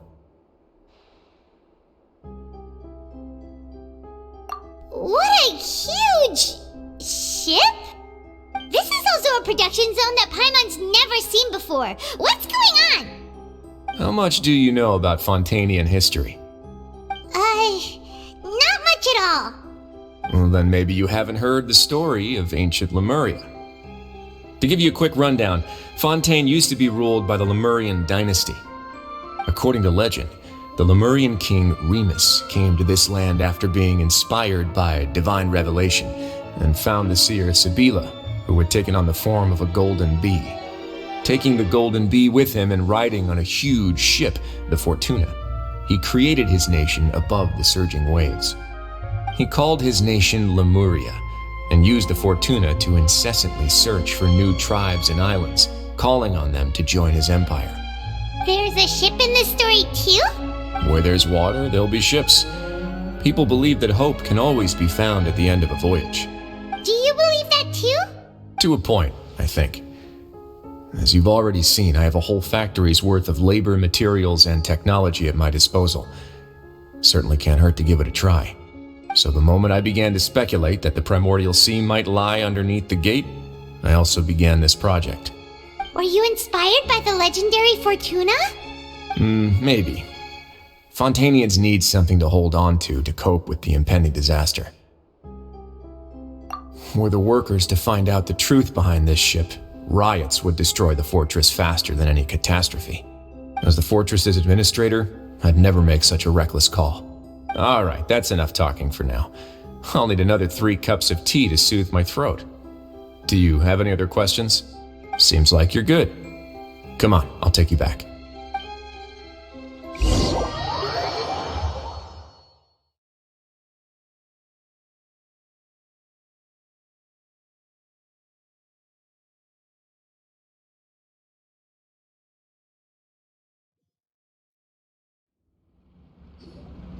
I'll leave you here for now. Oh, thank you so much. No worries. But don't forget, it's up to you whether or not you want to share what you just saw. What you do from here on out will likely affect those 3 as well.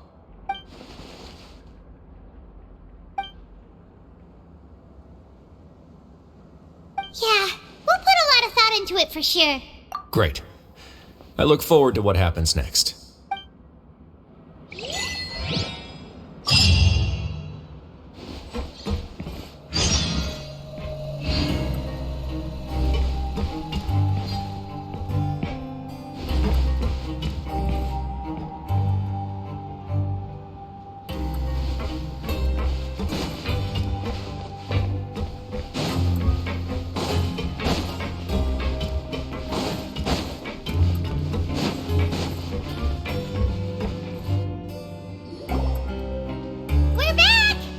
Welcome back. Do you want a cup of tea? How can you be so much like Risley, always drinking tea? Huh. Actually, now that you mention it, I just remembered something now. While I was sedated, I could still barely hear 2 people talking next to me. They were discussing everything, from the leaves to the water and even the teacups themselves. Must have been Risley and Sijwin. Yeah, I heard 1 male voice and 1 female, so it should have been the 2 of them. They really were just talking about brewing tea. I really can't make sense of this place. So, Traveler, Paimon, were you able to learn anything from Risley? Yeah, he explained everything. Very well. Then, would you mind checking your answers against my speculations? Yeah, I took the time to rest, so I'm feeling a lot more relaxed now. Nobody else is around, and Miss Sijwin is also busy with something or other, So let's just talk here. All right, then I'll posit my theories. I asked myself 3 questions. Firstly, why was Fremine affected by the primordial seawater? It was because he dove into the sea. My theory is, the long-lost primordial sea is probably very close to the fortress of Meropide. Ooh, he's good. He got that right on the first try.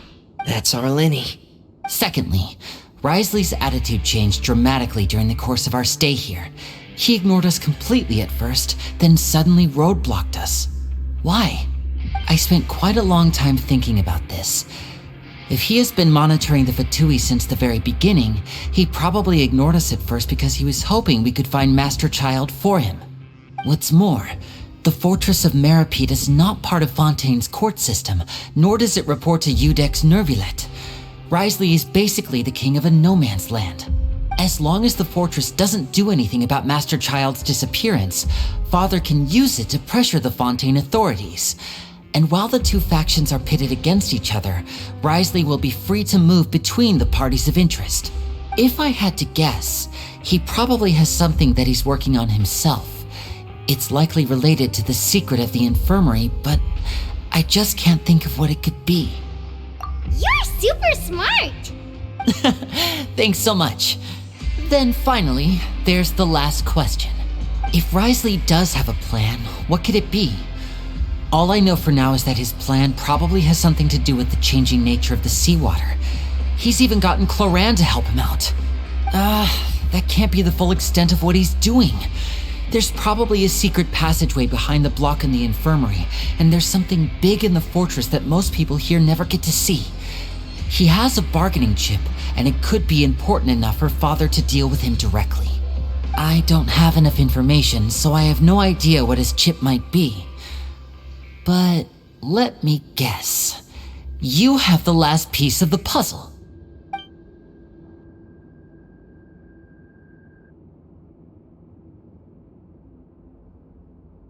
I can't believe it. The sea will engulf everyone. Just like the prophecy said. Could Risley have wanted to meet Father to figure out a way to deal with this crisis? If you remember, I once mentioned that Father sees the House of the Hearth as her base of operations, and she truly wants to resolve the crisis. But how could Risley have known that? Or perhaps he didn't know, and just wanted to bring Father over to his side? Which could be why he said he just wanted to negotiate. Yeah, that makes sense to me. I understand your concerns as well, Traveler. I'll figure out a way to pass this on to our father. No matter what, we're on your side. The 2 of you have already aided us far too much. We probably wouldn't be standing here right now if not for you. If you ever need anything else going forward, please come to the House of the Hearth at any time. Though you may not share the sentiment, after all that we've gone through together, the 3 of us basically see you as family now. You have my gratitude. Thank you for protecting Lenny when it really mattered. And thank you for sharing the secrets of the fortress with us. We didn't think you were going to do it. Why are you being so formal all of a sudden? Given your strength, you might not need our help at all. But if you are ever in danger, we will try our best to protect you. Aww, the sound of that makes Paimon feel all warm and safe inside.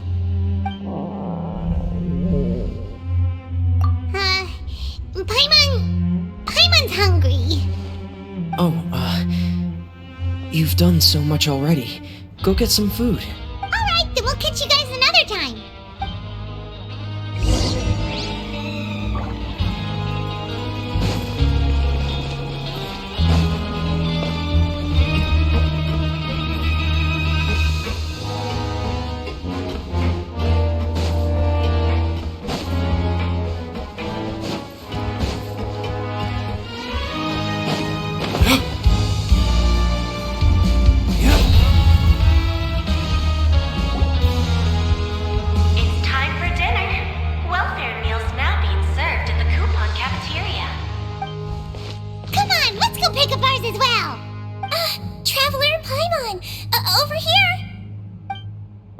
Are you here for dinner too, Miss Sijwing? And I'm taking the opportunity to prepare Miss Cloran's dinner as well. Huh. You're right. She's actually sitting in the fortress cafeteria. What would you like to eat? Yep, you can. I've already talked to our chef, Mr. Walsey. It's all on me today, so you can get whatever you'd like. Me too! Don't forget Paimon! No problem. Just leave it to me.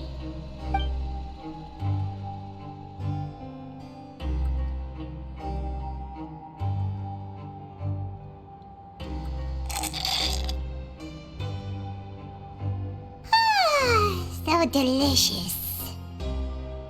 Is this how it feels to be freeloaders? Wait a second, we did do plenty of work after all. Feeling full yet? How's the food? Delicious! I'm so glad to see you all so happy. Oh, see the expression on your face just now? The muscle here just moved, which suggests that you're feeling quite relaxed at the moment. Sijwin, do you do this to help your patients or to better understand human beings? A bit of both, I suppose. I'm a Melusine, which means I'm very different from human beings. I must know what you're thinking if I want to take good care of you. You're really good at taking care of people. Even though you're so short, you still talk and act like an older sister. Really? You're reminded of an older sister? That's great to hear. Oh, and what did you mean back in Risley's office? When you said that you were protecting Linny and his siblings as well? Oh, that. I just asked His Grace to look out for those children, especially that diver boy. I was getting a bit worried after hearing that something was wrong with the water. Thankfully, Clorand is very strong and managed to save him in the nick of time. His Grace also sealed the pipes after Clorand left, to make sure that Linny wouldn't impulsively chase after his brother. Although the path was blocked, we still stationed some guards there to stop anyone from approaching. They were instructed to only open the door once Miss Clorand had returned. Oh, and I was keeping an eye on Mr. Linny as well. We had to press him, but we couldn't allow him to be in any real danger. You were all super considerate and really thought everything through.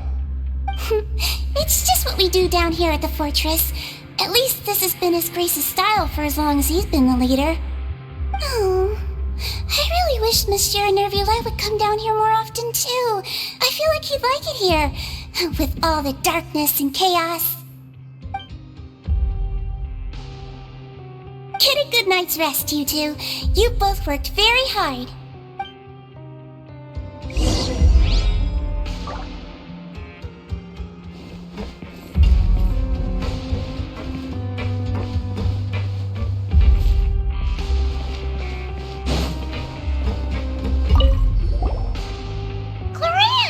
Ah, it's you two. How's dinner? It's all right. Miss Sijwin really put in a lot of effort. So we heard that Risley invited you to come down to help, and you saved Fremonade too. You sure work super fast. Oh, it was child's play. Still, Paimon didn't know even champion duelists could take on side jobs. Oh, and why aren't you eating with Sijwin and the Duke? Won't you get bored eating by yourself? Miss Sijwin was with you, and the Duke has business of his own. Actually, didn't Navia say that you went out for dinner with her as well? Yeah. First time in a long time. First time in a long time? So you mean you've gone out to dinner with her in the past? In the past, yes. You seem to be enjoying yourselves here. Things will be getting messy at the fortress soon. Don't run around unnecessarily.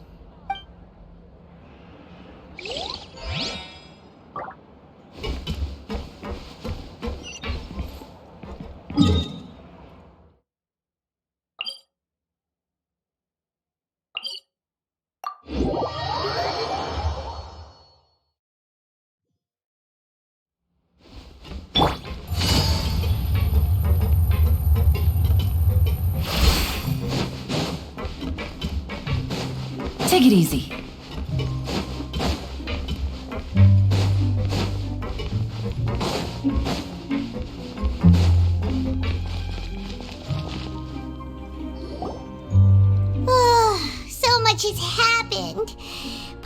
just feels absolutely exhausted now that she's finally relaxed. Paimon's super sleepy. Are you sleepy too?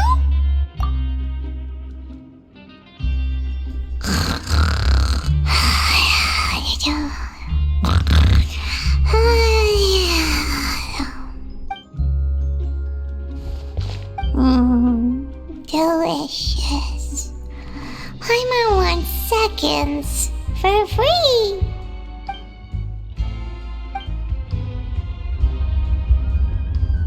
Out of my way! Get out of my way!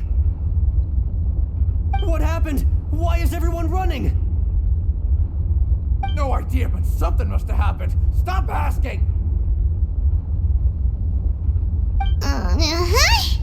Who's yelling? Paimon still wants to sleep.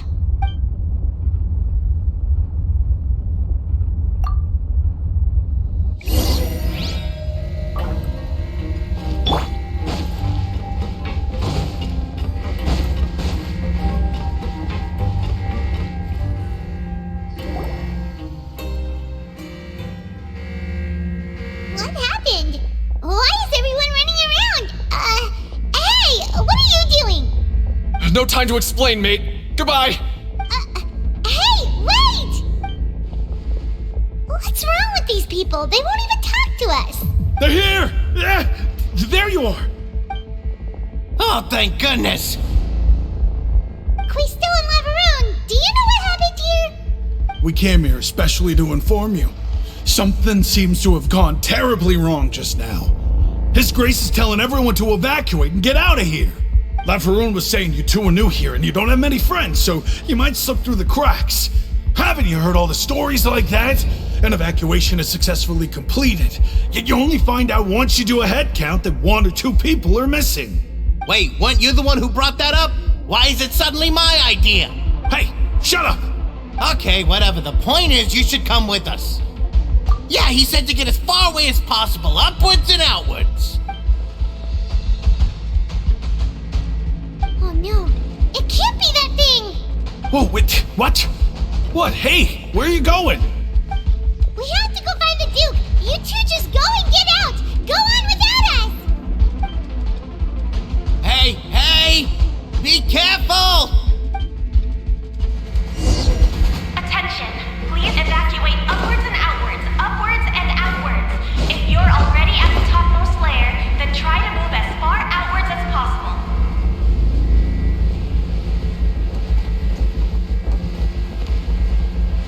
Attention! Please evacuate upwards and outwards, upwards and outwards.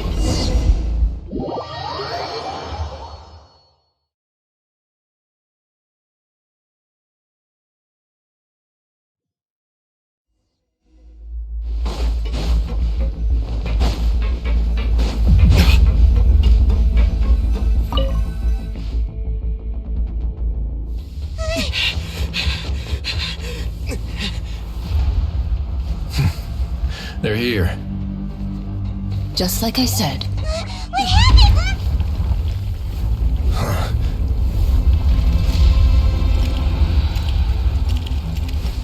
You're just in time. But be ready to run.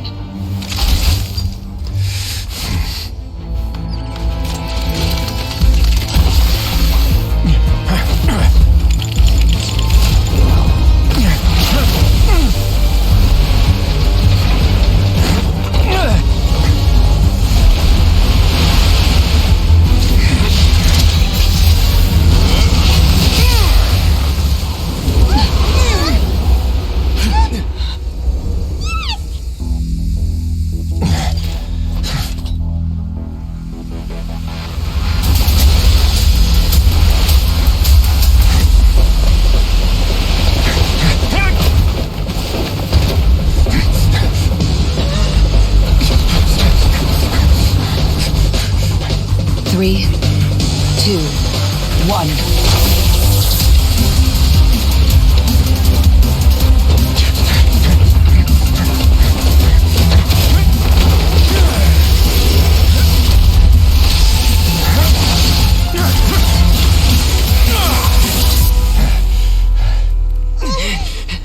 This won't hold it for long. Find Neuvillette. Tell him the defenses are about to collapse. Then what will happen to you? Until he arrives, we're the last line of defense.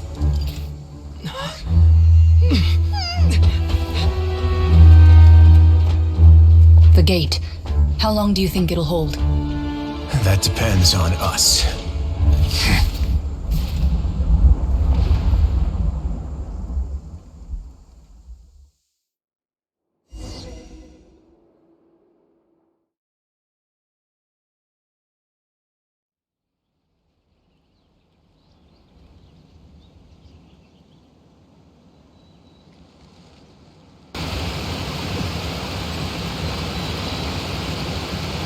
Neuvillette, why are you here? Traveler, I need you to head to the Opera House immediately. Farina will soon be meeting with the knave there. You must protect Farina, and make sure she doesn't spend too much time alone with her. Will do. You have my sincerest gratitude.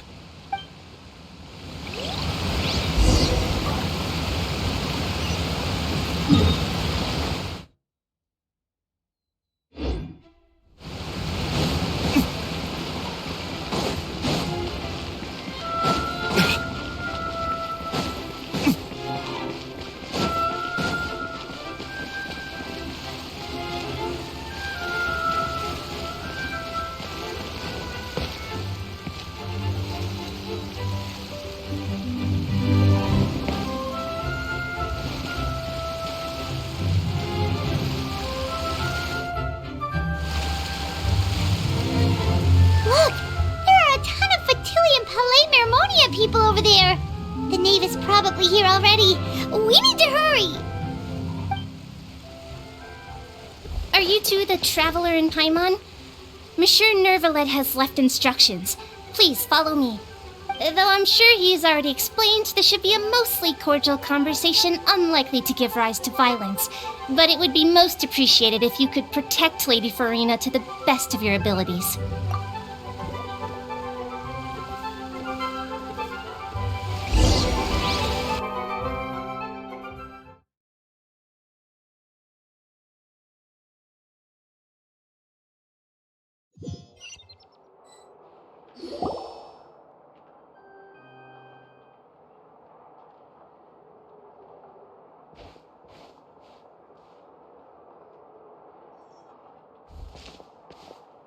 Oh, so you two are the honored guests Miss Farina mentioned. Of course, of course! How could they not attend a meeting such as this? I must always have 2 or more guests at my dessert table. Otherwise, the occasion would be too lonely and unbecoming of my station. It is my pleasure to make your acquaintance, traveler. I have heard much of your accomplishments. I am the knave, one of the 11 Fatui Harbingers.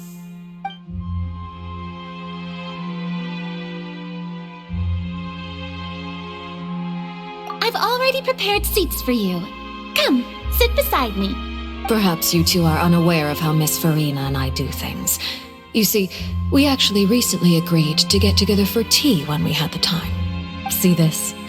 This is a limited type of confectionery that Miss Farina simply adores. There are only 16 slices sold every day. Here, why don't you and Paimon have a taste?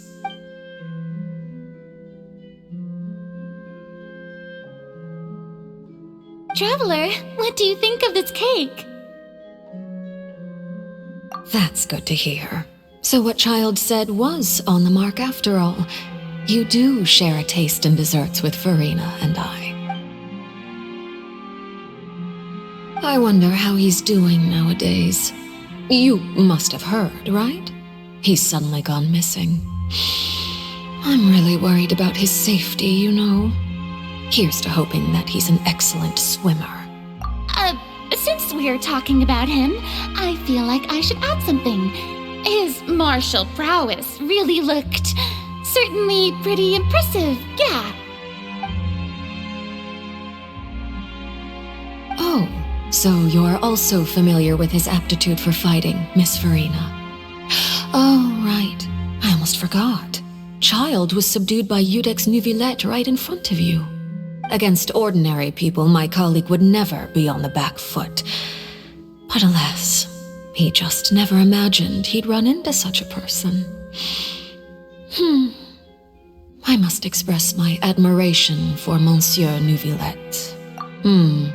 Coming from you, that's not surprising at all. But I thought you would be happier to hear the news. Of course, but it's still a bit of a shame. You see, I would have been far happier had I received this news somewhat earlier. As you well know, a long time has passed since Child disappeared. Well, in any case, there's no need to worry. We know for sure that Child is still alive. Oh, and just how do you know that? Because we found evidence that proved he left the Fortress of Mirapede. And where did he go after leaving the fortress? Well... The Fortress of Mirapede lies deep beneath the waves. Unless he pranced right out of the main gate, he must have had to swim for it. Do you have any proof that he surfaced safely?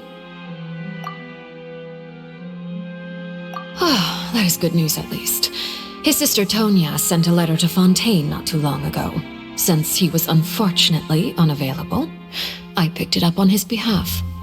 Do you have any idea how he usually writes back to his family?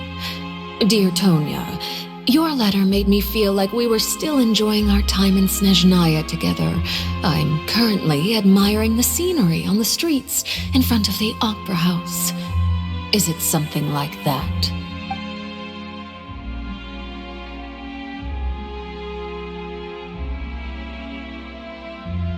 All letters tend to follow the same few formats anyway, right?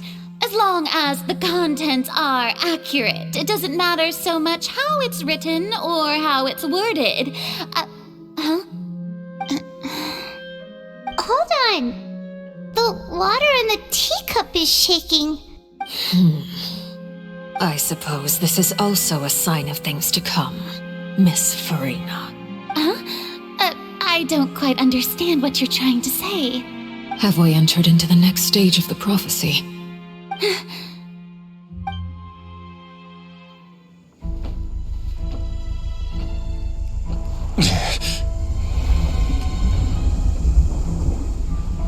My thanks to you both. I will take it from here.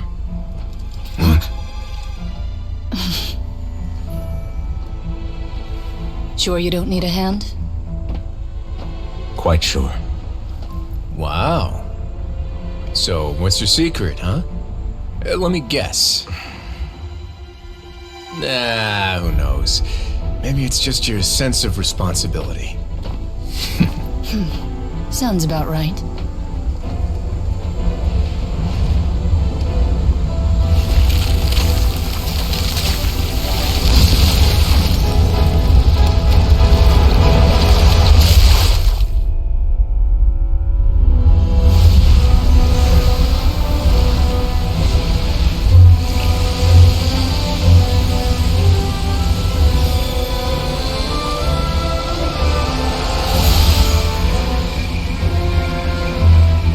Day may come when the prophecy is fulfilled and the waters burst forth. But it is not this day. This ancient power could easily obliterate an entire race. A tsunami of fury would unleash endless catastrophe.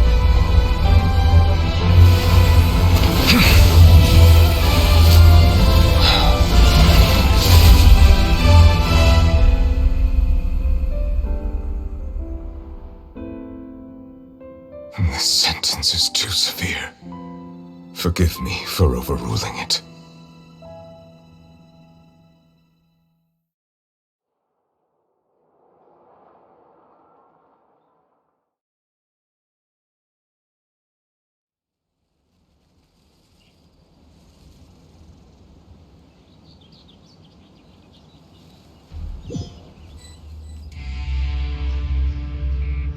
All right.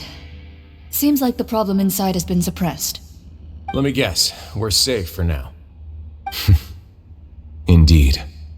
But only for now. I win this bet. You owe me a present. Very well. It was indeed just as you said. You made a bet? We made a bet on the size of your entourage. Cloran thought you wouldn't come down by yourself. I figured you would have at least brought a few people along for appearance's sake.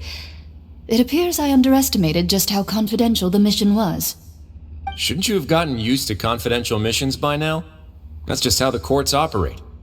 So what gift must the loser give? Tea? He already has tons of tea in his office. I'm thinking about a set of legal codices. That wouldn't happen to be a dig at my lack of legal awareness, would it? Well, I'm sure His Grace doesn't consider the fortress to be outside the law. I was under the impression the residents of a place like this would be uninterested in the legal codices. That was obviously a joke. Anyway, you've still got some unfinished business to attend to in the overworld, correct? No need to stay here if you have a pressing matter. We all know you can't leave Palais Mermonia for long. Thank you. I hope everything went smoothly with the Fatui Harbinger.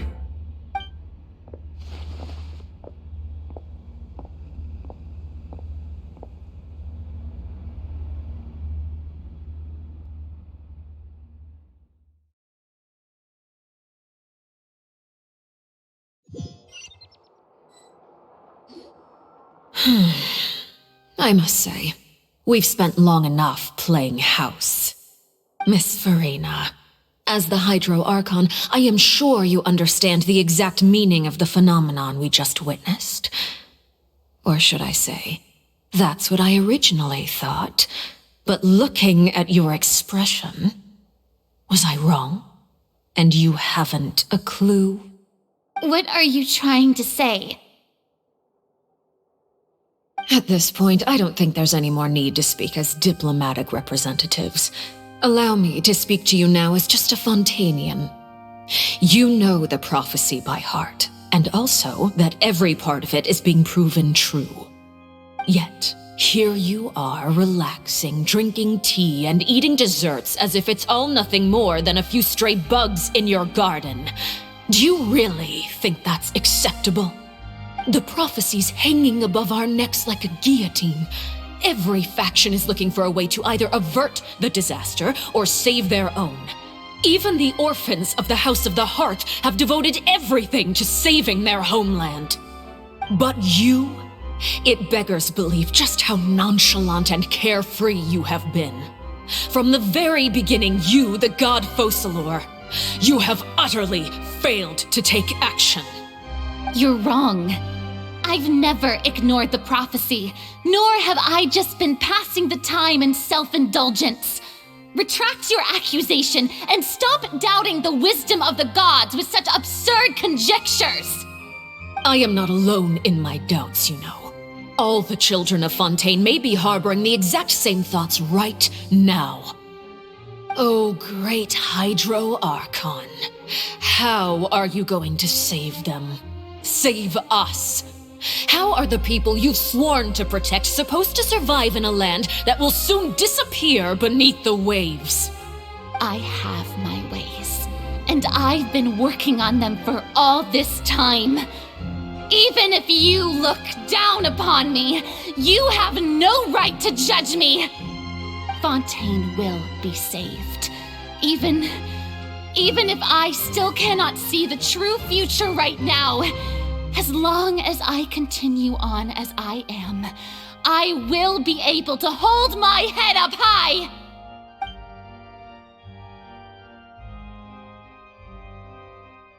Then I ask you, Miss Farina, just what have you been working on? Where can we see it, and what is it doing to help?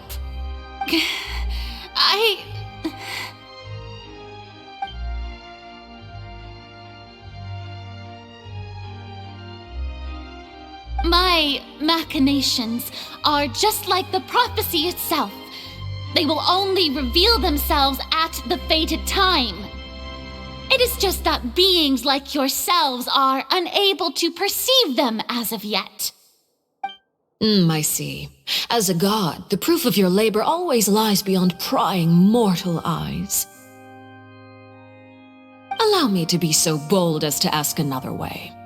Would it be possible for you to tell us the parts of your plan that are not confidential, such as your emergency response plan for the impending disaster?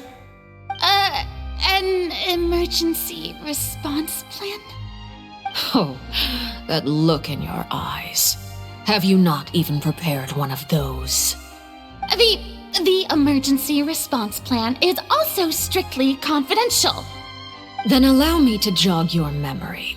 Miss Farina, what is the purpose of your Oratrice Mécanique d'Analyse Cardinal? And what do you plan to do with the massive amounts of indemnitium that has accumulated over the years? The Oratrice? It's just like it appears to be. So you also have no idea. If I'm not mistaken, someone's using it to prepare for something. But unfortunately, it would seem that someone is not you, Miss Farina. I first caught wind of this when Linny tried to investigate the Oratrice in the Opera House. You see, even just getting close to the core contaminated him with an extremely large amount of indemnitium. But even if that had nothing to do with you, then what could you possibly be working on, oh great Hydro Archon? Oh, right. I almost forgot. Udex Neuvillette is not at the tea party with us today. Miss Farina, I suppose you must have ordered him away to take care of some troublesome business. Yes, that's exactly right. Please keep it a secret for me. Of course I will. Although, I must say, Miss Farina, you seem quite insecure without the Udex by your side. Oh, very well. Let's stop that conversation here. There are still a few slices of cake left, so please, help yourselves, everyone.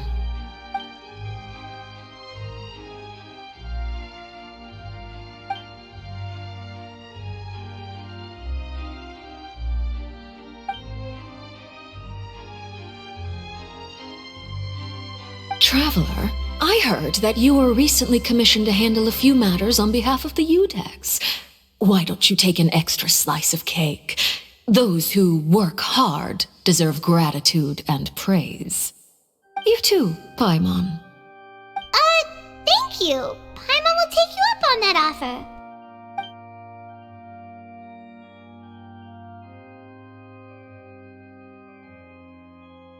Oh, Paimon's super full. That cake was great. If it's on my tea table, it must be of the highest quality. Yes, and we must thank the knave for bringing these over as well. You're welcome. I'm sure the cake also felt greatly honored to be featured at Miss Farina's table, and I was merely catering to Miss Farina's tastes, seeking a chance to chat over tea. It is getting late. Why don't we call it a day? There are still a few matters that I need to take care of, so I must take my leave now. Very well. We'll end it here. Mind seeing me off, traveler? We could use the opportunity to discuss Child before I must be on my way. Paimon's coming too!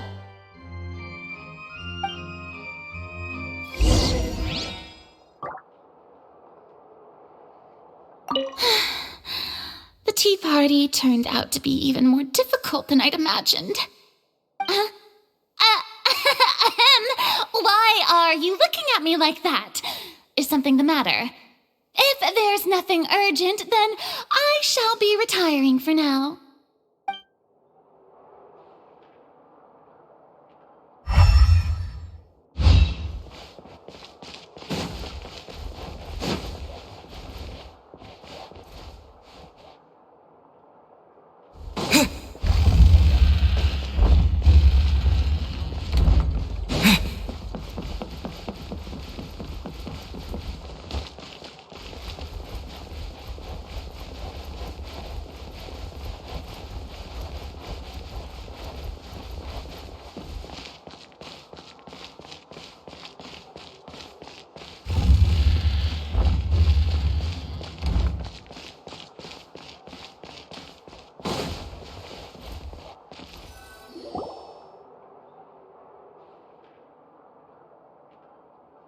I'm glad that you were willing to come with me. Of course, Child was just an excuse. I have no interest in your dealings with him. That's what Paimon thought. You lent your aid to the children of the House of the Hearth. As their father, I would like to express my gratitude. Do I look like an irresponsible father to you? The House of the Hearth is very important to me. You should know that I care deeply about my children. That was all. Formal topics should be discussed in formal settings, and informal topics in informal settings. I know you just returned from the fortress of Meripede. Relax. I have no intention of trying to get anything out of you. Linny, Lynette, and Fremine are still there, and I trust their judgment and abilities. They've all been working very hard and have always done all they can to fight back against anyone who tried to stop them, especially Linny. You mean Wriothesley. He's a tricky one to deal with. It's unfortunate that Linny's so eager to prove himself that he can't learn to rely on others, including me. By the way, and you can just consider this a bit of idle gossip, but what's your impression of Farina? You are outside of our disputes, and the freest person in all of Fontaine, able to move around most easily. Allow me to share my perspective with you. And that's everything that happened during the trial. Master Child was declared guilty and immediately transported to the Fortress of Meripede. Didn't he say he was coming here on vacation? Does he not feel an ounce of shame for all the trouble he has caused?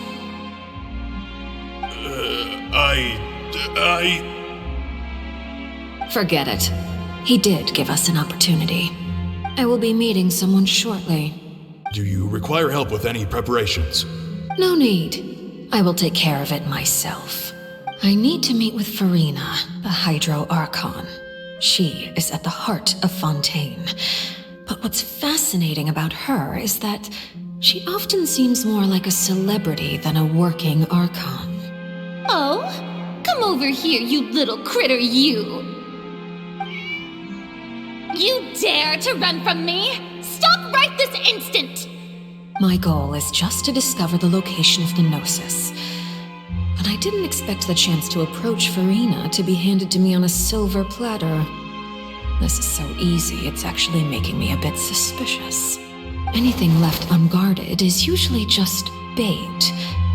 But no one will blame someone for taking the bait. After all, from the moment it was attached to the hook, the bait is meant to be sacrificed. It's just as I guessed in the second before I struck. The Hydronosis is not currently held by the Archon. In fact, this Archon doesn't seem like a god at all. And I sense that she's under some kind of curse. Who are you? And what are you trying to do? Please don't kill me! I'm begging you, please! The fear in her pupils is genuine, so perhaps she's not bait after all. Either way, targeting her has lost all meaning. I left the scene with ease. Nobody came looking for me, and nobody could serve as a witness to my near assassination of Focalor. I suspect even Farina dares not mention this incident to anyone. Not long after, my informants confirmed what I had guessed. After returning to her quarters, Farina quietly cried alone. She was so scared that she could not sleep that night, nor could she even bring herself to eat her cake. There's no doubt that there's something wrong with her. I began to entertain the possibility that she is not the true Hydro Archon. Perhaps Eudex Neuvillette is actually the genuine article. I have to find the Gnosis. If the Neuvillette hypothesis is correct, he is probably in possession of it. Alternatively, it might have been hidden in a place that's hard for ordinary people to access. Yes, Father. My dear children, please speak. News from the Fortress of Meripede. Master Child has gone missing. On top of that, the contacts and guards we bribed at the fortress have all gone quiet as well. Probably the handiwork of that Ridesley. I'm afraid so. This is a good opportunity. The value of a harbinger is much higher than most would imagine. We now have an excuse to exert diplomatic pressure on the Fontaine authorities. Set up a meeting for me. I would like to meet the Hydro Archon and Iudex Neuvillette. Oh, and I have an additional mission for you three. Yes, Father. Tartaglia's disappearance was not a part of my plan, but I can use it to make a breakthrough. With this as my excuse, I can ask for an official audience and continue my investigation of Farina and Iudex Neuvillette. The initiative belongs to the House of the Hearth. My wish to investigate the fortress of Meripede will be a front. Linny and his group will be responsible for the actual intelligence gathering.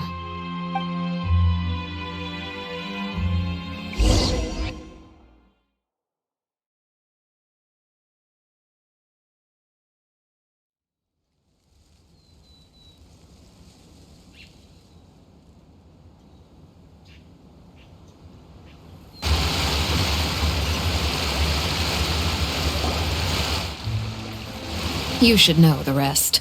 Linny's group is quite close to you, so they wouldn't have hidden anything from you. You attacked the Hydro Archon? It wouldn't mean anything, even if you shouted it from the rooftops. After all, even Farina herself is still pretending that nothing of that sort ever happened. Alright then. I've now had 2 chances to enjoy tea with Farina. I have to say, the leadership of Fontaine is even more inscrutable than I had imagined. I once surmised that Iudex Neuvillette must be the Hydro Archon, but now, that doesn't seem right to me either. I am a servant of Her Majesty the Tsaritsa. Over my years of service, I've learned how a real Archon conducts and carries themselves. Whether Iudex Neuvillette or Farina, neither fits the bill. It's hard to imagine either of them as the Archon. Of course, that is all just how I feel. Gut feelings often do not require justification. It is, however, quite amusing to me that after all my years working in intelligence gathering, I've come to realize I am at a complete loss regarding the identity of the god of the land of my birth. Don't you think Fontaine is quite intriguing? A catastrophe looms, yet many secrets have yet to rise to the surface. It looks like Fontainians will have no choice but to save themselves. Ultimately, though, one must survive in order to do anything else. Should the need arise, I would be happy to cooperate with you. You don't need to commit to anything right now, of course. I have a feeling that the situation will continue to evolve, and as your name is often connected with noble deeds, I'm sure we will work together someday. He certainly returned quickly. You must want to catch up with each other, so I'll leave you to him.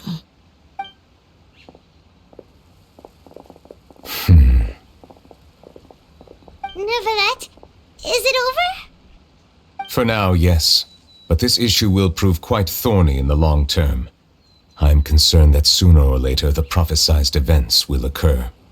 Thank you for protecting Farina. To put it simply, I used my power to force back the primordial sea and reseal the sluice gate.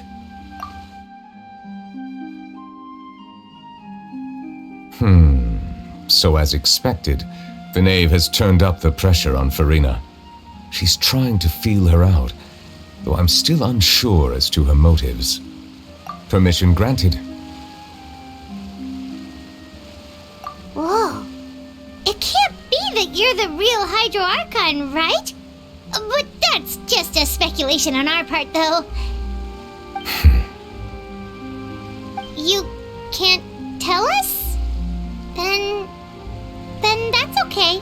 We can talk about something else. We won't try to force you. You guys in Fontaine are super strange.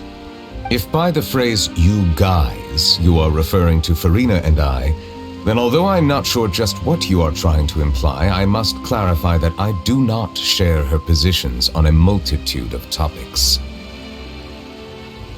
I believe so. The fortress has a long and complex history. It has seen much grief and suffering. And now, another catastrophe will soon be upon us. I mourn this turn of events. Huh? Why is it raining all of a sudden?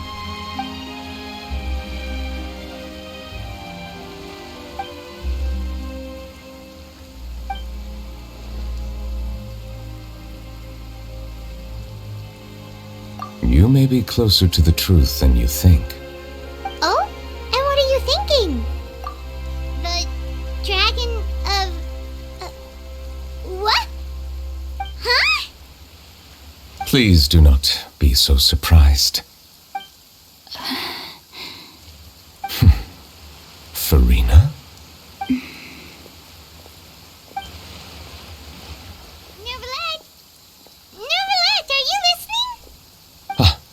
My apologies.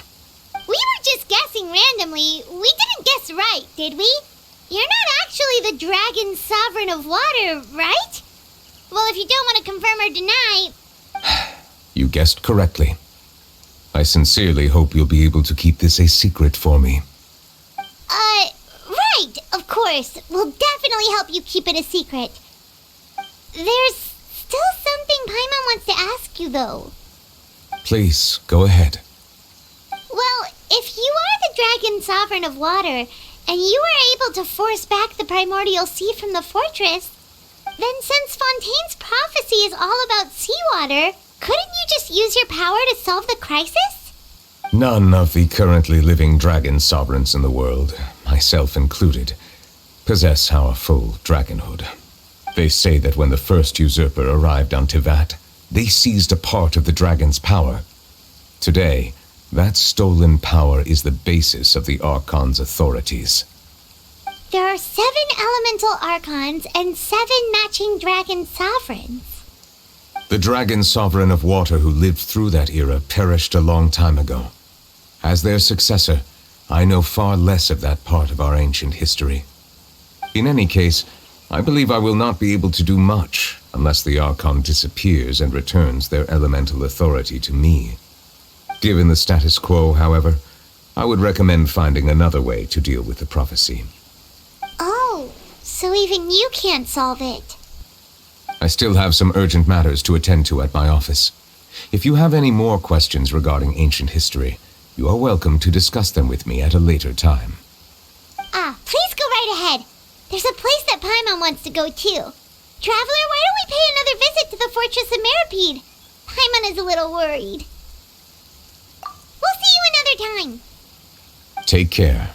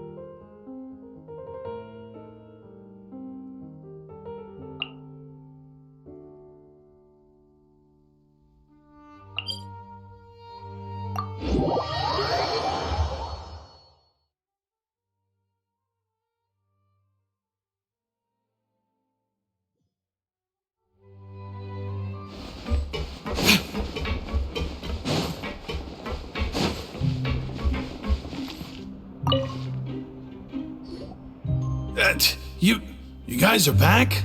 Quisto! Lavaroon! You guys didn't get caught and thrown back down here, right? Huh? No, not at all. And here I thought you'd managed to escape from jail during all the commotion. I'd held you up as legendary jailbreakers, but now you're telling me you just never left? We're sorry, but we just had some business to take care of. All right. There's no need to get caught up in the details. We're just relieved to see you. He was super worried about you, you know. Hey, it wasn't just me. Weren't you super worried as well? Something like that, yeah. I was also transferred to work in the kitchen a few days ago.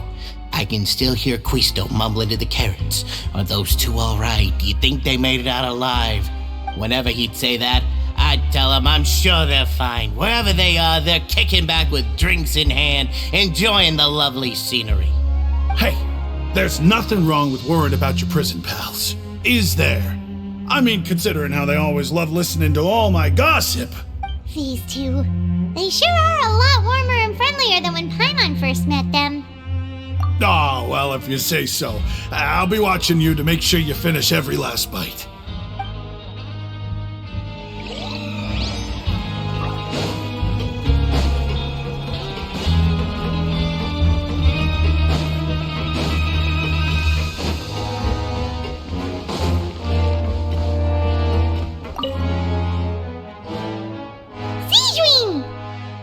Traveler, Paimon, you're back!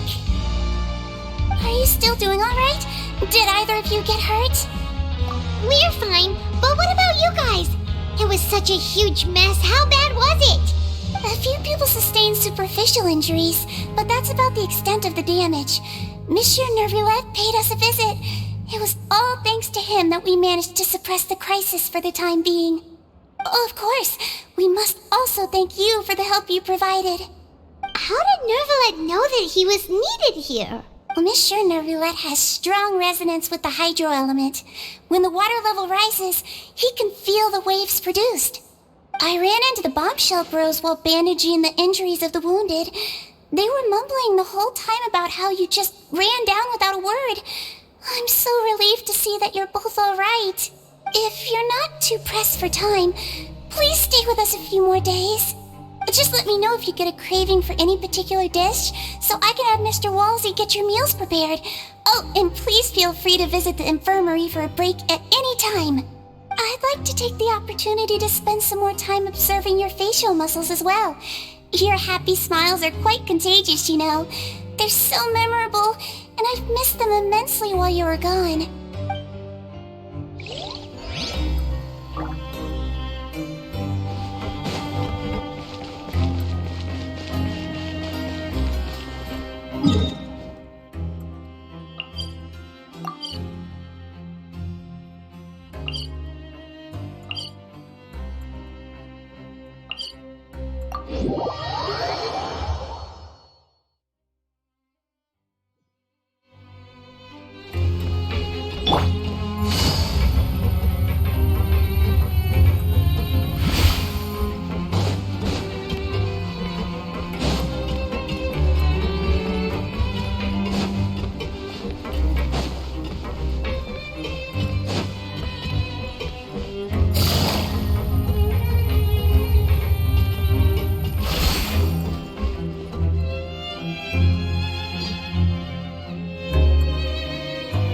Now guess, what suit will this next card be?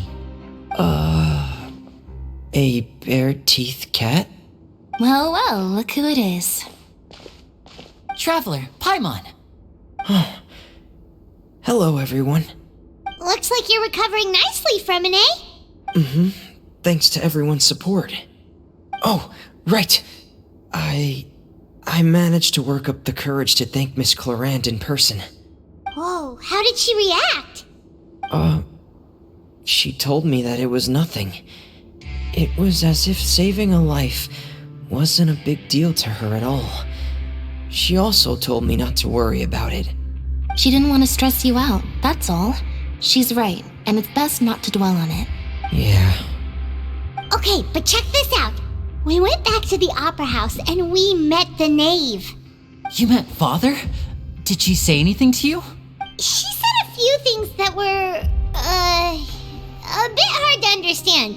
And also that she's looking forward to working with us in the future. Her attitude towards you is even better than what we'd imagined. That's fantastic. You should believe her. She has her own way of doing things, and she'll do everything in her power to help those she considers close, which now might also include you. Mm-hmm. Father is very capable, and also trustworthy. Oh, Paimon just remembered that she thought Linny was a bit too proud as well. She said that you should learn how to rely on others sometimes. Got it. That does sound like something that father would say. Hey! Are you going to stay here for the next few days? Looks like it, yeah. Excellent. I will host a tea party. For real? Then Paimon wants another serving of cake. Another implies that you were already served some delicious cake while you were up there. How lovely. Well, next time, you're going to have tea and snacks with us.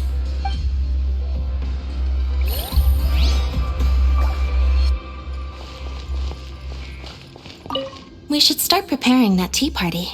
Oh, that's a great idea. I'm all for it. I'll help you set it up.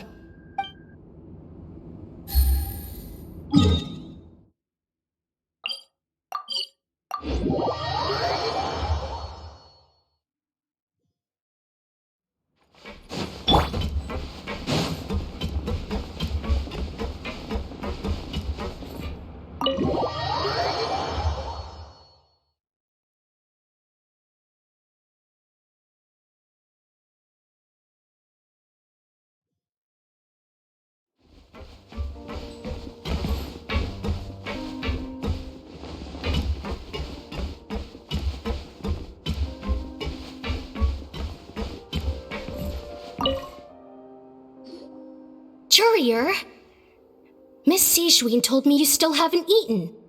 Yeah, I was working on something, so I forgot. That's no excuse for...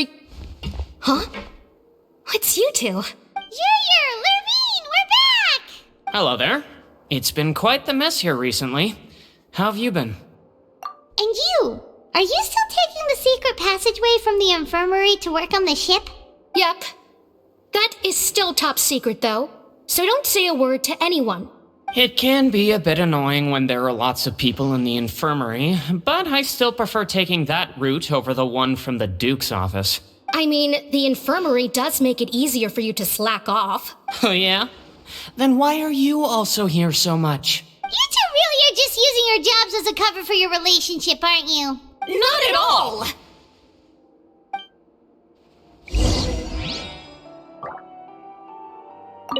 Jurier, the rumors about us are literally everywhere now. Please do something about it. But it's not like I caused them by myself. All right. I'll try to do something about it when I can find the time.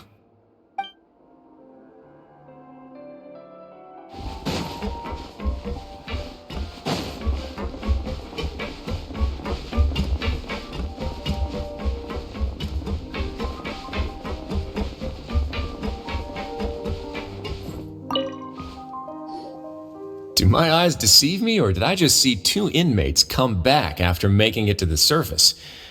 Some strange winds blowing of late. We wanted to see how the fortress is doing. Is everything still alright? We're fine, for the most part. Neuvillette came down and took care of the worst of it. If that's the case, why don't you just ask him to stay here? Oh, yeah, what a brilliant plan. Let's go convince the Eudex himself to exchange the Courts of Fontaine for a puddle of water in the middle of nowhere. He came here in a hurry and left without even stopping for a cup of tea. He did remember to take Miss Sijween's gift with him, though. He sure sounds super busy. Miss Cloran has left as well. She also took her gift from Miss Sijween. Were the gifts milkshakes? Neuvillette got the milkshake. Cloran received lipstick instead. Those aren't even remotely alike. Well, it's Neuvillette's own fault for making Sijween worried about his health by working so much. But besides that, our head nurse is still pretty fond of picking out beauty products for the ladies. Oh, and I have some gifts here for you as well. Are these from Sijween too? Nope, they're from yours truly. You've already wrapped up your work at the fortress, so you can return to the surface at any time. You haven't yet served your full prison term, however, so you may continue to use your cell until your term is up. For real? Then we could stay here for a really long time? You may access the cafeteria for free. Hooray! Just remember to come complete your paperwork once it's time for your release.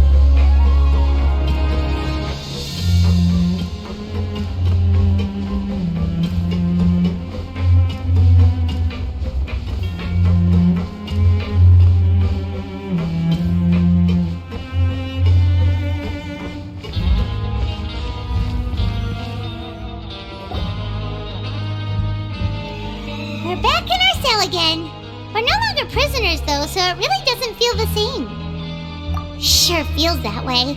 But the truth is, we never did anything bad to begin with, so I'm not sure why we put so much pressure on ourselves. Huh? How did you know? Hey, that's not true!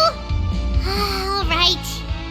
Okay, Paimon just wanted to say that we really are an amazing duo after all. It's like we've now gone to so many places together and become friends with so many people. We've never stopped traveling or stopped meeting new friends. There are so many bad things in the world, and we're just two people, but we've still been solving problems no matter where we go. Isn't that pretty cool?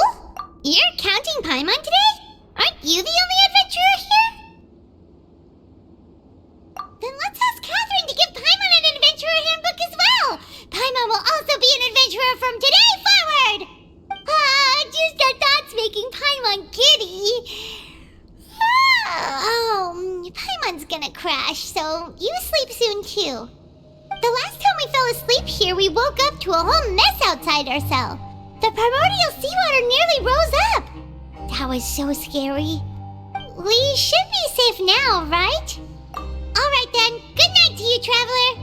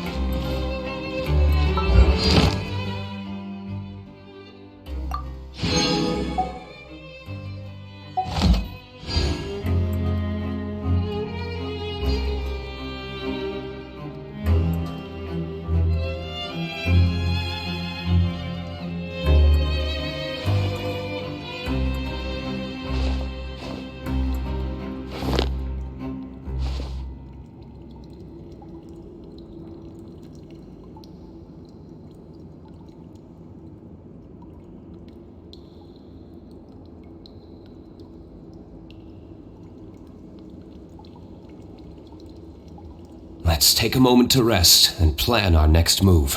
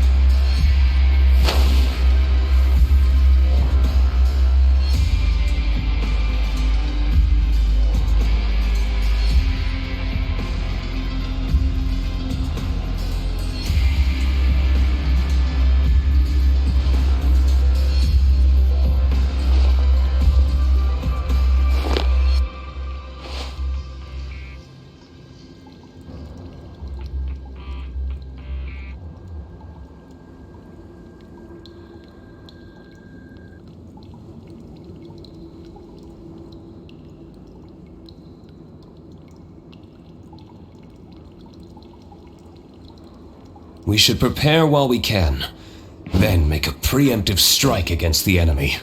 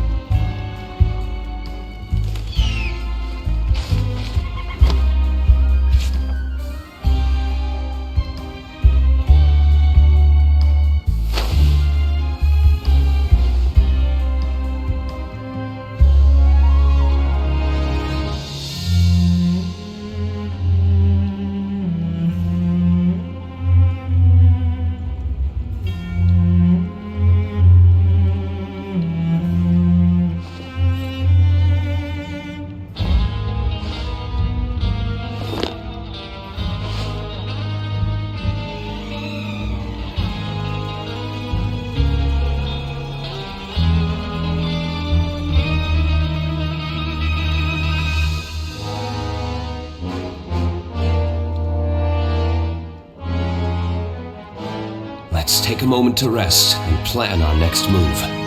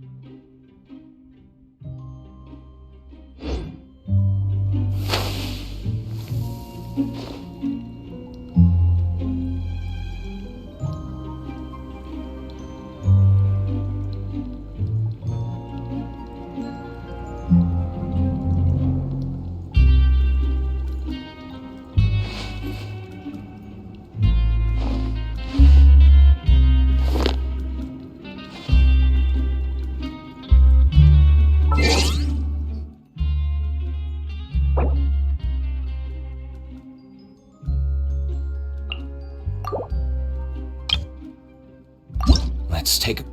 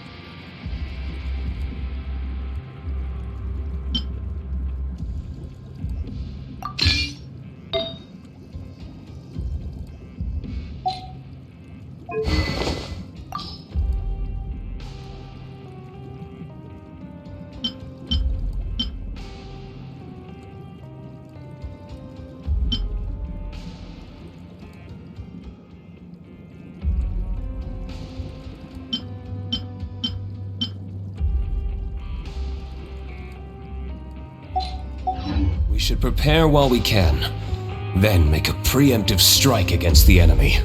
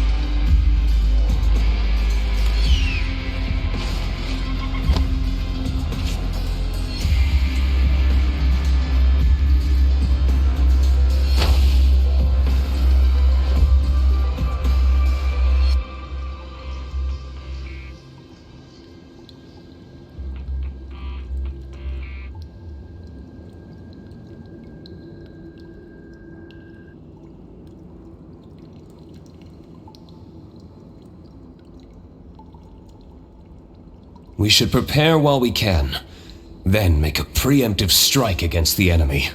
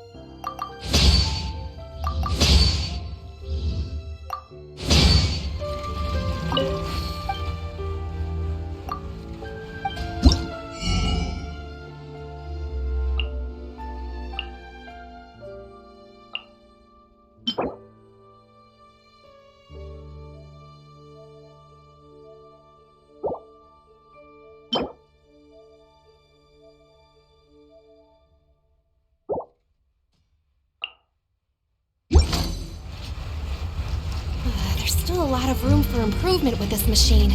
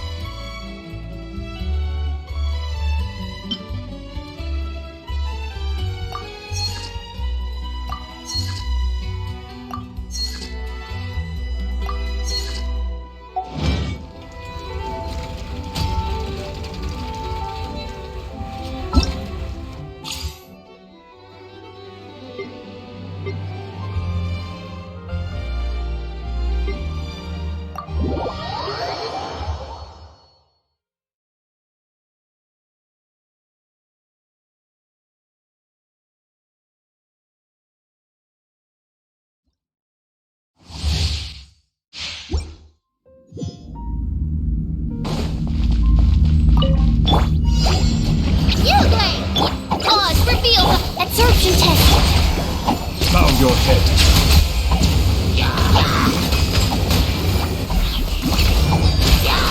The tides beckon.